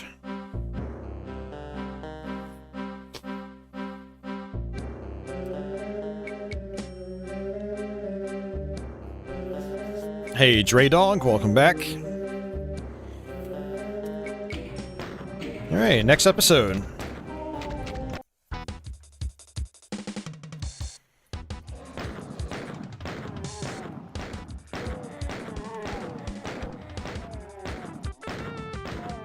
So just like the chain gun with the pistol, if you tap it lightly, it'll be 100% accurate every time you fire.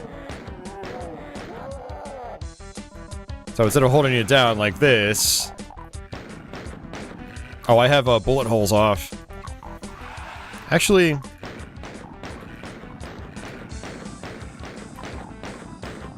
Yeah, you can see how it spreads out. Now if I just tap it, it always goes in the same spot. So, nice little trick.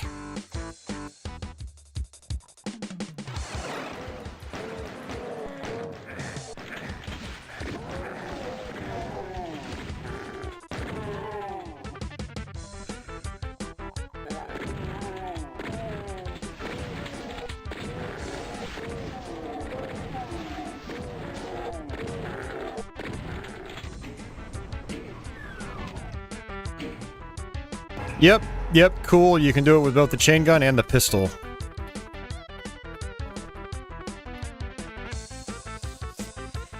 We're gonna go get ourselves the plasma gun.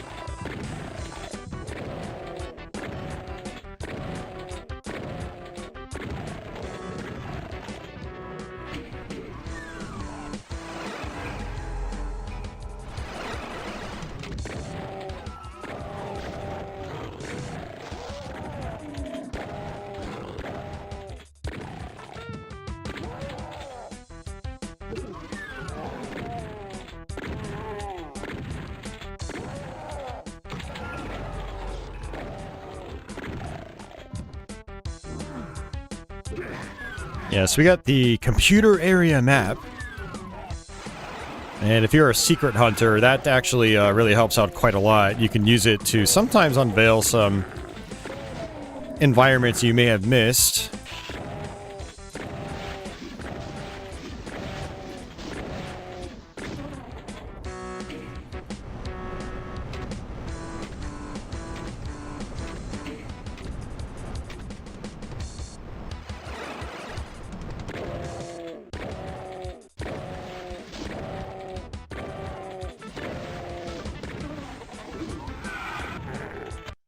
Alright, map one down.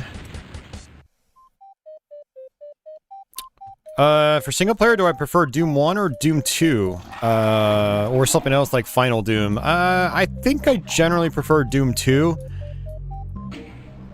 I don't think its level design is as cohesive.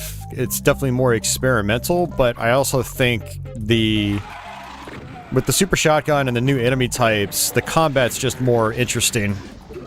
So I generally go back and I play Doom 2 more than Doom 1. And this is still one of the all-time greats. I still love this game, but again, I think there's just more variety in Doom 2. Like the Mancubus, the Archvile, the Revenants, you know, the double-barreled shotgun. It just... yeah, it's so good. Difficulty's also a little bit higher as well, which I prefer. Yeah, it's a very fair difficulty. It's not like, I don't know, Blood or Duke Nukem 3D on its highest difficulties. But it is still more challenging than Doom 1.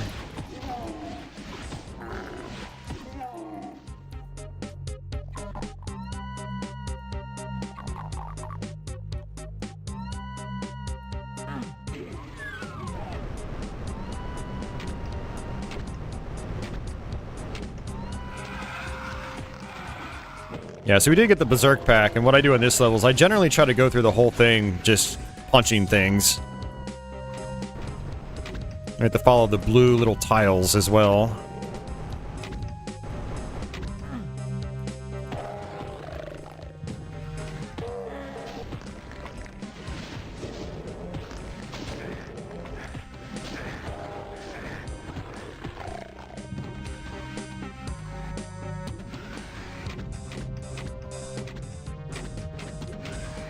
Hey, Retro Simon, welcome back. Society says, my favorite Doom is Spear of Destiny.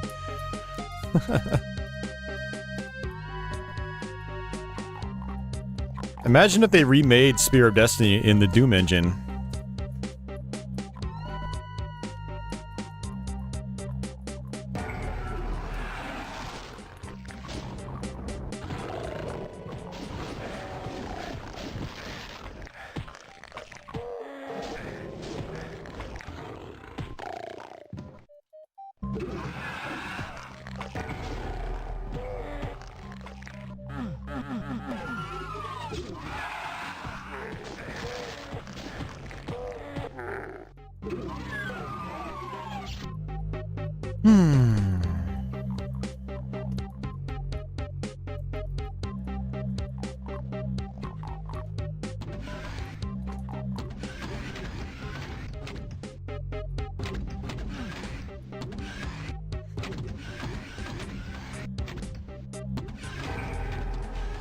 Someone made Doom in the Wolfenstein engine. I feel like I've heard of that, but no, I haven't tried it.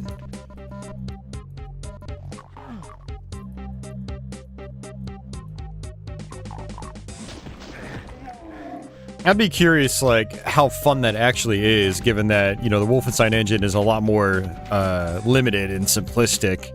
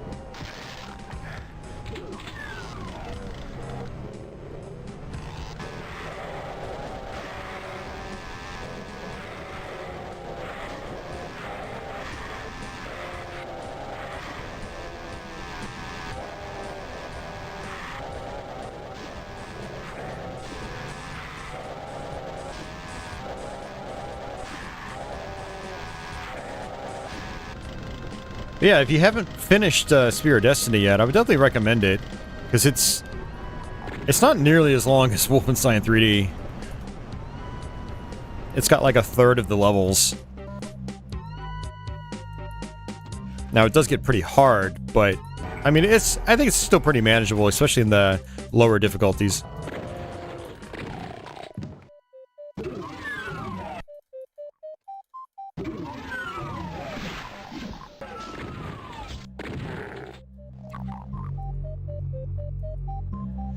Yeah, Blake Stone definitely had a lot more going on in it, but it also kind of suffers from the problem of getting way too repetitious, just like Wolfenstein does.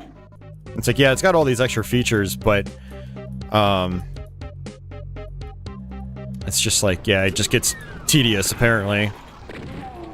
I still need to try to go through the whole thing myself someday, but it's going through Blake Stone is a very large endeavor.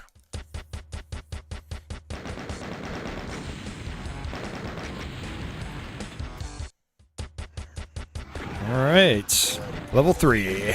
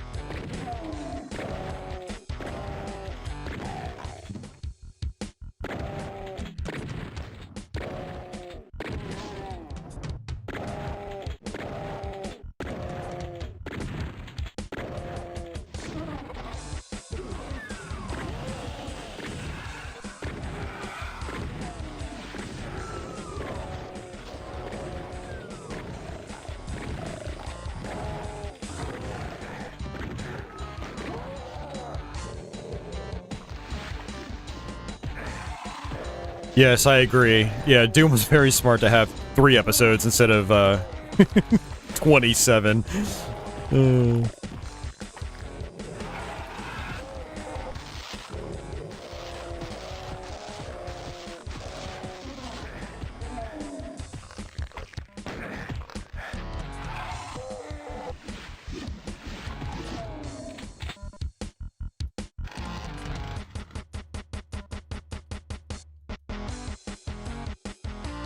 Yeah, there's actually, I don't know if you follow Civvy11, but he's like the boomer shooter FPS guy. He plays through all the games and commentates on them, and he did an episode on Blake Stone, I think about 2 weeks ago. And kind of put the whole thing into perspective. I was like, okay, really cool game, but gets super repetitious, and it's hit scan central.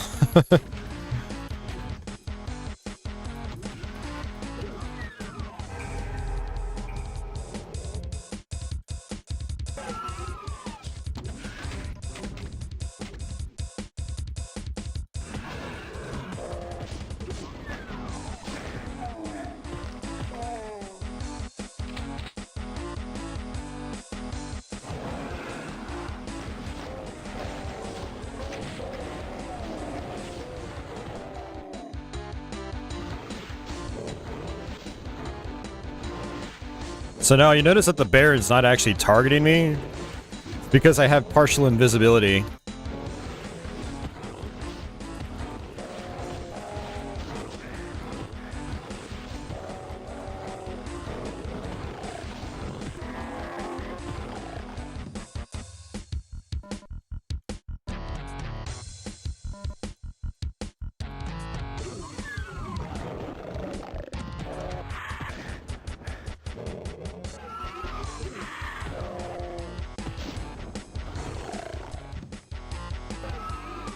Punching barrels is risky.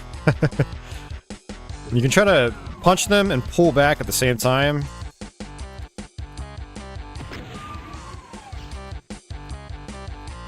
I mean, there's really no point in doing that, but still. It's fun just knowing how the mechanics work. Although in GZDoom, the punching is actually easier. I think your punch actually has a greater reach. And it's never been fixed. The GZDoom guys are apparently, you know, very hesitant to change things.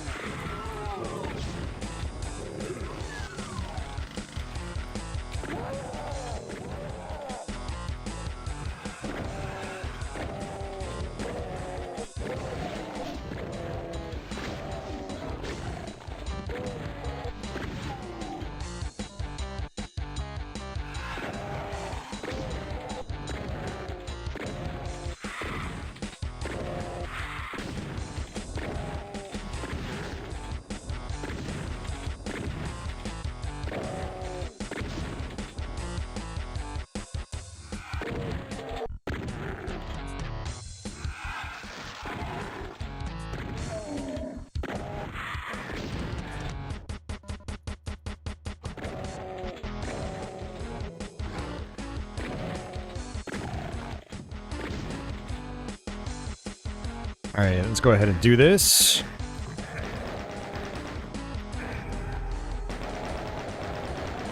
In the Super Nintendo version, I think this is where you access the secret level.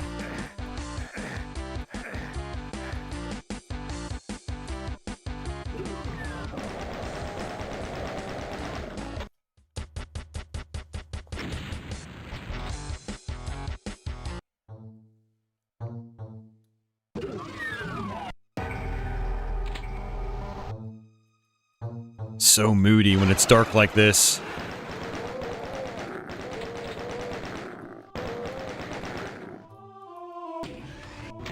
So GG is looking forward to me playing Episode 3 and Map 3. So we're not too far away from that.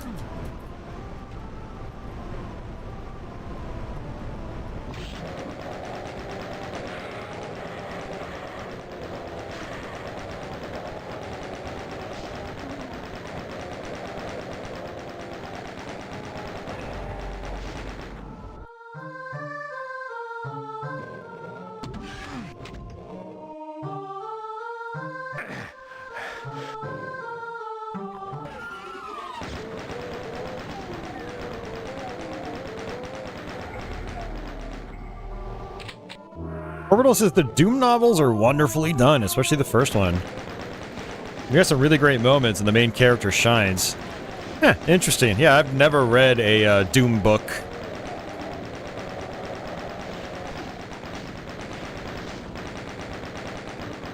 Oh, you finally beat it. Okay, okay. Well, congrats. It's nothing like being stuck on an FPS level. Wandering around in circles forever.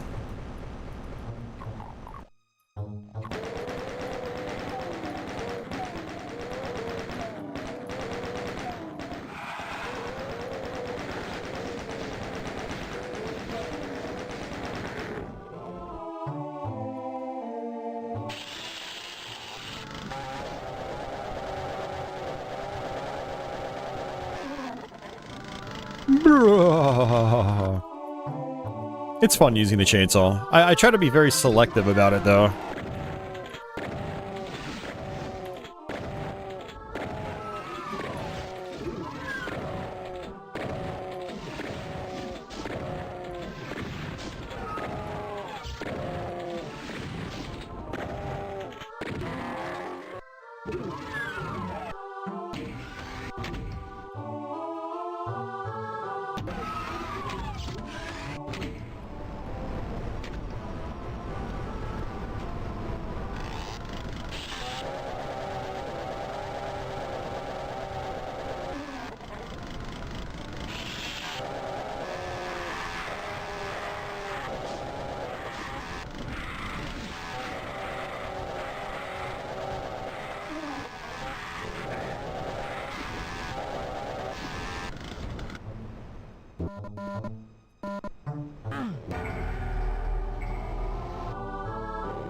You know what's sad is I probably know these levels better than I know my own neighborhood.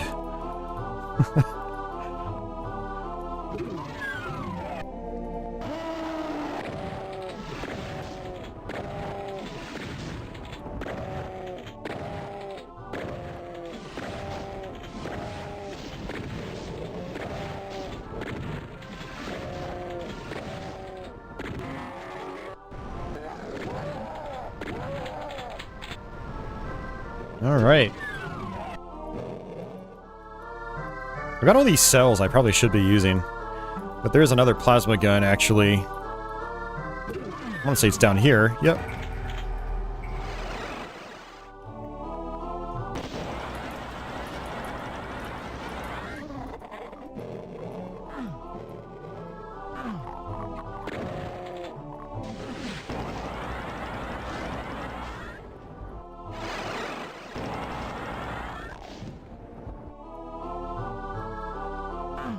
Flip this, platform comes up, and when we cross into the door, this platform comes up.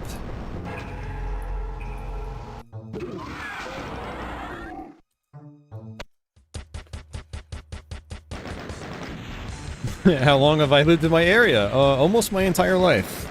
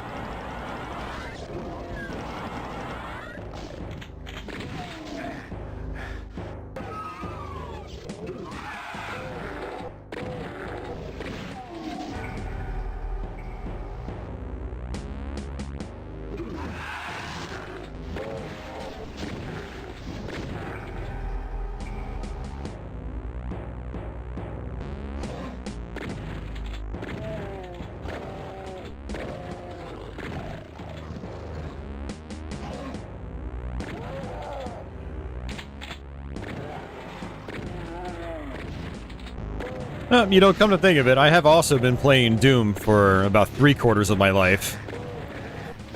So... And I have most certainly played through these levels way more often than I've driven down some streets in my area, so, I mean, it kind of makes sense.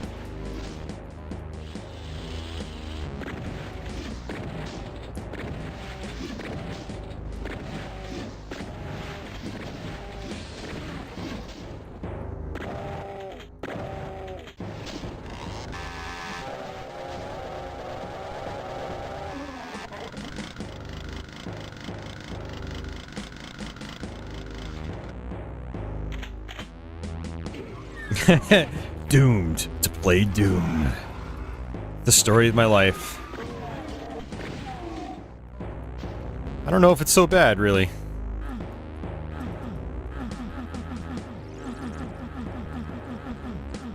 For some reason, I always thought there was more purpose to this room.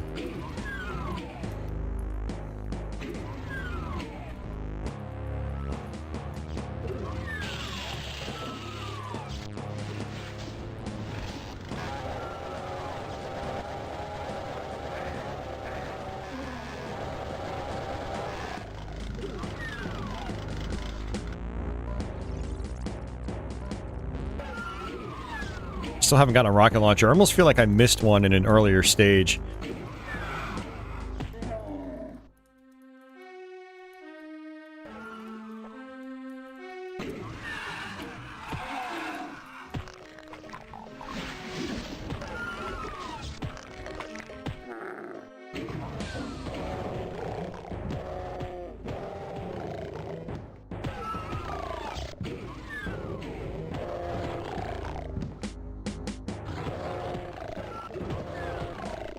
Yes, Orbital. The original Doom came out in, I want to say it might have been like December 10th, 1993, something like that.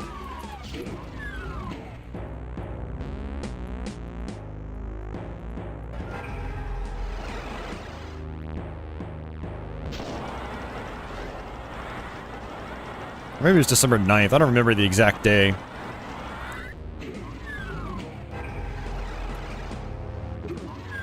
Alright, secret exit.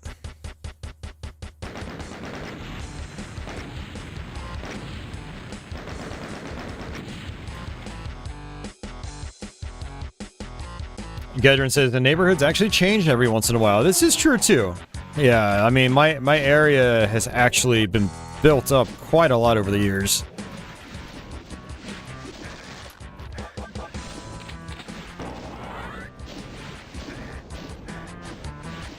There it is.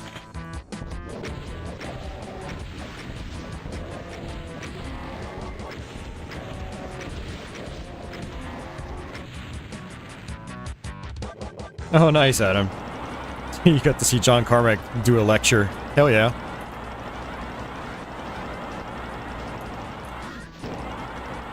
I can listen to that man talk about just about anything. I mean, same with John Romero.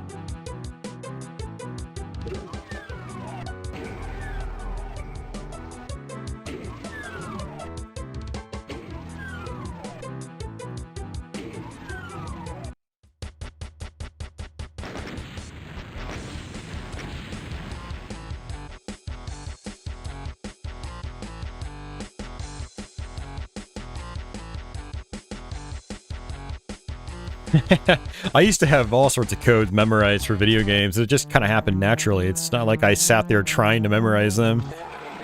I just used them so often, I eventually memorized them like it was my phone number. Now, I've forgotten pretty much all of them now. But, like, I used to have a password for Castlevania 2 memorized for the end of the game. I was like 7.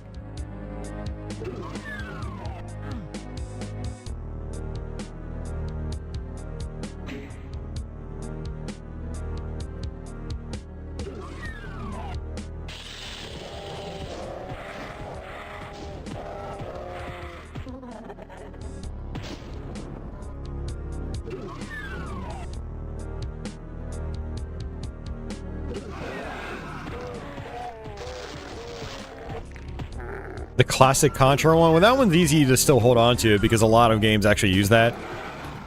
It's the Konami code. Up, up, down, down, left, right, BA, BA, select start. Slight variations depending on the game that you're playing.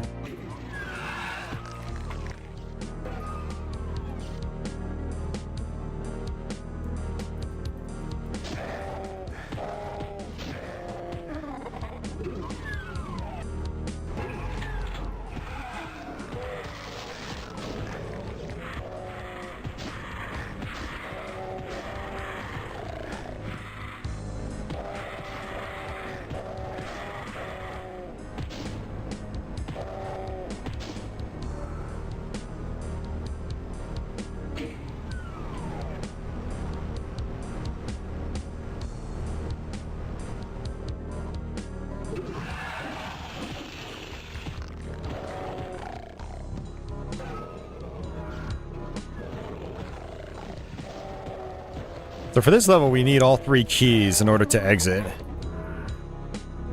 We've got 2 of them.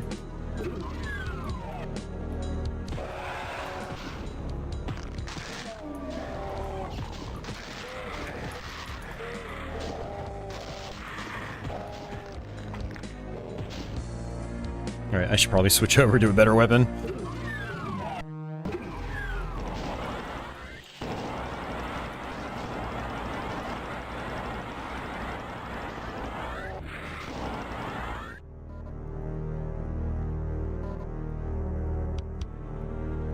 It's fun being risky, but, you know, I'm not saving, so don't really want to have to redo these levels over and over again. Alright, so this is actually a fake exit.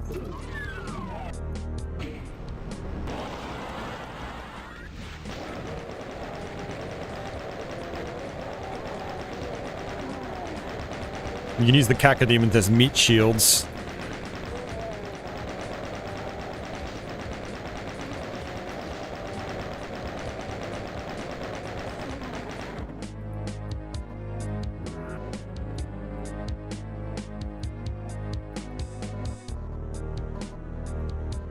And yeah, cool, you are right. A lot of these sound effects are stock.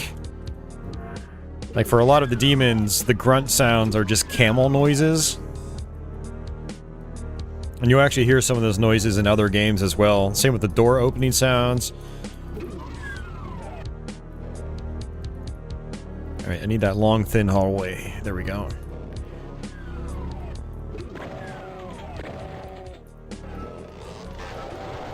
Oh, great. I unlocked the Baron. Good job.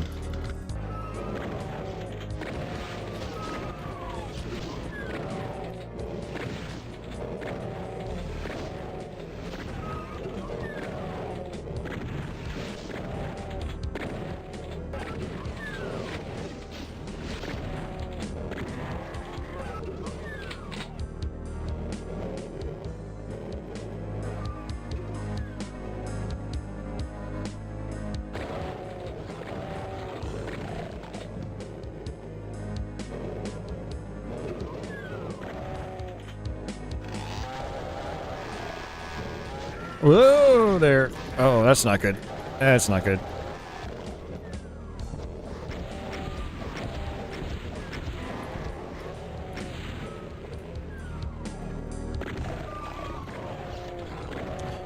Correct, Orbital. Yeah. I mean, it's not just video games, but like a lot of movie studios do it. They buy these sound sample packs. Back in the day, you know, they would be provided on CD. I actually have one from back then. It's where I get some of my sounds for, like, you know, like swipe sounds when I do transitions in certain videos. Yeah, and so, like, anyone could buy these packs, and so you'd have sound effects that were shared across different works of art or creative works. And yeah, since they were basically like royalty free, you know, you buy the pack, it's just anybody could use them. No one could really claim them outside whoever was providing it.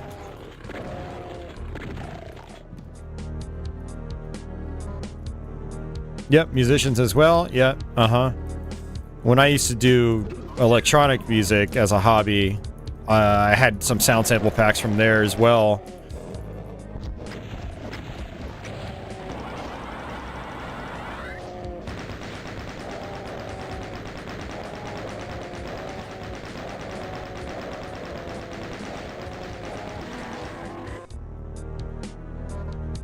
Yeah, and with music in particular, like, you know, you might not have the ability to make all those samples or sounds yourself. That'd be very time-consuming. You would need expensive, real hardware.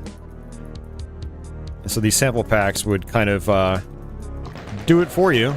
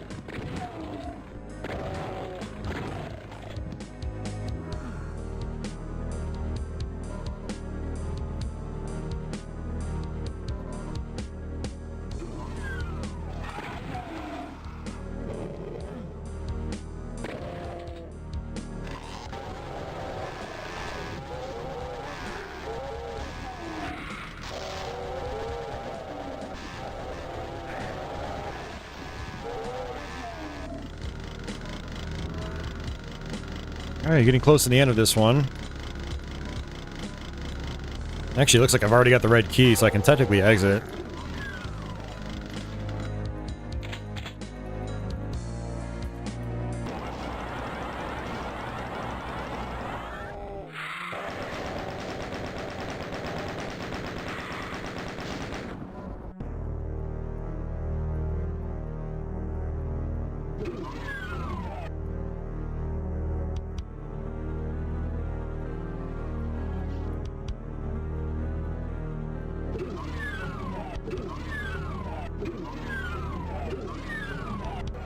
Alright, that's it. You are here. You don't say.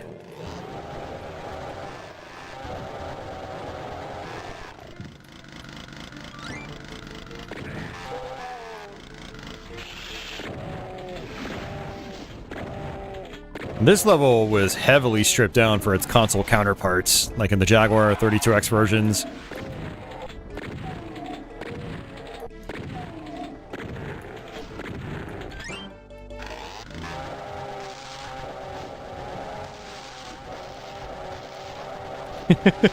Adam says, my cats make sound effects like that for free.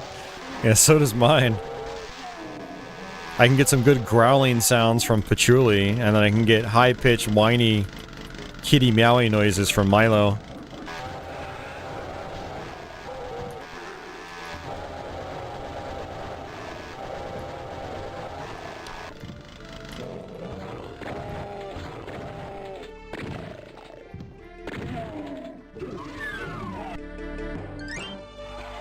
These blue panels on the ground actually hurt you.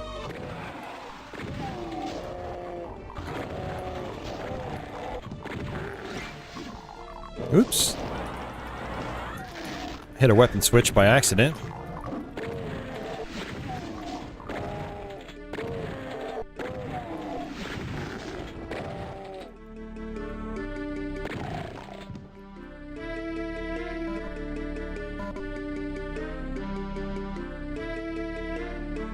You shot Chewbacca! At least your dad had a sense of humor.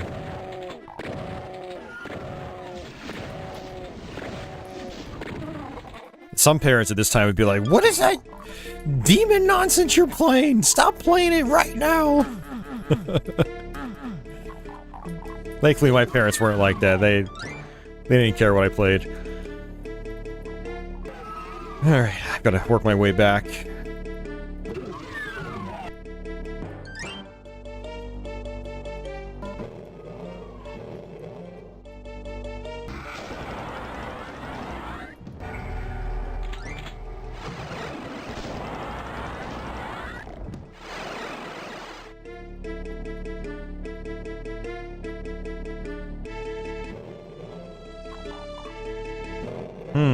This is a little dark.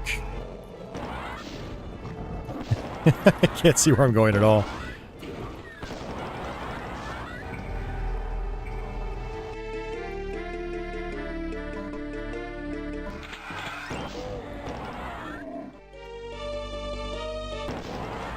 Yeah, spooky. When you can't see what you're doing, this is a little creepy.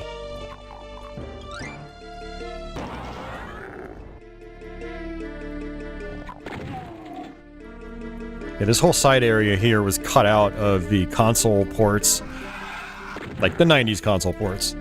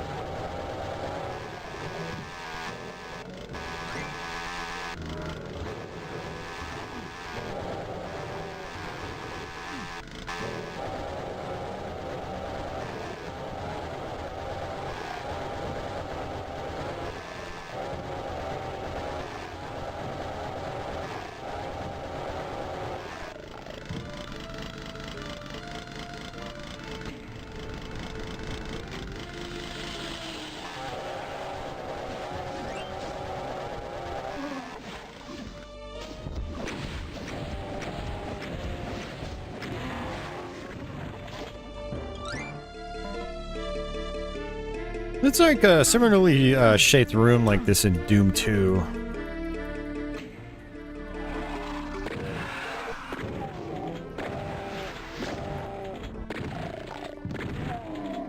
YouTube recommended Mike a Doom mod video the other day.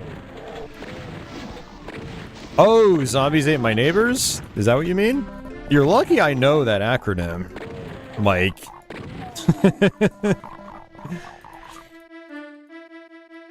I assume zombies ate my neighbors. I'll have to check that out.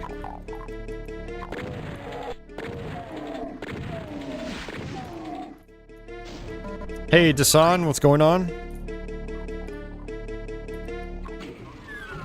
Getting close to about halfway through Doom, Ultimate Doom. And then we'll be wrapping up the stream after that.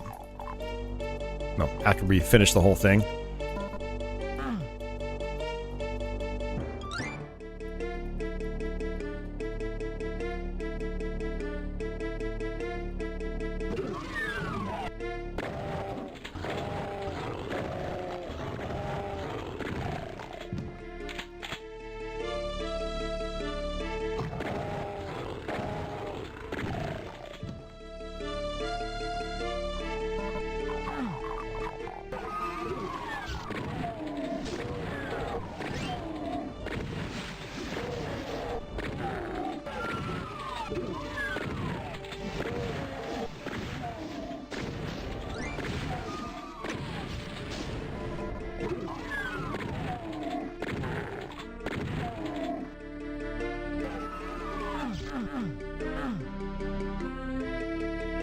Not bad.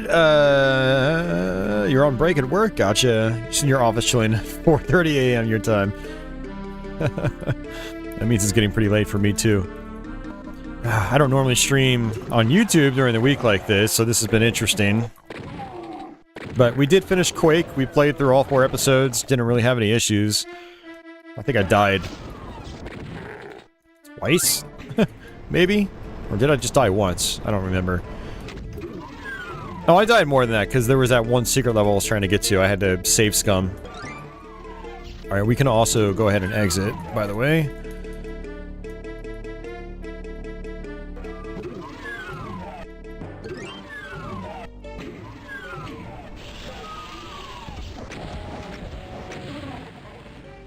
But I want to come here real quick, use my red key.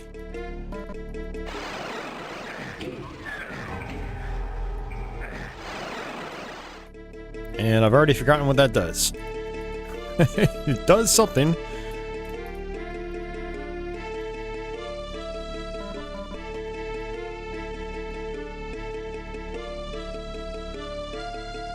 I completely forget.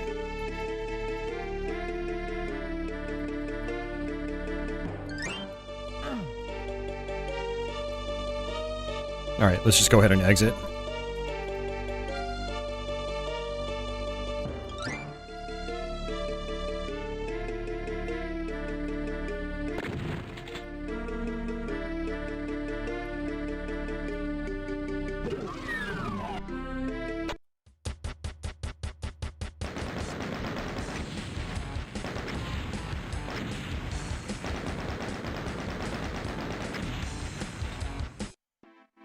Alright guys, last level for episode 2.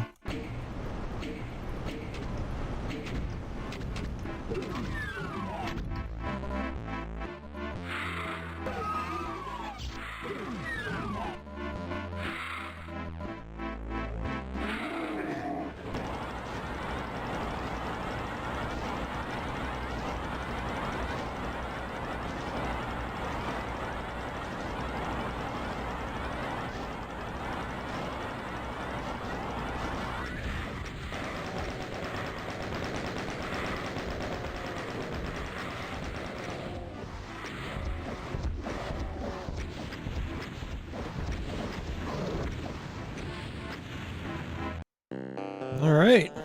Episode 2 is down.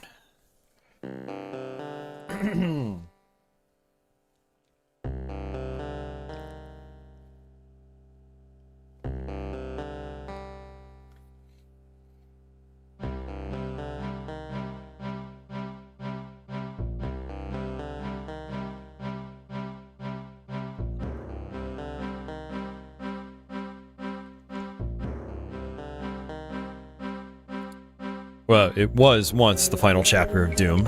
Then they made a 4th episode.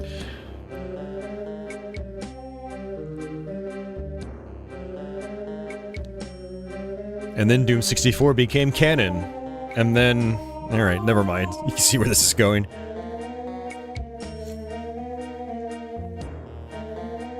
And thanks for the GGs, guys. Alright, Inferno. Let's see how fast we can get up to where DG is right now. I think he's on 3-4, map 3-4.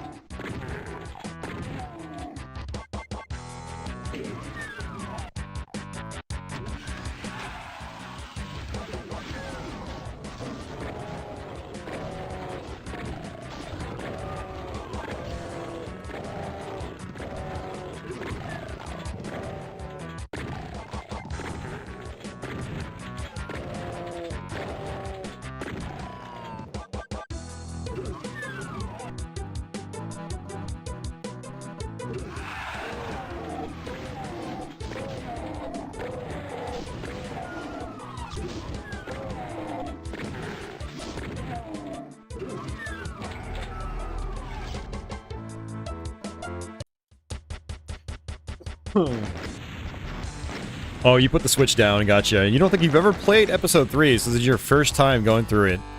Nice. Yeah, Episode 3 is... It's got some very tricky level design, that's for sure.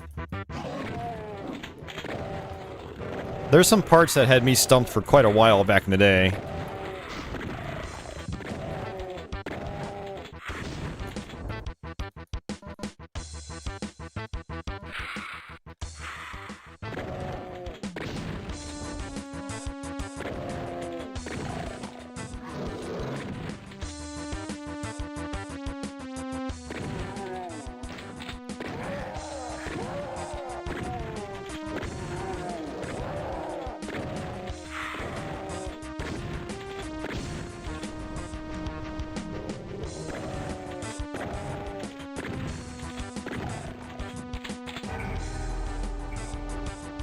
Alright, let's go back to the beginning.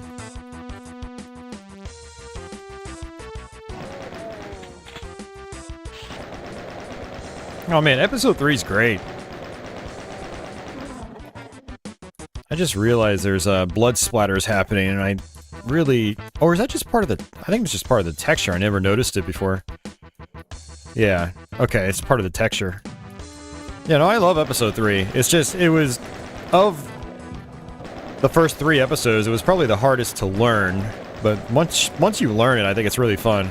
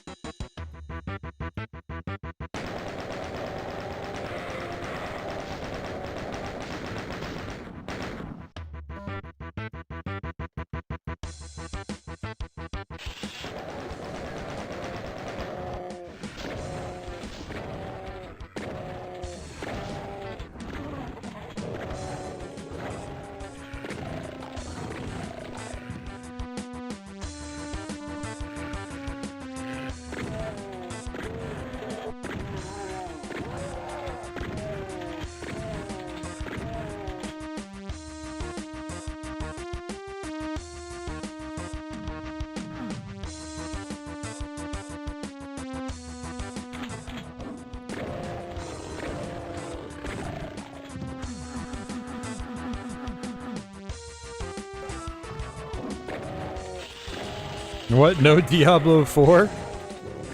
Definitely not. I've never even beaten Diablo 2, let alone 3, so I'm probably never gonna play Part 4.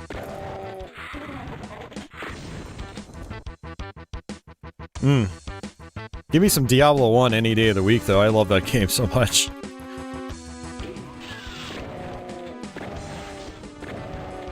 I still go back and play a little bit of Diablo 1 at least once a year.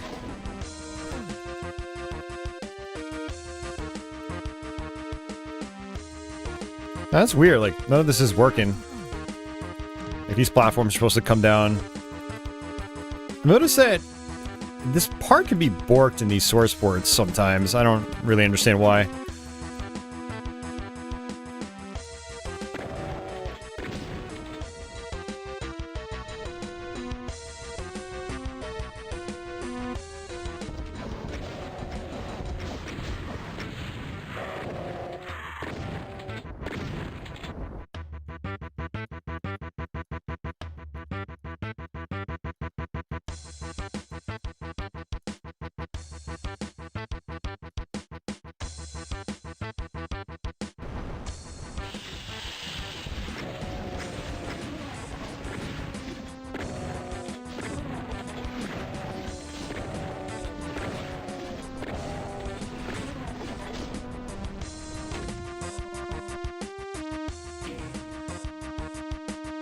Hey Milo, welcome to the stream.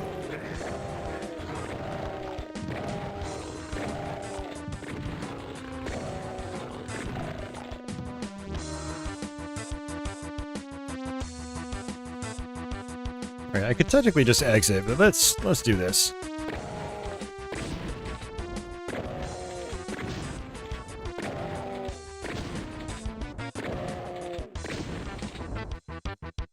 I didn't get the chainsaw yet.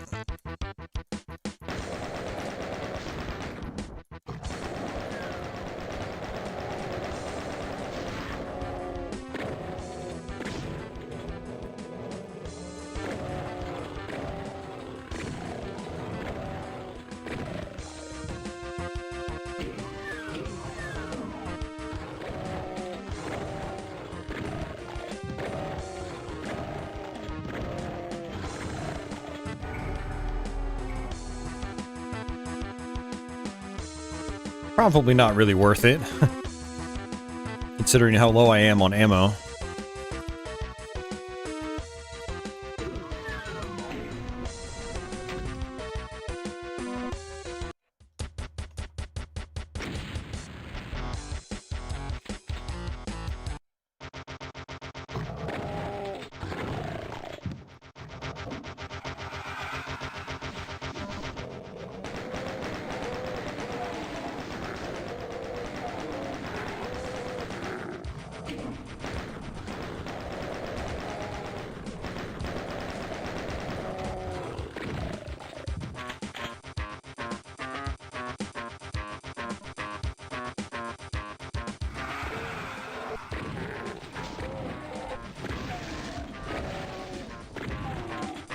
Yeah, I mean, episode 3 in general is definitely tighter on ammo than other episodes, that's for sure. But that's where a lot of these FPS games from the time got some of their challenge from later on in the playthroughs.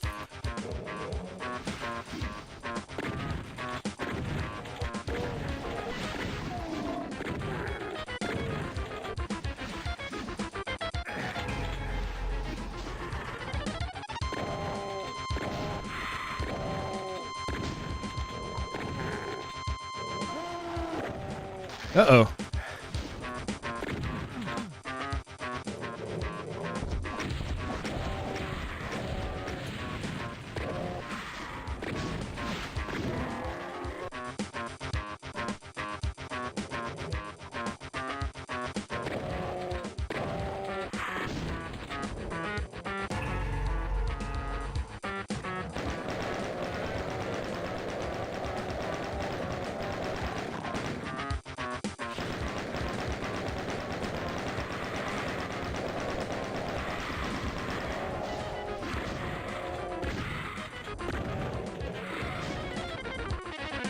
Yeah, Desan, that port eventually got better, thankfully.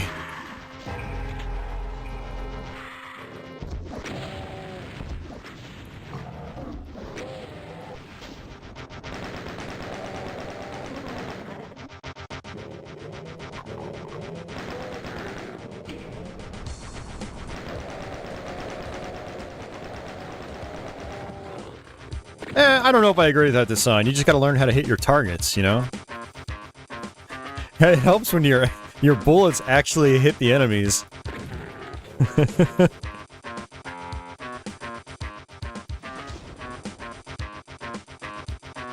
Now, there are some FPSs, though, where it's like you have to find the secrets, otherwise you will not survive.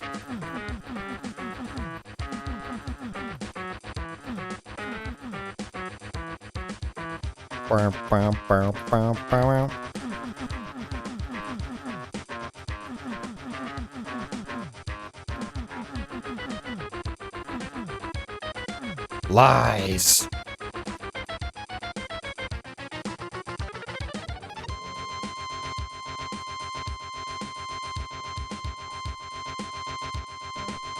I don't want to drop down there just yet.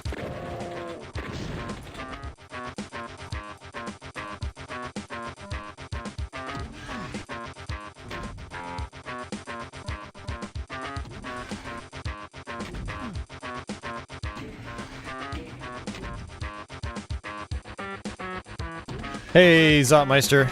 I mean, I will say design, like, if you are playing with a console controller, so that does limit your ability to aim as efficiently, somewhat.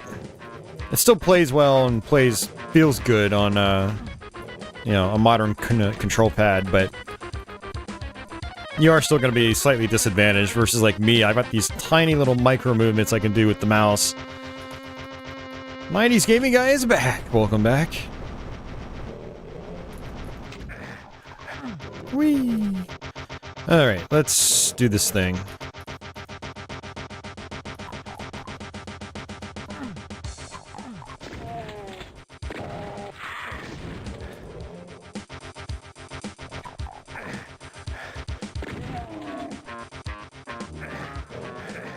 Alright, BFG. It's our first BFG sighting.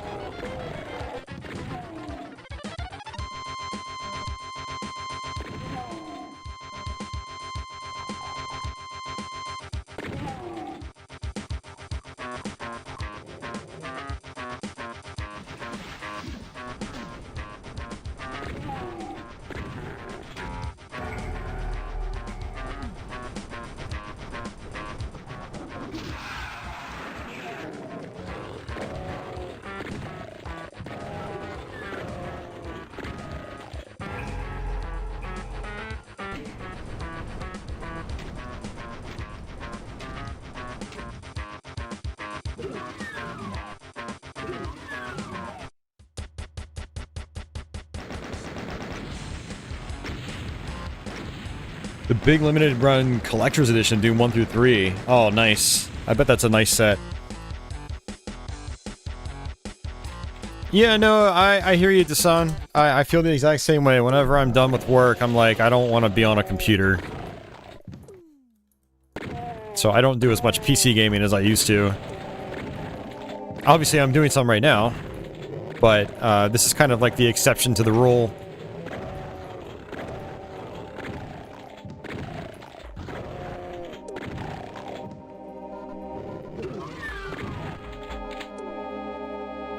Slight tangent, but you're stupid hyped for Rise of the Triad Ludicrous Edition.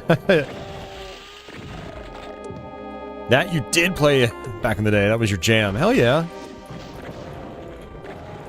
Yeah, that was one of those games I missed out on. Or, like, I only played a little bit of the shareware, and it, you know.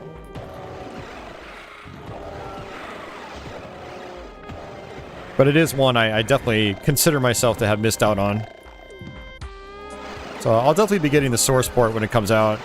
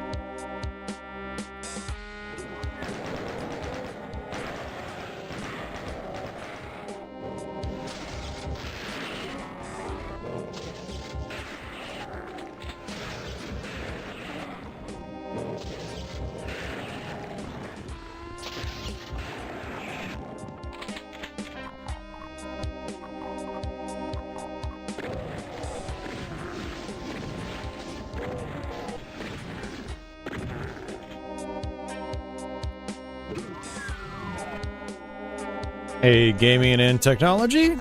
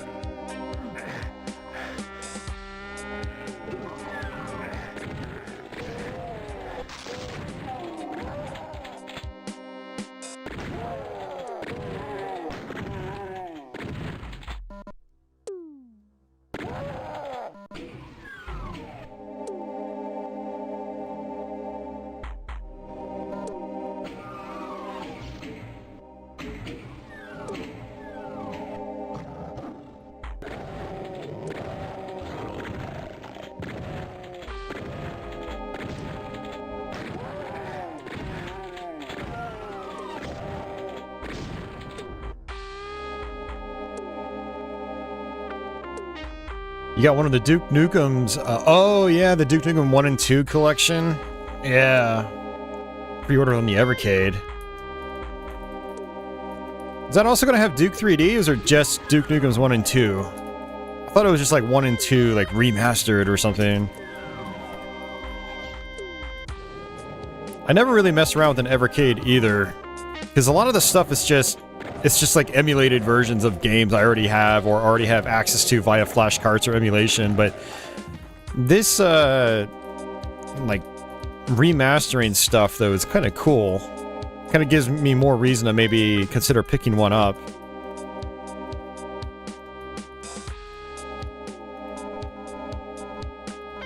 Alright, Red Key, where are you?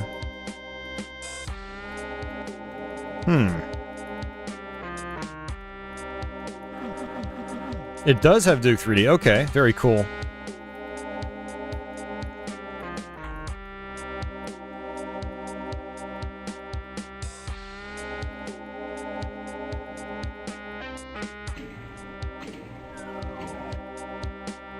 Oh. It was right there the whole time. Okay, let's see. Alright, good. I wanted to save this.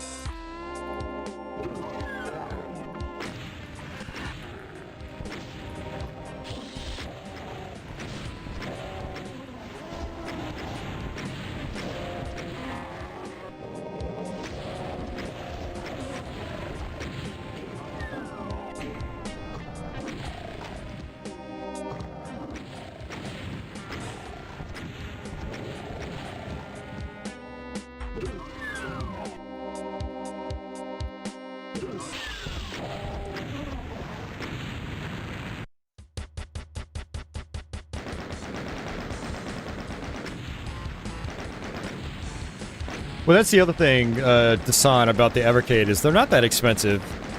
I do want to get one of the consoleized ones eventually, and maybe a bunch of the game packs, and we can try to stream them.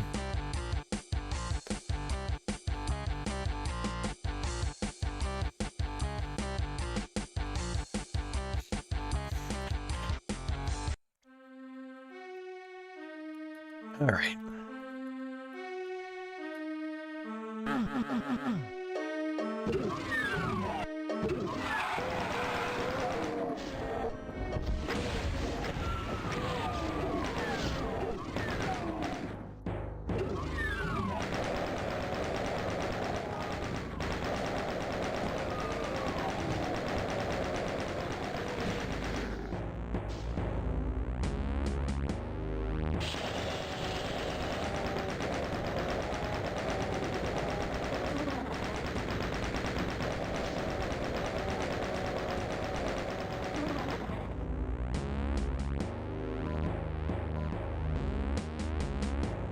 Oh, there's going to be a second Duke collection on Evercade that has the PS1 games and Duke Nukem Advance. Wow, okay, I just heard of the Duke Nukem 1 and 2 pack. I didn't hear of the PS1 versions.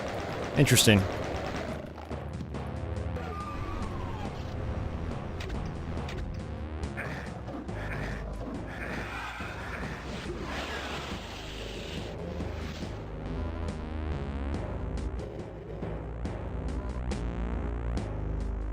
I feel like I missed the plasma gun on a previous level.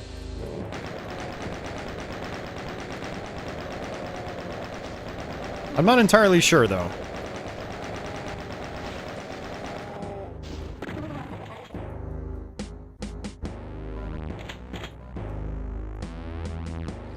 Oh, there's my yellow key.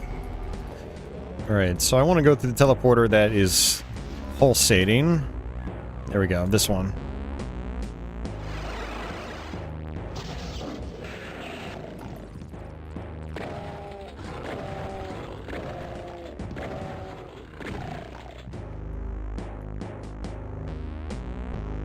It's two collections, they both come with the console. Oh, jeez. Okay.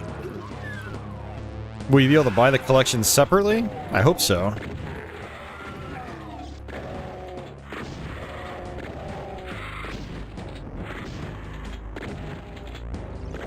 What am I gonna do? Zelda 2, the Japanese version. I don't know. Never really thought about it.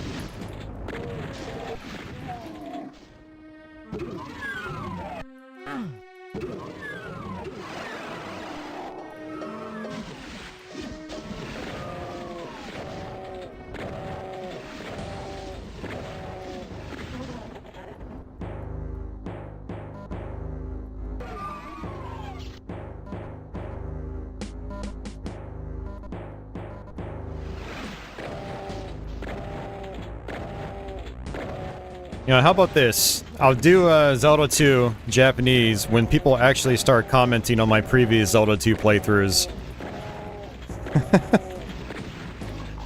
Which, in turn, motivates me to care about this YouTube thing and actually try to practice new games. There you go, that's my answer.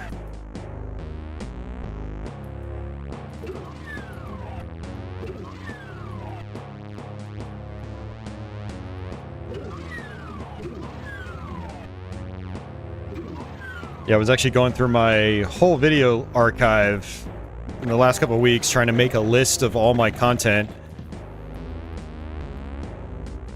And I've already played through Zelda 2 twice, I realized. I was like, oh geez. And every time I do a game like that on stream, I have to practice it quite a bit and ahead of time, which is very time consuming. All for nobody that watches or comments, so it's like, you know, I just literally waste my life away for very little reason.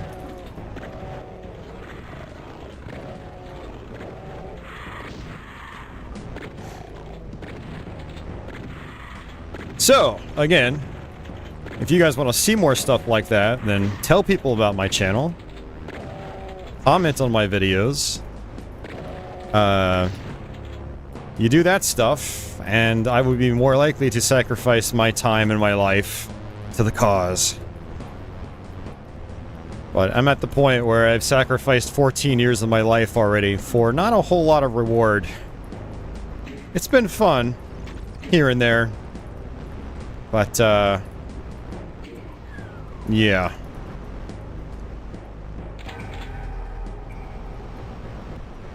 Gaming Technology says he just finished repairing one of his floppy drives from his Commodore. Gotcha, okay.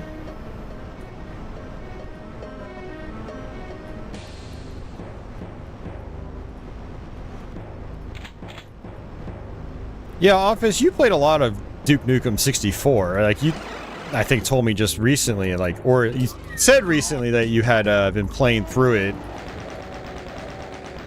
And you said you really enjoyed it.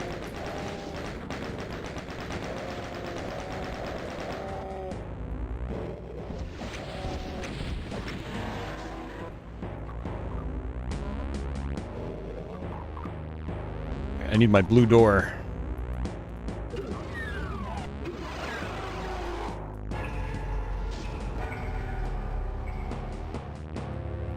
Yeah, this is actually one of the more confusing levels in the game, to be frank. Oh, there.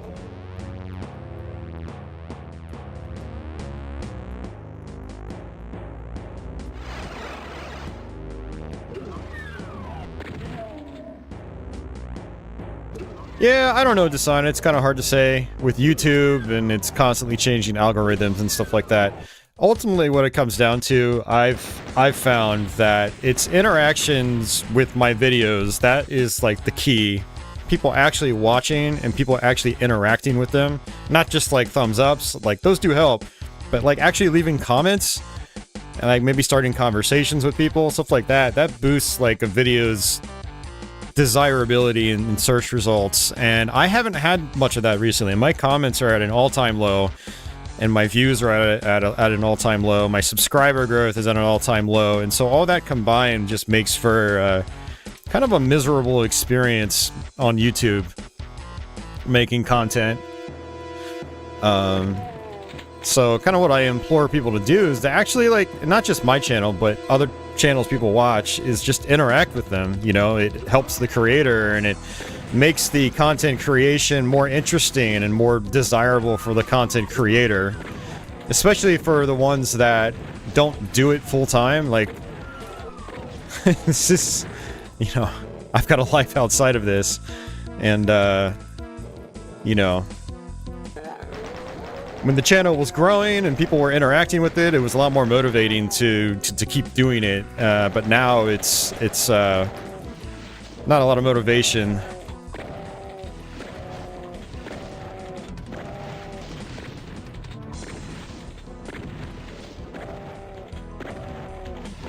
Yeah, my favorite smaller content creators in particular, I always try to make sure that, like, I comment on their videos, you know, I share my memories of whatever nostalgic thing they're talking about, or, you know, try to just say something, because, you know, the smaller guys in particular, they really need that bump.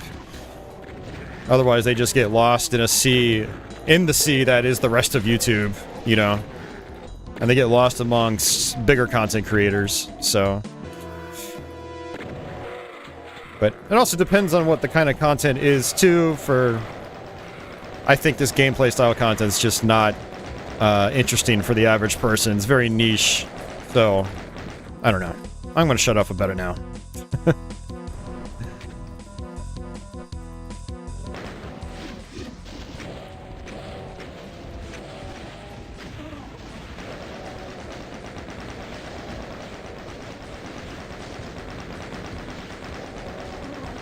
Here's like a good example. Like I posted the video about my analog DAC the other day, and it was a few hundred views, which is fine for something like that. But like 4 or 5 comments, let's say, it's like, okay, so you had hundreds of people watch it and only 4 felt the need to actually say something. Like, it's a little demoralizing, you know? And I thought it was it's in an unboxing video, but I thought the video was fun. I actually had fun making it for a change.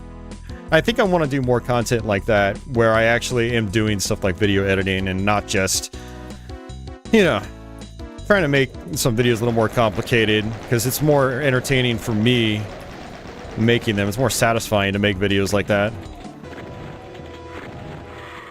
My upcoming quick plays, there's going to be a little more editing as well in those.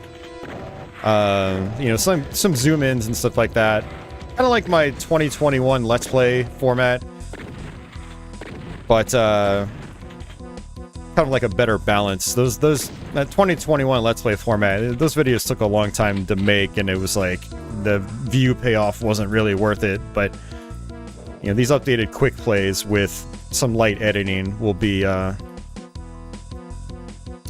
don't know.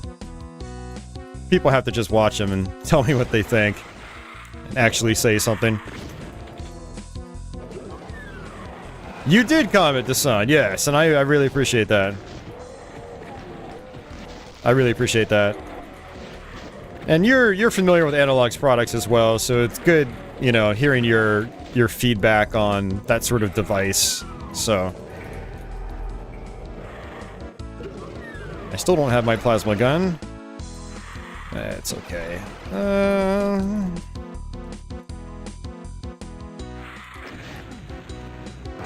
Whee! I'm just gonna skip the rest of the level. And hey, Pages, welcome back. I see you out there.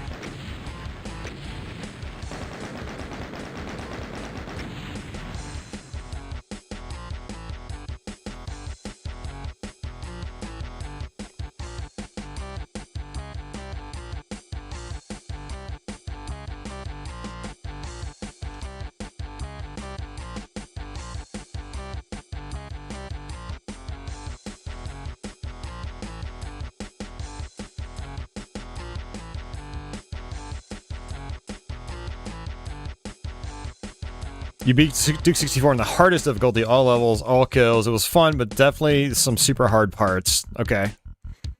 Yeah, I didn't see the comment, sorry. And I don't have a way of scrolling up chat because I'm in the game. 90s Gaming Guy asks, do games look better through the DAC on a CRT using Super NT and Mega SG? Well, I mean, they look basically the same as they would if you were doing like Sega Genesis with RGB into a CRT. But the Super NES, its RGB, or its video output is softer than the Sega Genesis, and so the Super NT with the DAC could actually look better on a CRT than a real Super Nintendo, which is really cool.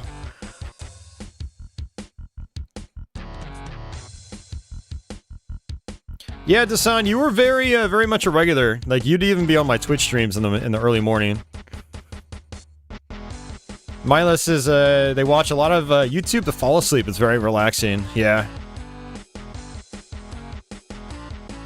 Is there a noticeable picture quality difference from OG consoles? I mean, in the case of the Genesis, no, not really. But it's about having a modern version of the console that you can just run into an HD TV with no scaler, but then also having the option to also route it to a CRT, like an original console. It's the best of both worlds, basically.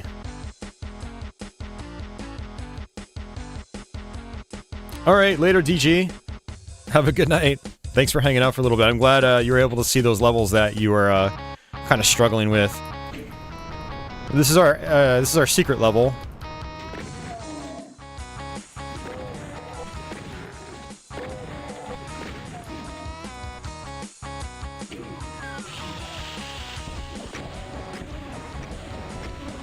And it's basically the first level all over again, but with a really fun twist. Probably one of my favorite levels in Ultimate Doom.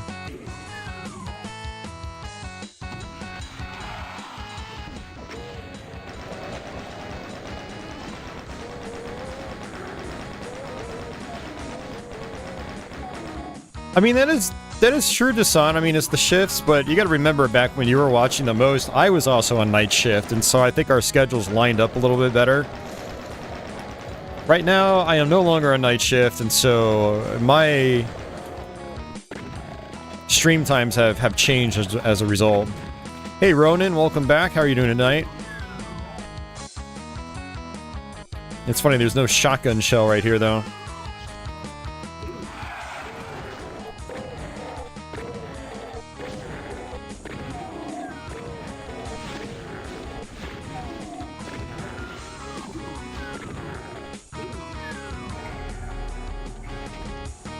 Alright, what is this?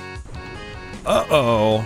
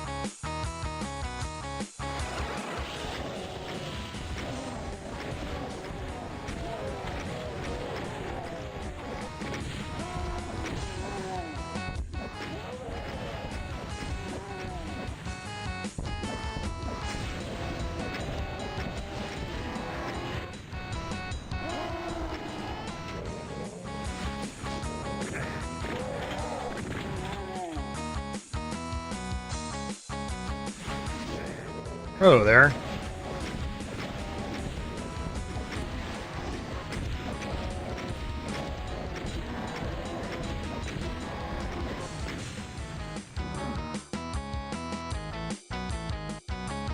Ronan, this is correct. Yeah, the DAC only works with analog consoles.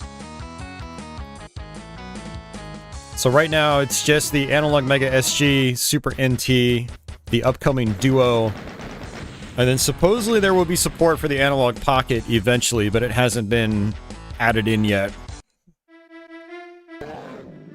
Oh crap. Yes, Orbital, there was a major twist on that level.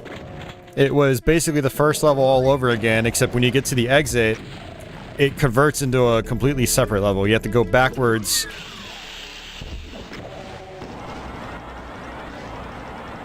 And it's much harder, much more devious on the way back. Like, you have to fight a Cyber Demon, for instance. He's the boss of Episode 2.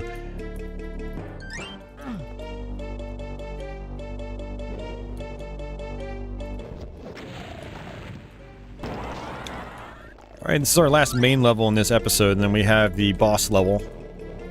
And then we'll go ahead and try to tackle Episode 4. Which I haven't actually played through Episode 4 in a little while. Well, honestly, I probably played through Episode 4 the last time I streamed this game. Whenever that was. I don't remember when it was. But I don't go through Episode 4 as often as the other episodes. Because it is, it's not as consistent as the other episodes, to me. There are a couple really good levels, but some of the other levels are just kind of like bland compared to the rest of Doom 1.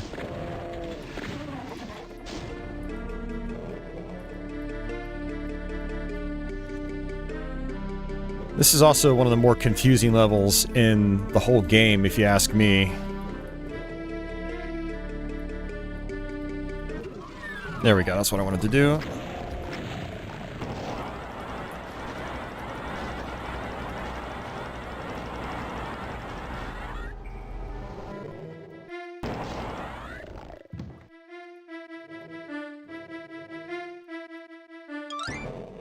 Ronan says, I was gonna pre-order the Duo, but with shipping it's almost $300. Yeah, no, absolutely. That's exactly what it is. Like, it cost me just about $300 after shipping. And yeah, it sounds expensive, but you gotta remember, if you want to get... Like, I don't know what your collection's like, but if you want to get, like, a good working PC Engine Duo, you're going to be spending $300 to get a console, then have it serviced and recapped. And then you might want some kind of flash drive. That's going to be an extra 80 to 150 bucks, depending on the kind of model that you get. And so then you're up into $400+ territory. And then if you want better video quality, you need to get it RGB modded. That's even more money.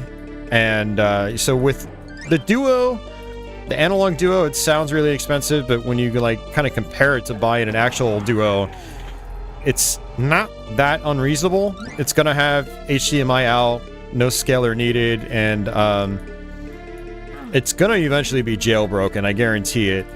And then so you'll most likely be able to at least load Hue cards up through the jailbreak. I mean, you've been able to do it with every other analog console, so I don't know why I'm getting lost here. So let's use the map for a change.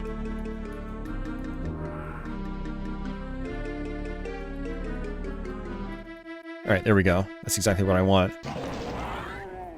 Now, if you already have a PC Engine Duo or something like that, and it's all set, and you've got ways to, like, play burn discs and stuff like that, or whatever, it's, you know, then yeah, that paying $300 for the analog Duo is probably not as, it doesn't make as much sense. But for me, like, I really appreciate the quality of their other products. You know, I've had the Super NT, the Mega SG, and they're just amazing for what I do as a quote-unquote content creator and streamer. There's some perks to them that are really nice. But they're also really high-quality products, and it's nice being able to have a device where it's just, yeah, like, it's jailbroken. I don't even need a flash cartridge anymore, you know? I just use the jailbreak on those consoles, and it's just like an all-in-one solution. It's really nice.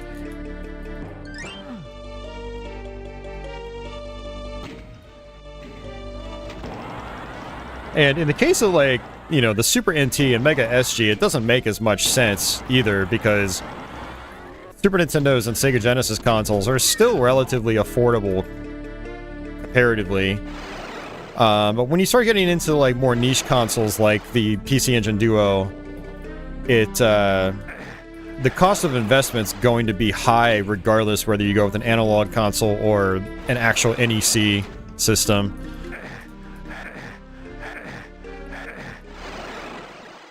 Okay, I keep going the wrong way. You don't really have enough nostalgia for the Duo. You have a Super NT and Mega SG, but you grew up with those consoles. Yeah, but it also depends on, like, how experimental do you get with your game system libraries? Do you enjoy, like, finding new games on platforms you haven't experienced a lot of, or are you really just mainly about the nostalgia? I mean, if you're mostly about that, then yeah, something like a Duo might not be all that interesting to you. But if you're just someone that just loves games from that era, and you really want to dive in further into those libraries, it's great having a new console like that and actually spending time with it and diving into seeing what it has to offer. And trust me, the PC Engine library is an amazing library. Like, anyone that's like a big fan of Super Nintendo and Genesis, from the standpoint of just enjoying games as opposed to, like, being hooked by the nostalgia, like, it's a must-have in my opinion.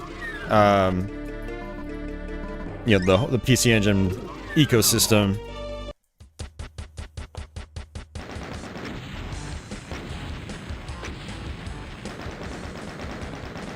Yeah, Dasana, I've been intentionally trying to break out of just, like, the shmups molds when it comes to PC Engine stuff. I've been tinkering with, like, random platformers and other games.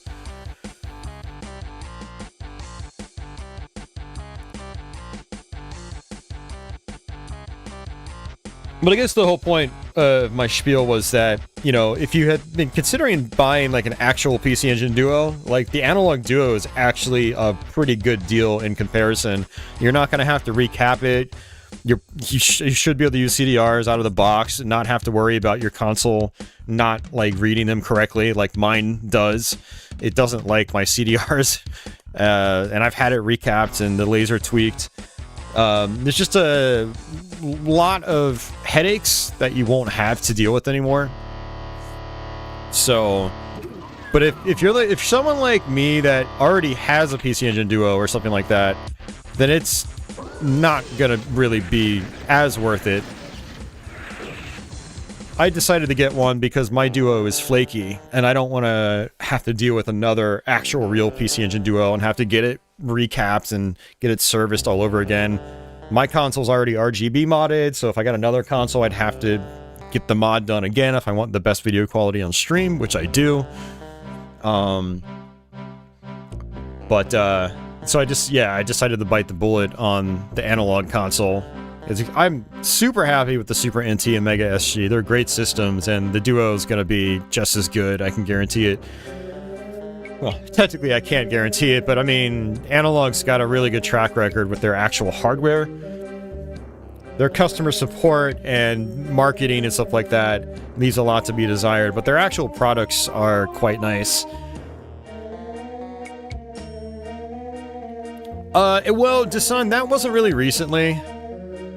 That was like, oh boy, I think 2015 or 2016 is when I got the console. And, one of my ex-viewers offered to mod it, RGB mod it for free, well, cost of shipping, and yeah, the mod was really messy, and I ended up having to have someone else fix it, and then they also did a recap on it at the same time, and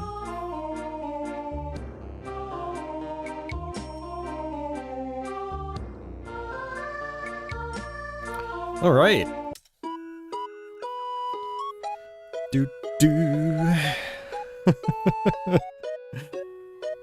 Oh man. Yep, the Mega SG works with the real Sega CD. Yep. That's my favorite way to play Sega CD right now, is through the Mega SG.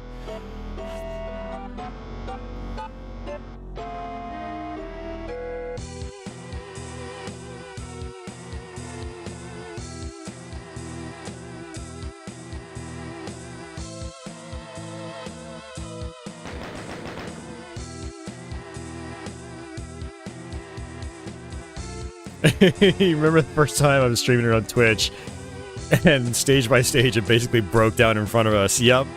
I mean, that was when I first got it, which is why the viewer offered to try to fix it anyway, but he did such like a shoddy job of it that I would have rather have just sent it to someone that was competent and pay for it.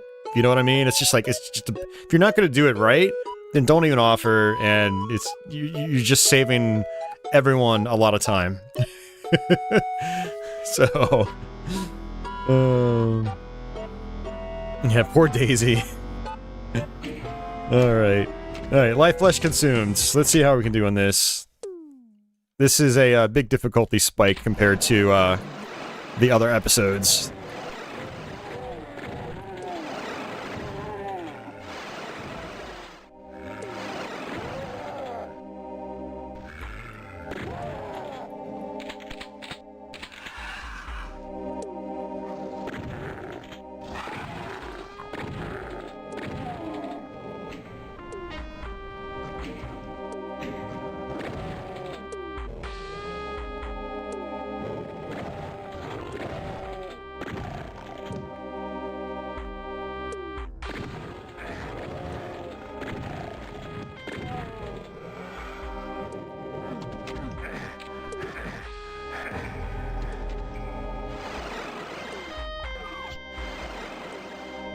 But yeah, Desan, you know, as you live and you learn, right? We all make our own mistakes.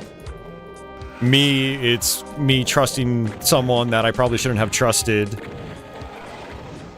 Ever since I've had any console issues, I've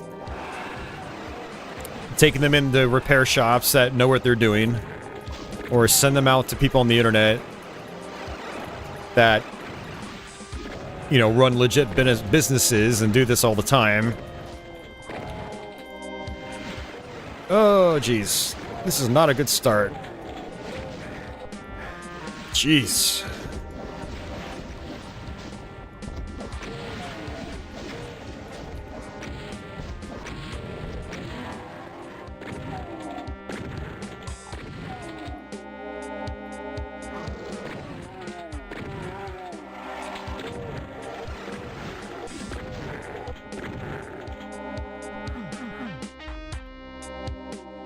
I am on ultraviolence, yeah.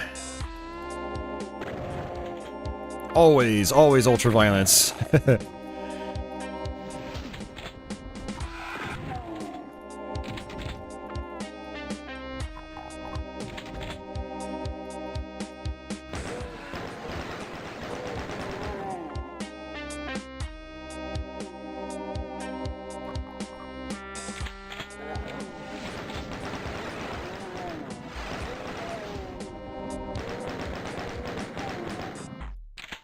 Alright, we might actually be okay after this.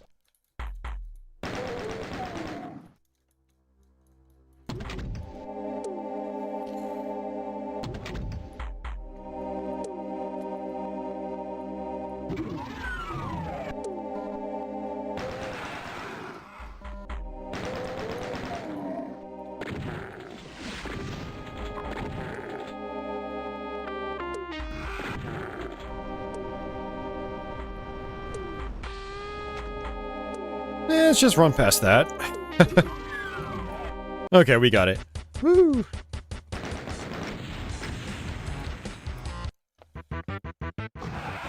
Yeah, the first couple levels are pretty tough, but the later levels in this aren't too bad. Well, some of the later levels. There's one later level that's actually quite challenging.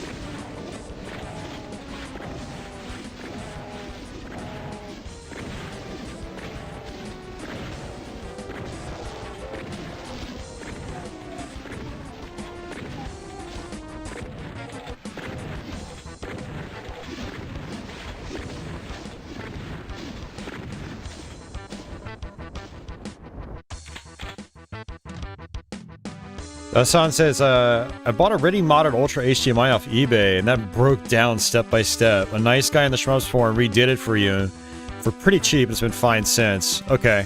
Yeah, that sucks to get a product like that. You know, you buy it from a place like eBay, and,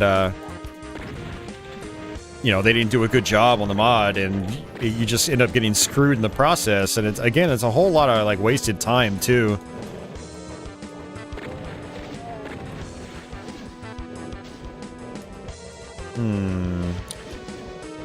So I actually kind of want to drop down here, I believe.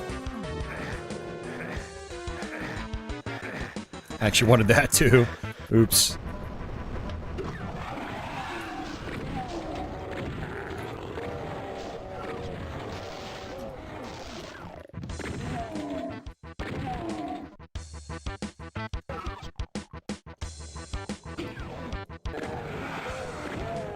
Yeah, so there's actually a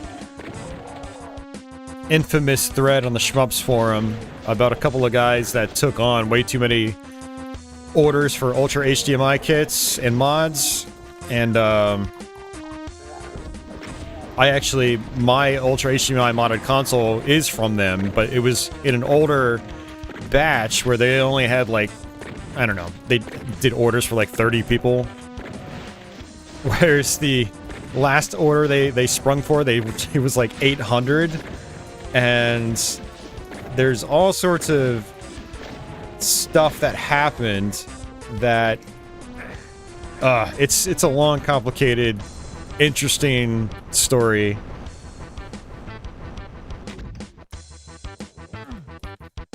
Oh, and I actually messed that up. That's fine.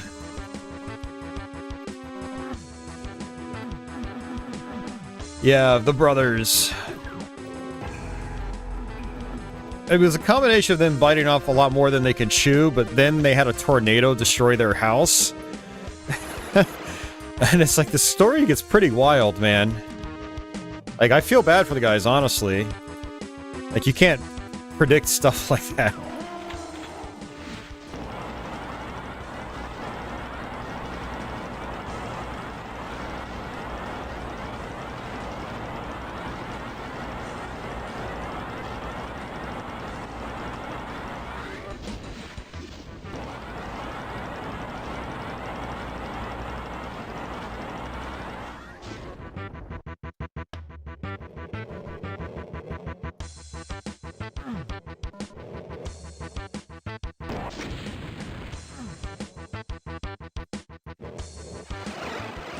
Alright, so now we can go this way.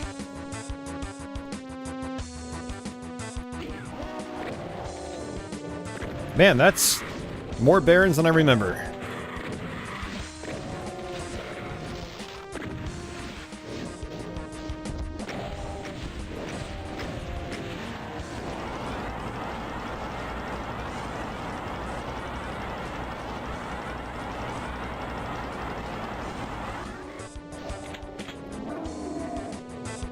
Oh, crap. I did not mean to do that.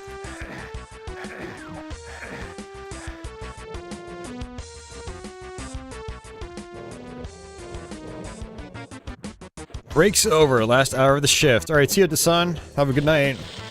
I appreciate you hanging out for a little bit.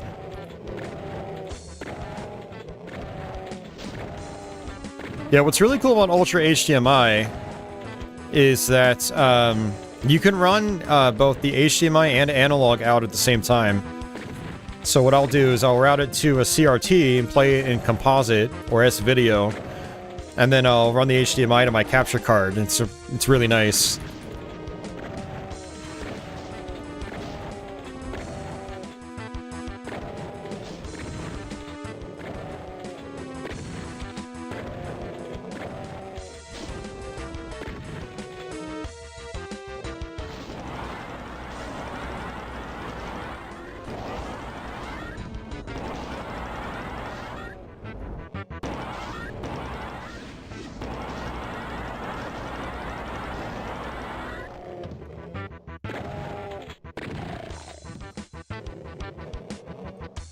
Chainsaw!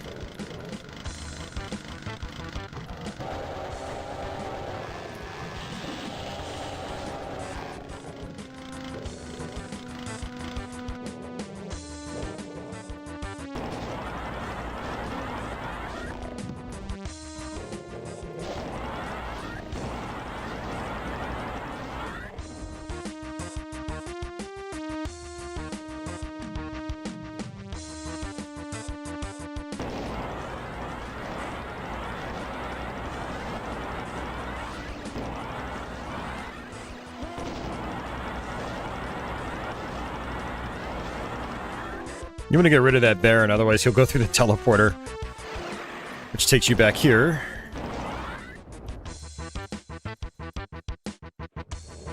Alright, so technically this is towards the end.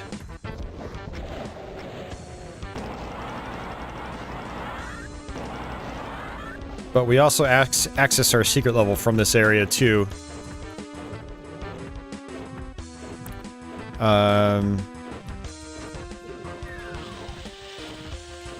What I want to do is come down here, and I think I telefrag the Cyber Demon. Yep.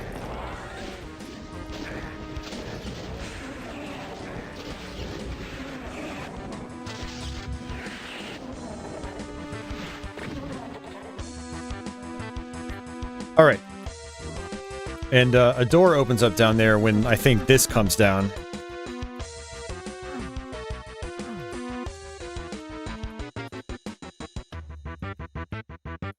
Yeah, this is definitely one of, if not the toughest levels in Ultimate Doom. Alright, so we do this, come down here, boom. And now we go from one of the coolest levels in all of Doom to one of the lamest levels in all of Doom.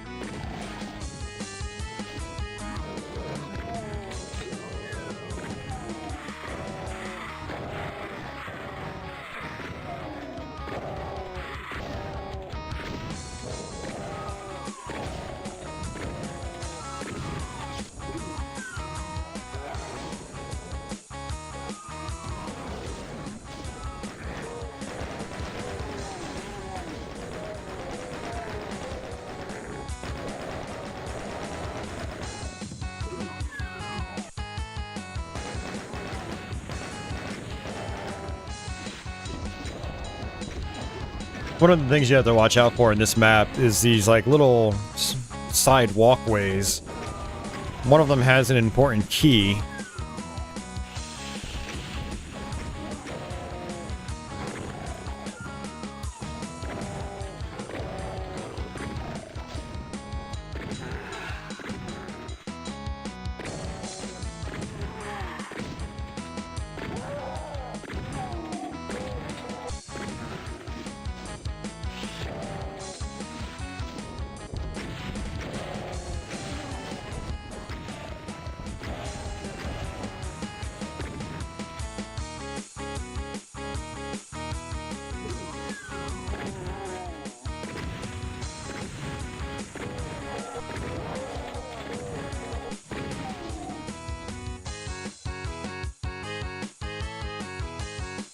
Alright, plasma gun.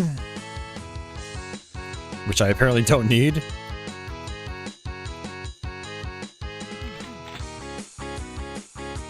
Yep, there's our yellow key.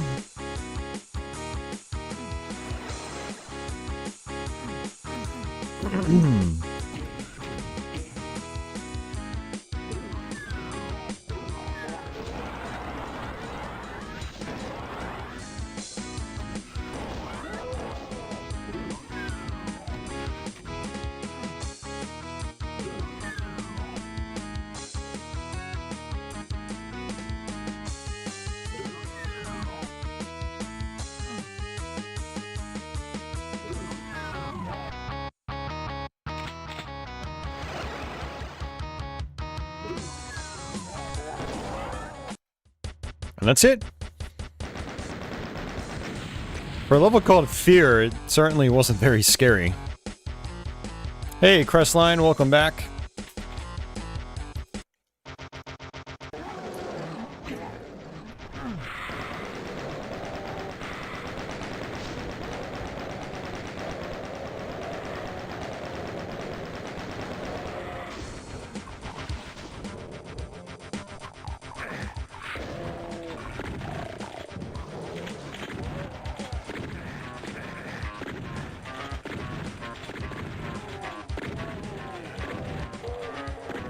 There's a lot of hit scanners in this first part.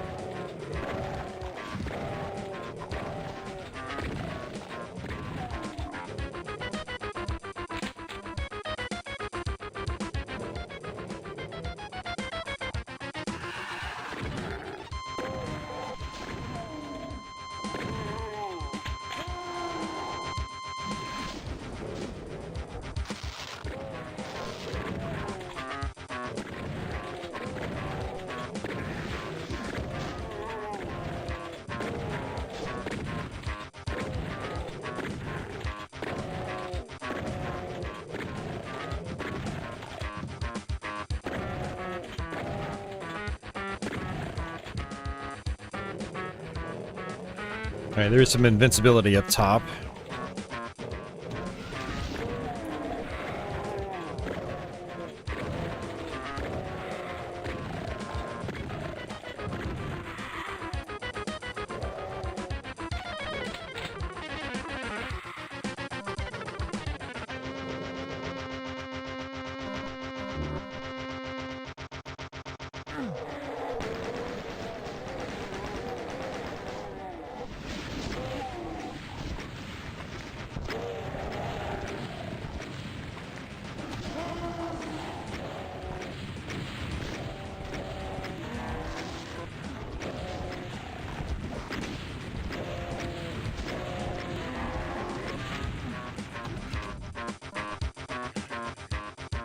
I love making the most out of power-ups like the invulnerability sphere. I just go ham with the rockets.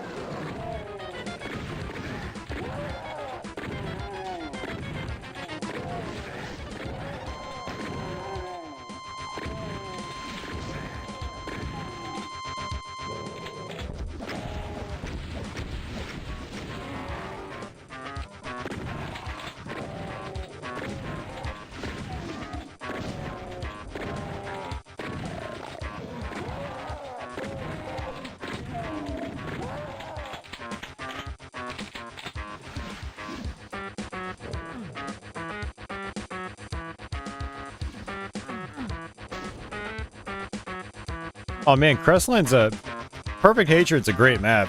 It's just, I think a lot of people don't like it because it's challenging. It's one of the hardest maps in all of classic Doom, honestly.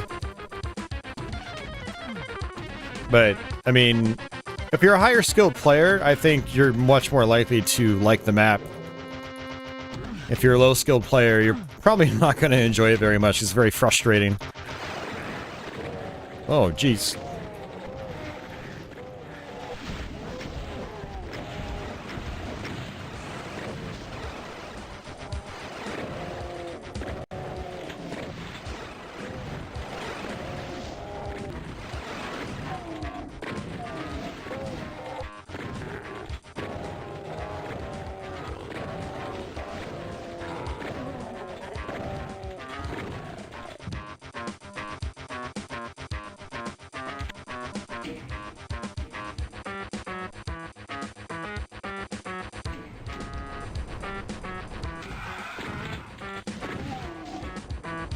Now we can go back.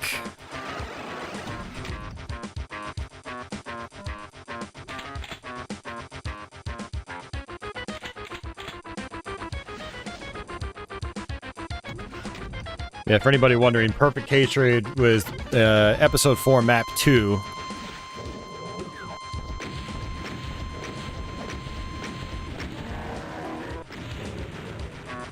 The one where we telefragged the Cyber Demon.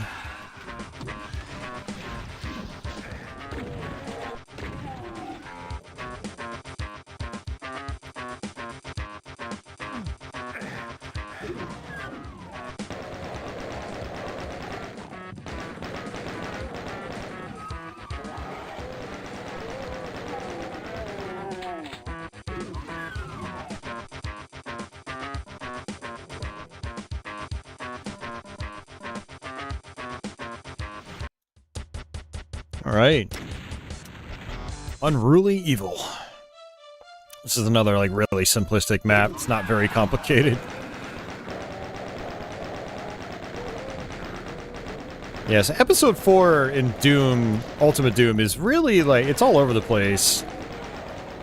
Which is why it's kind of my least played episode. Whereas I think the level design is really consistent in the first 3 episodes. This 4th one was kind of like... Some maps are like really clever, others are just kind of like, it's definitely filler material.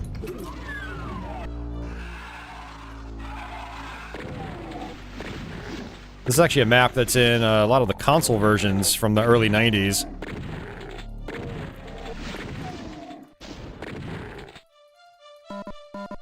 Really good for those low memory constraints back then.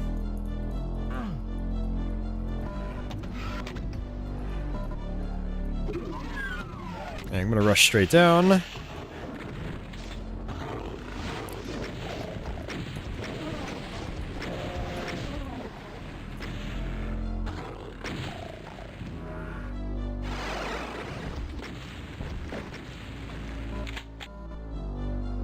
Every time a pinky demon tries to bite me, I think of my cat, Milo.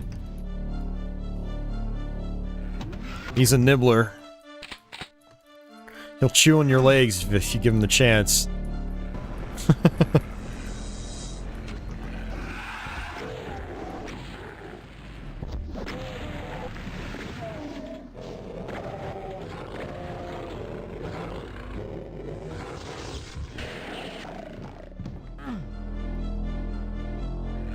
Hey, red door? Look at this, we're already at the exit. It's like, really? It's such a throwaway map.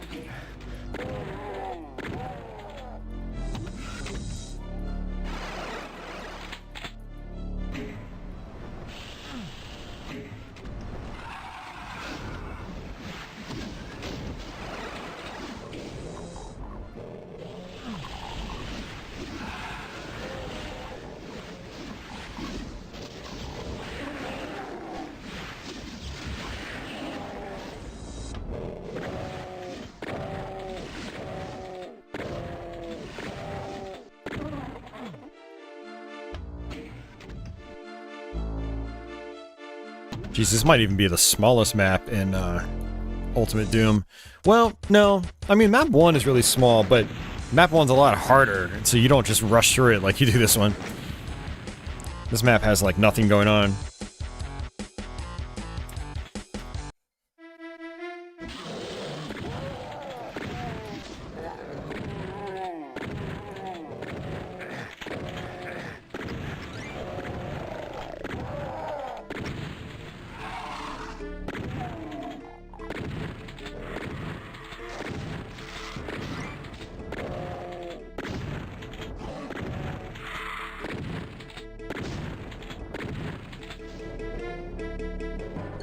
Yeah, only a few more maps to go, guys. We're making progress. We've been streaming for, holy hell, 6 hours. That I was not expecting to do tonight. I thought all this was going to take about, like, 4 hours. Quake took us about 3. Looks like Doom's going to take us a little bit longer. Actually, no, I think Doom was about the same. I did take, like, a 20-minute lunch break.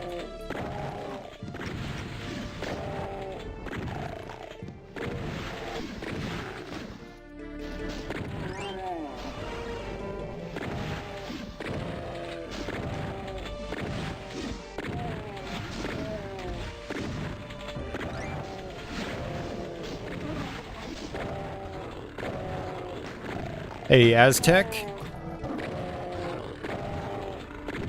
Yeah, long streaming's office. Long streaming's on work nights.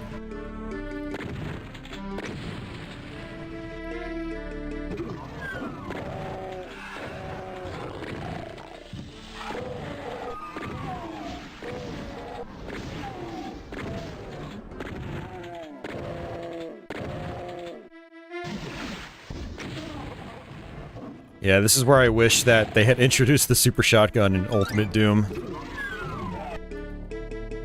Give people a taste of the super shotty. For those that hadn't played Doom 2 yet.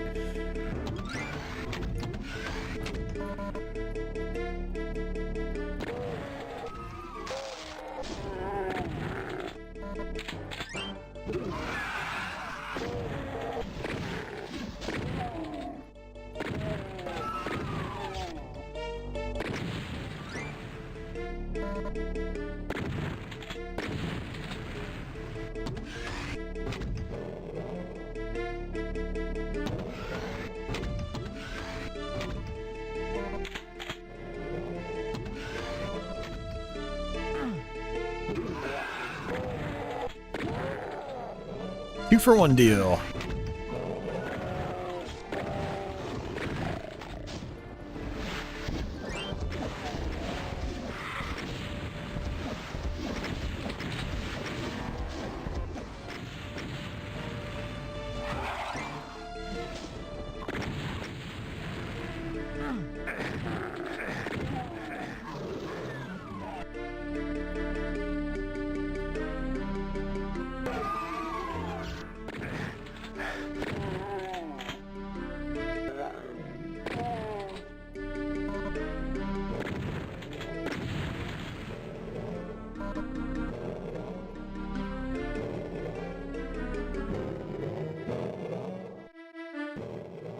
Must have saber-tooth jeans. Yeah, man, Milo is a biter. My Milo is a biter. I mean, he's like a playful biter.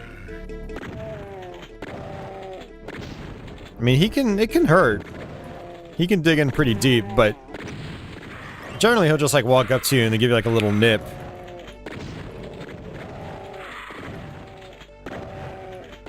He's like, hey, I'm here.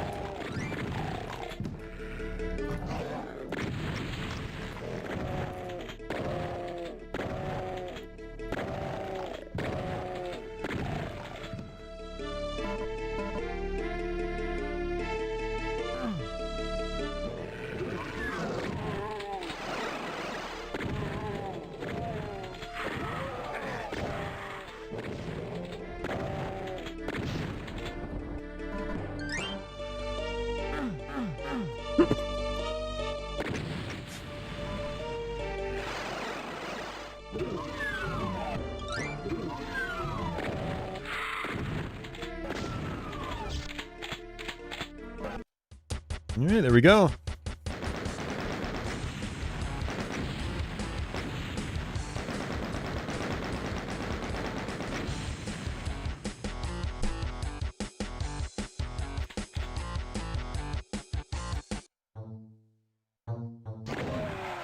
Alright, this is one of the tougher levels.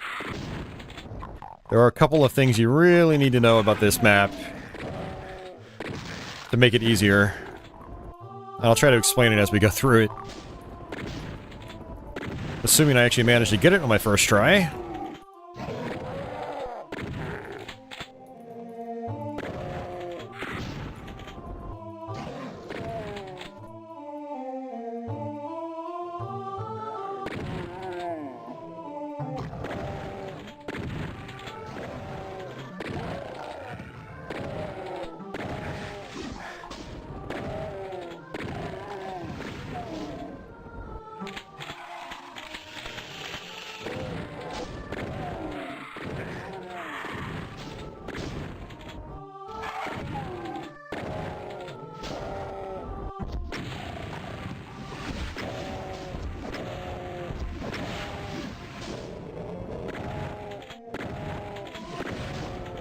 Ronan's walking his dog while he's watching this. Nice.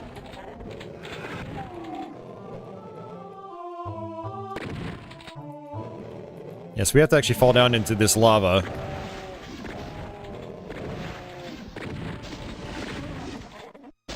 And there's gonna be enemies on both sides once we're inside the castle. Come on, Spectres, what are you doing? Alright, let's switch over to my plasma gun. Yep, just like that. And what I want to do is fall down here.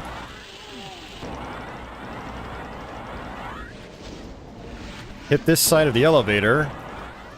And that's going to put us over on this side. Just like that. Yep, blue key.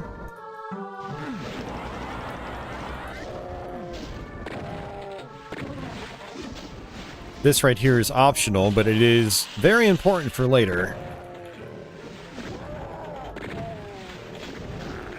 You notice there's an invincibility sphere in there.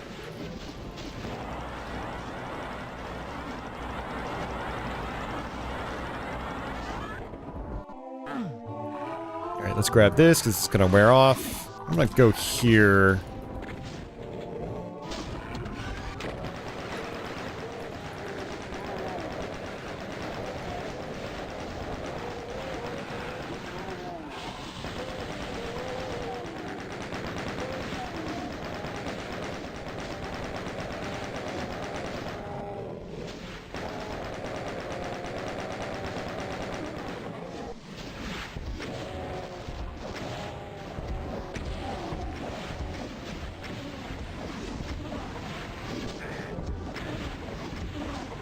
And I'm very low on health already.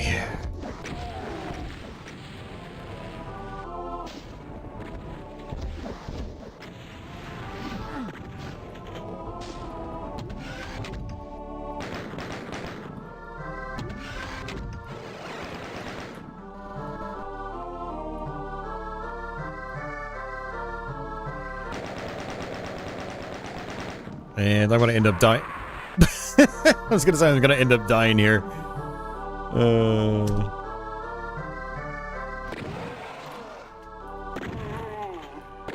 That's okay.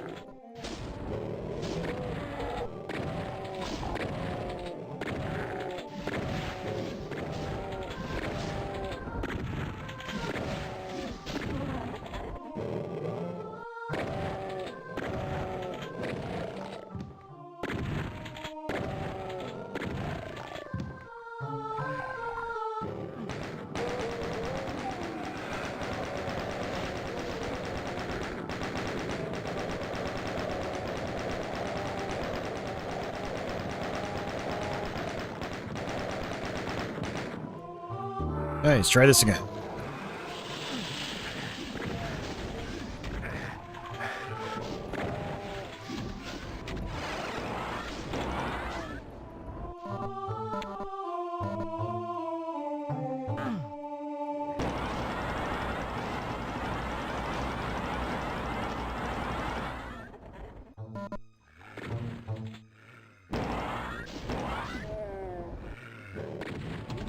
Alright, let's go to this side first.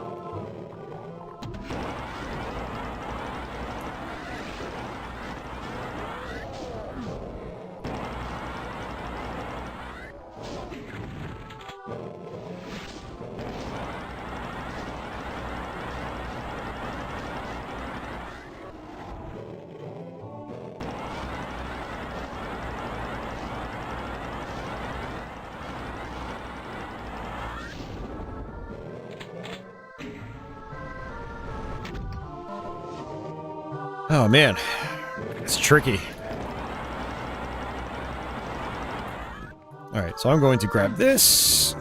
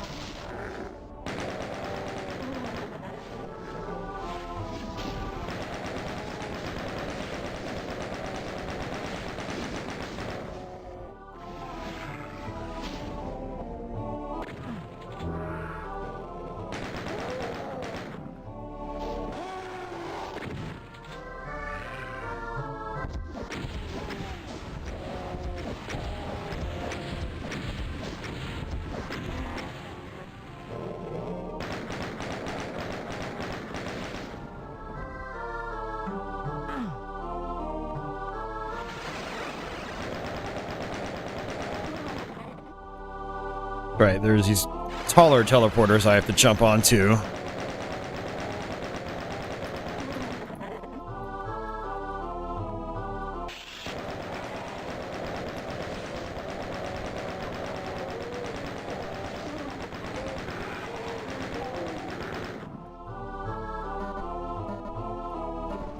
Alright, here's where things get fun. Maybe put that in quotations depending on the kind of player you are.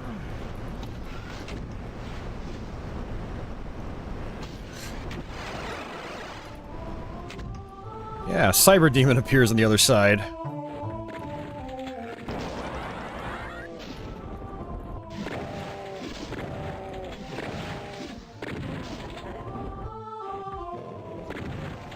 Whoa, there. Alright, so now what I'm gonna do is come this way, get this suit, because I need it.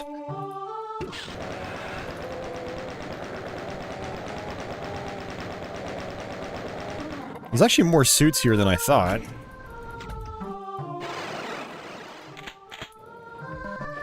Okay. Yeah, so now we can get the BFG. And not deal with the Cyber Demon. What I'm going to do is... I think it's this side.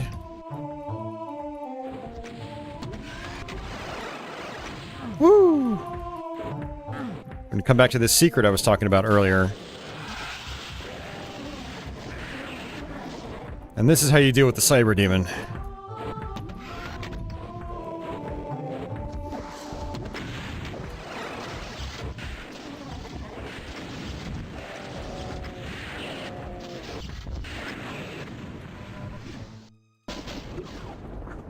And you have to kill the cyber demon, I believe. So, this is definitely one of the toughest levels in this episode. I mean, that level, I think is... Personally, I think that level's harder than Perfect Hatred.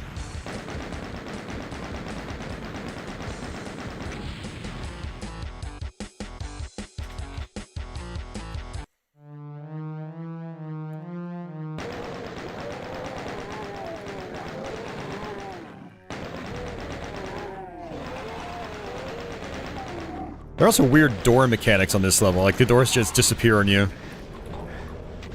Red key right there. Easy to miss. Holy crap, really?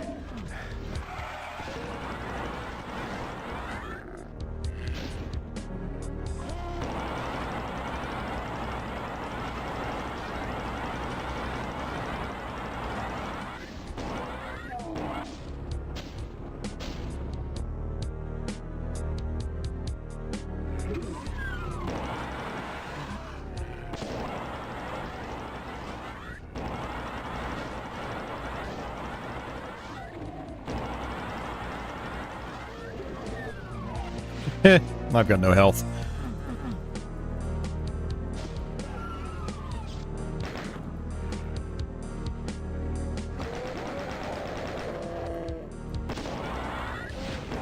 Oh, and I'm dead. Alright, let's try that again.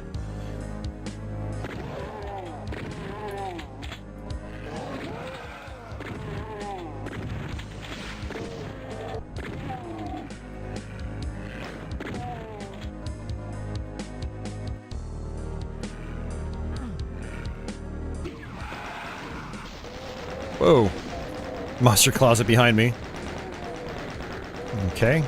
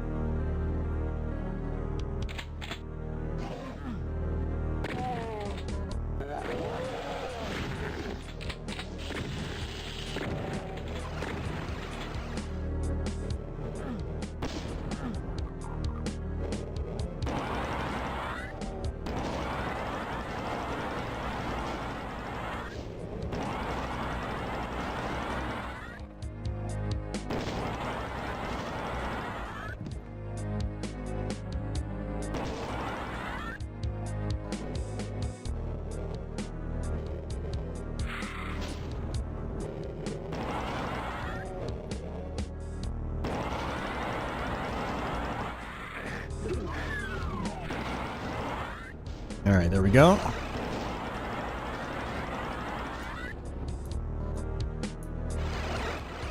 All 3 keys.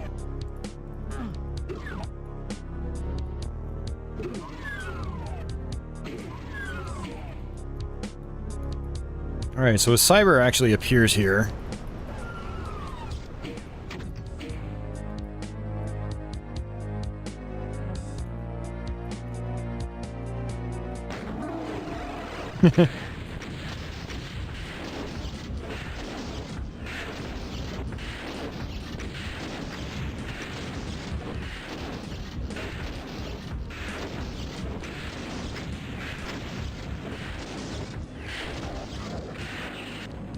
Not the most efficient way. I lost all my cells in the process.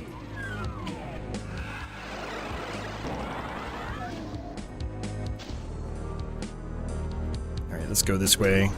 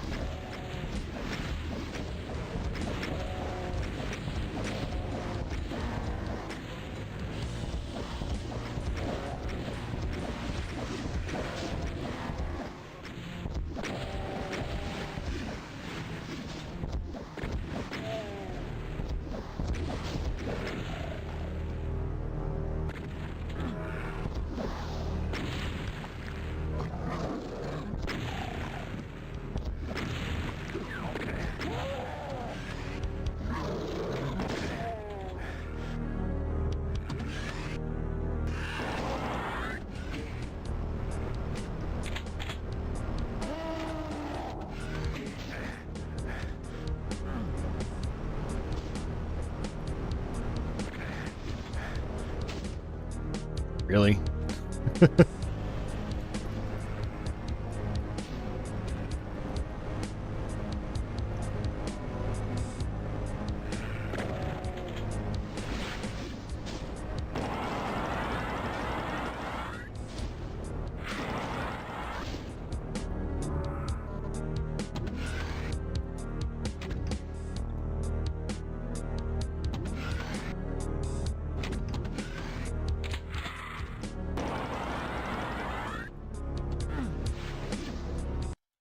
That switch is so high up in the air. I think it's intentionally misleading.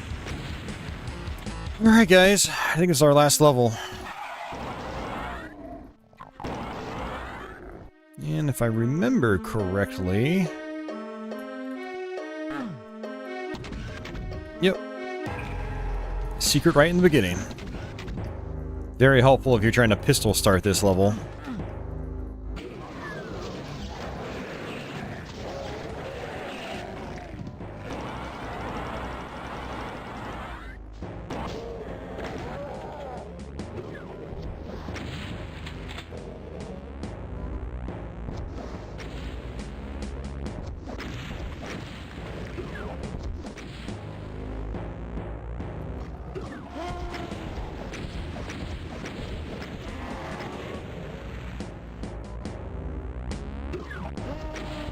Ow. Did not mean to do that.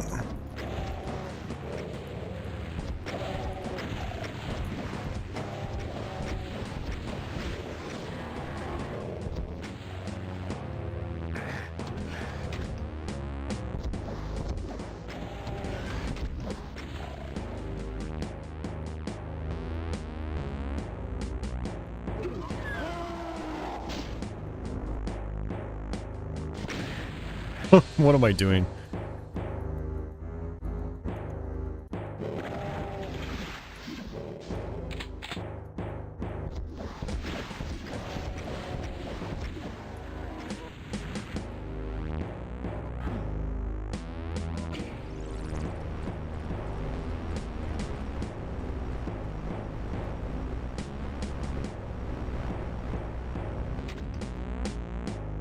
Need to flip another switch with the yellow key.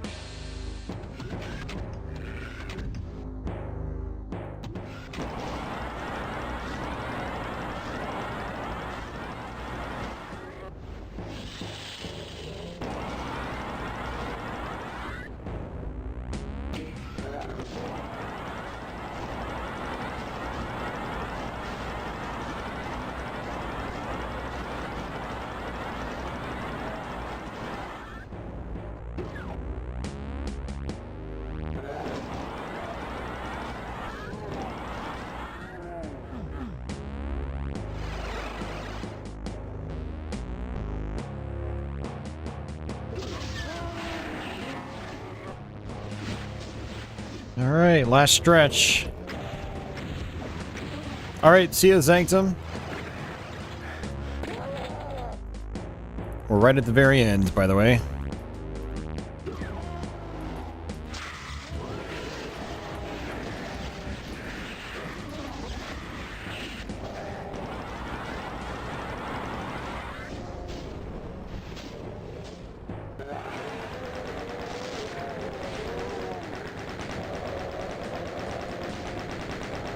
Yeah, basically you just kill the spider mastermind and then the portal opens up, and then that's it.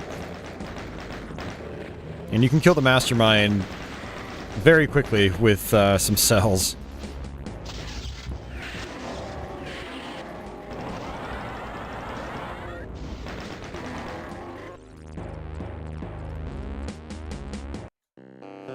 And that's it.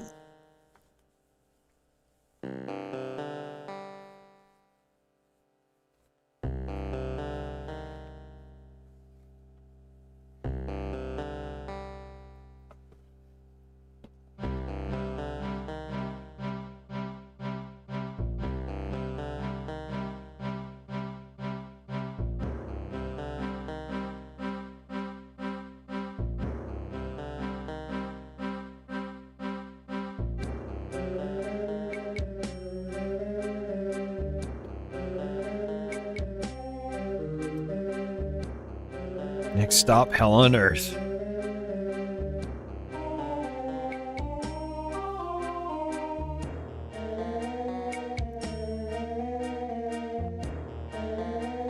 Back when Doom Guy actually had a face.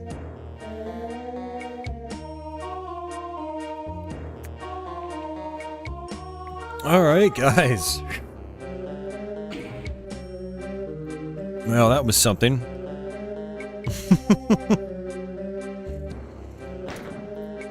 Oh, man.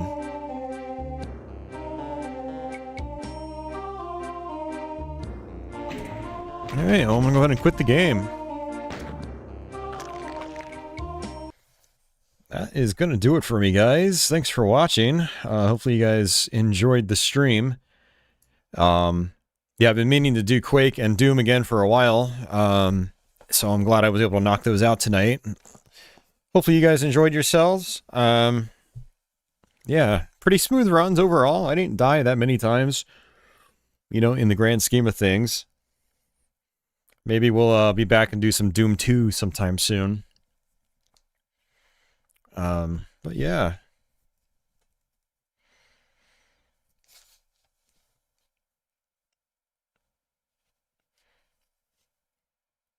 Feeling shred, Mr. Miles, Aaron, yeah. Thanks for popping in, guys. Yeah, if I didn't have to work in the morning, I would actually play some Doom 2 right now. I would try to go through all of Doom 2. It'd be a Quake and Doom 1 and Doom 2 stream. But I think 6.5 hours of Doom and Quake was good enough.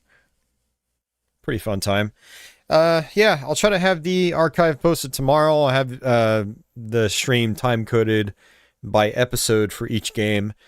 So if you want to go back and finish watching it, or, you know, if you need to play catch-up, you know, watch out for the archive tomorrow.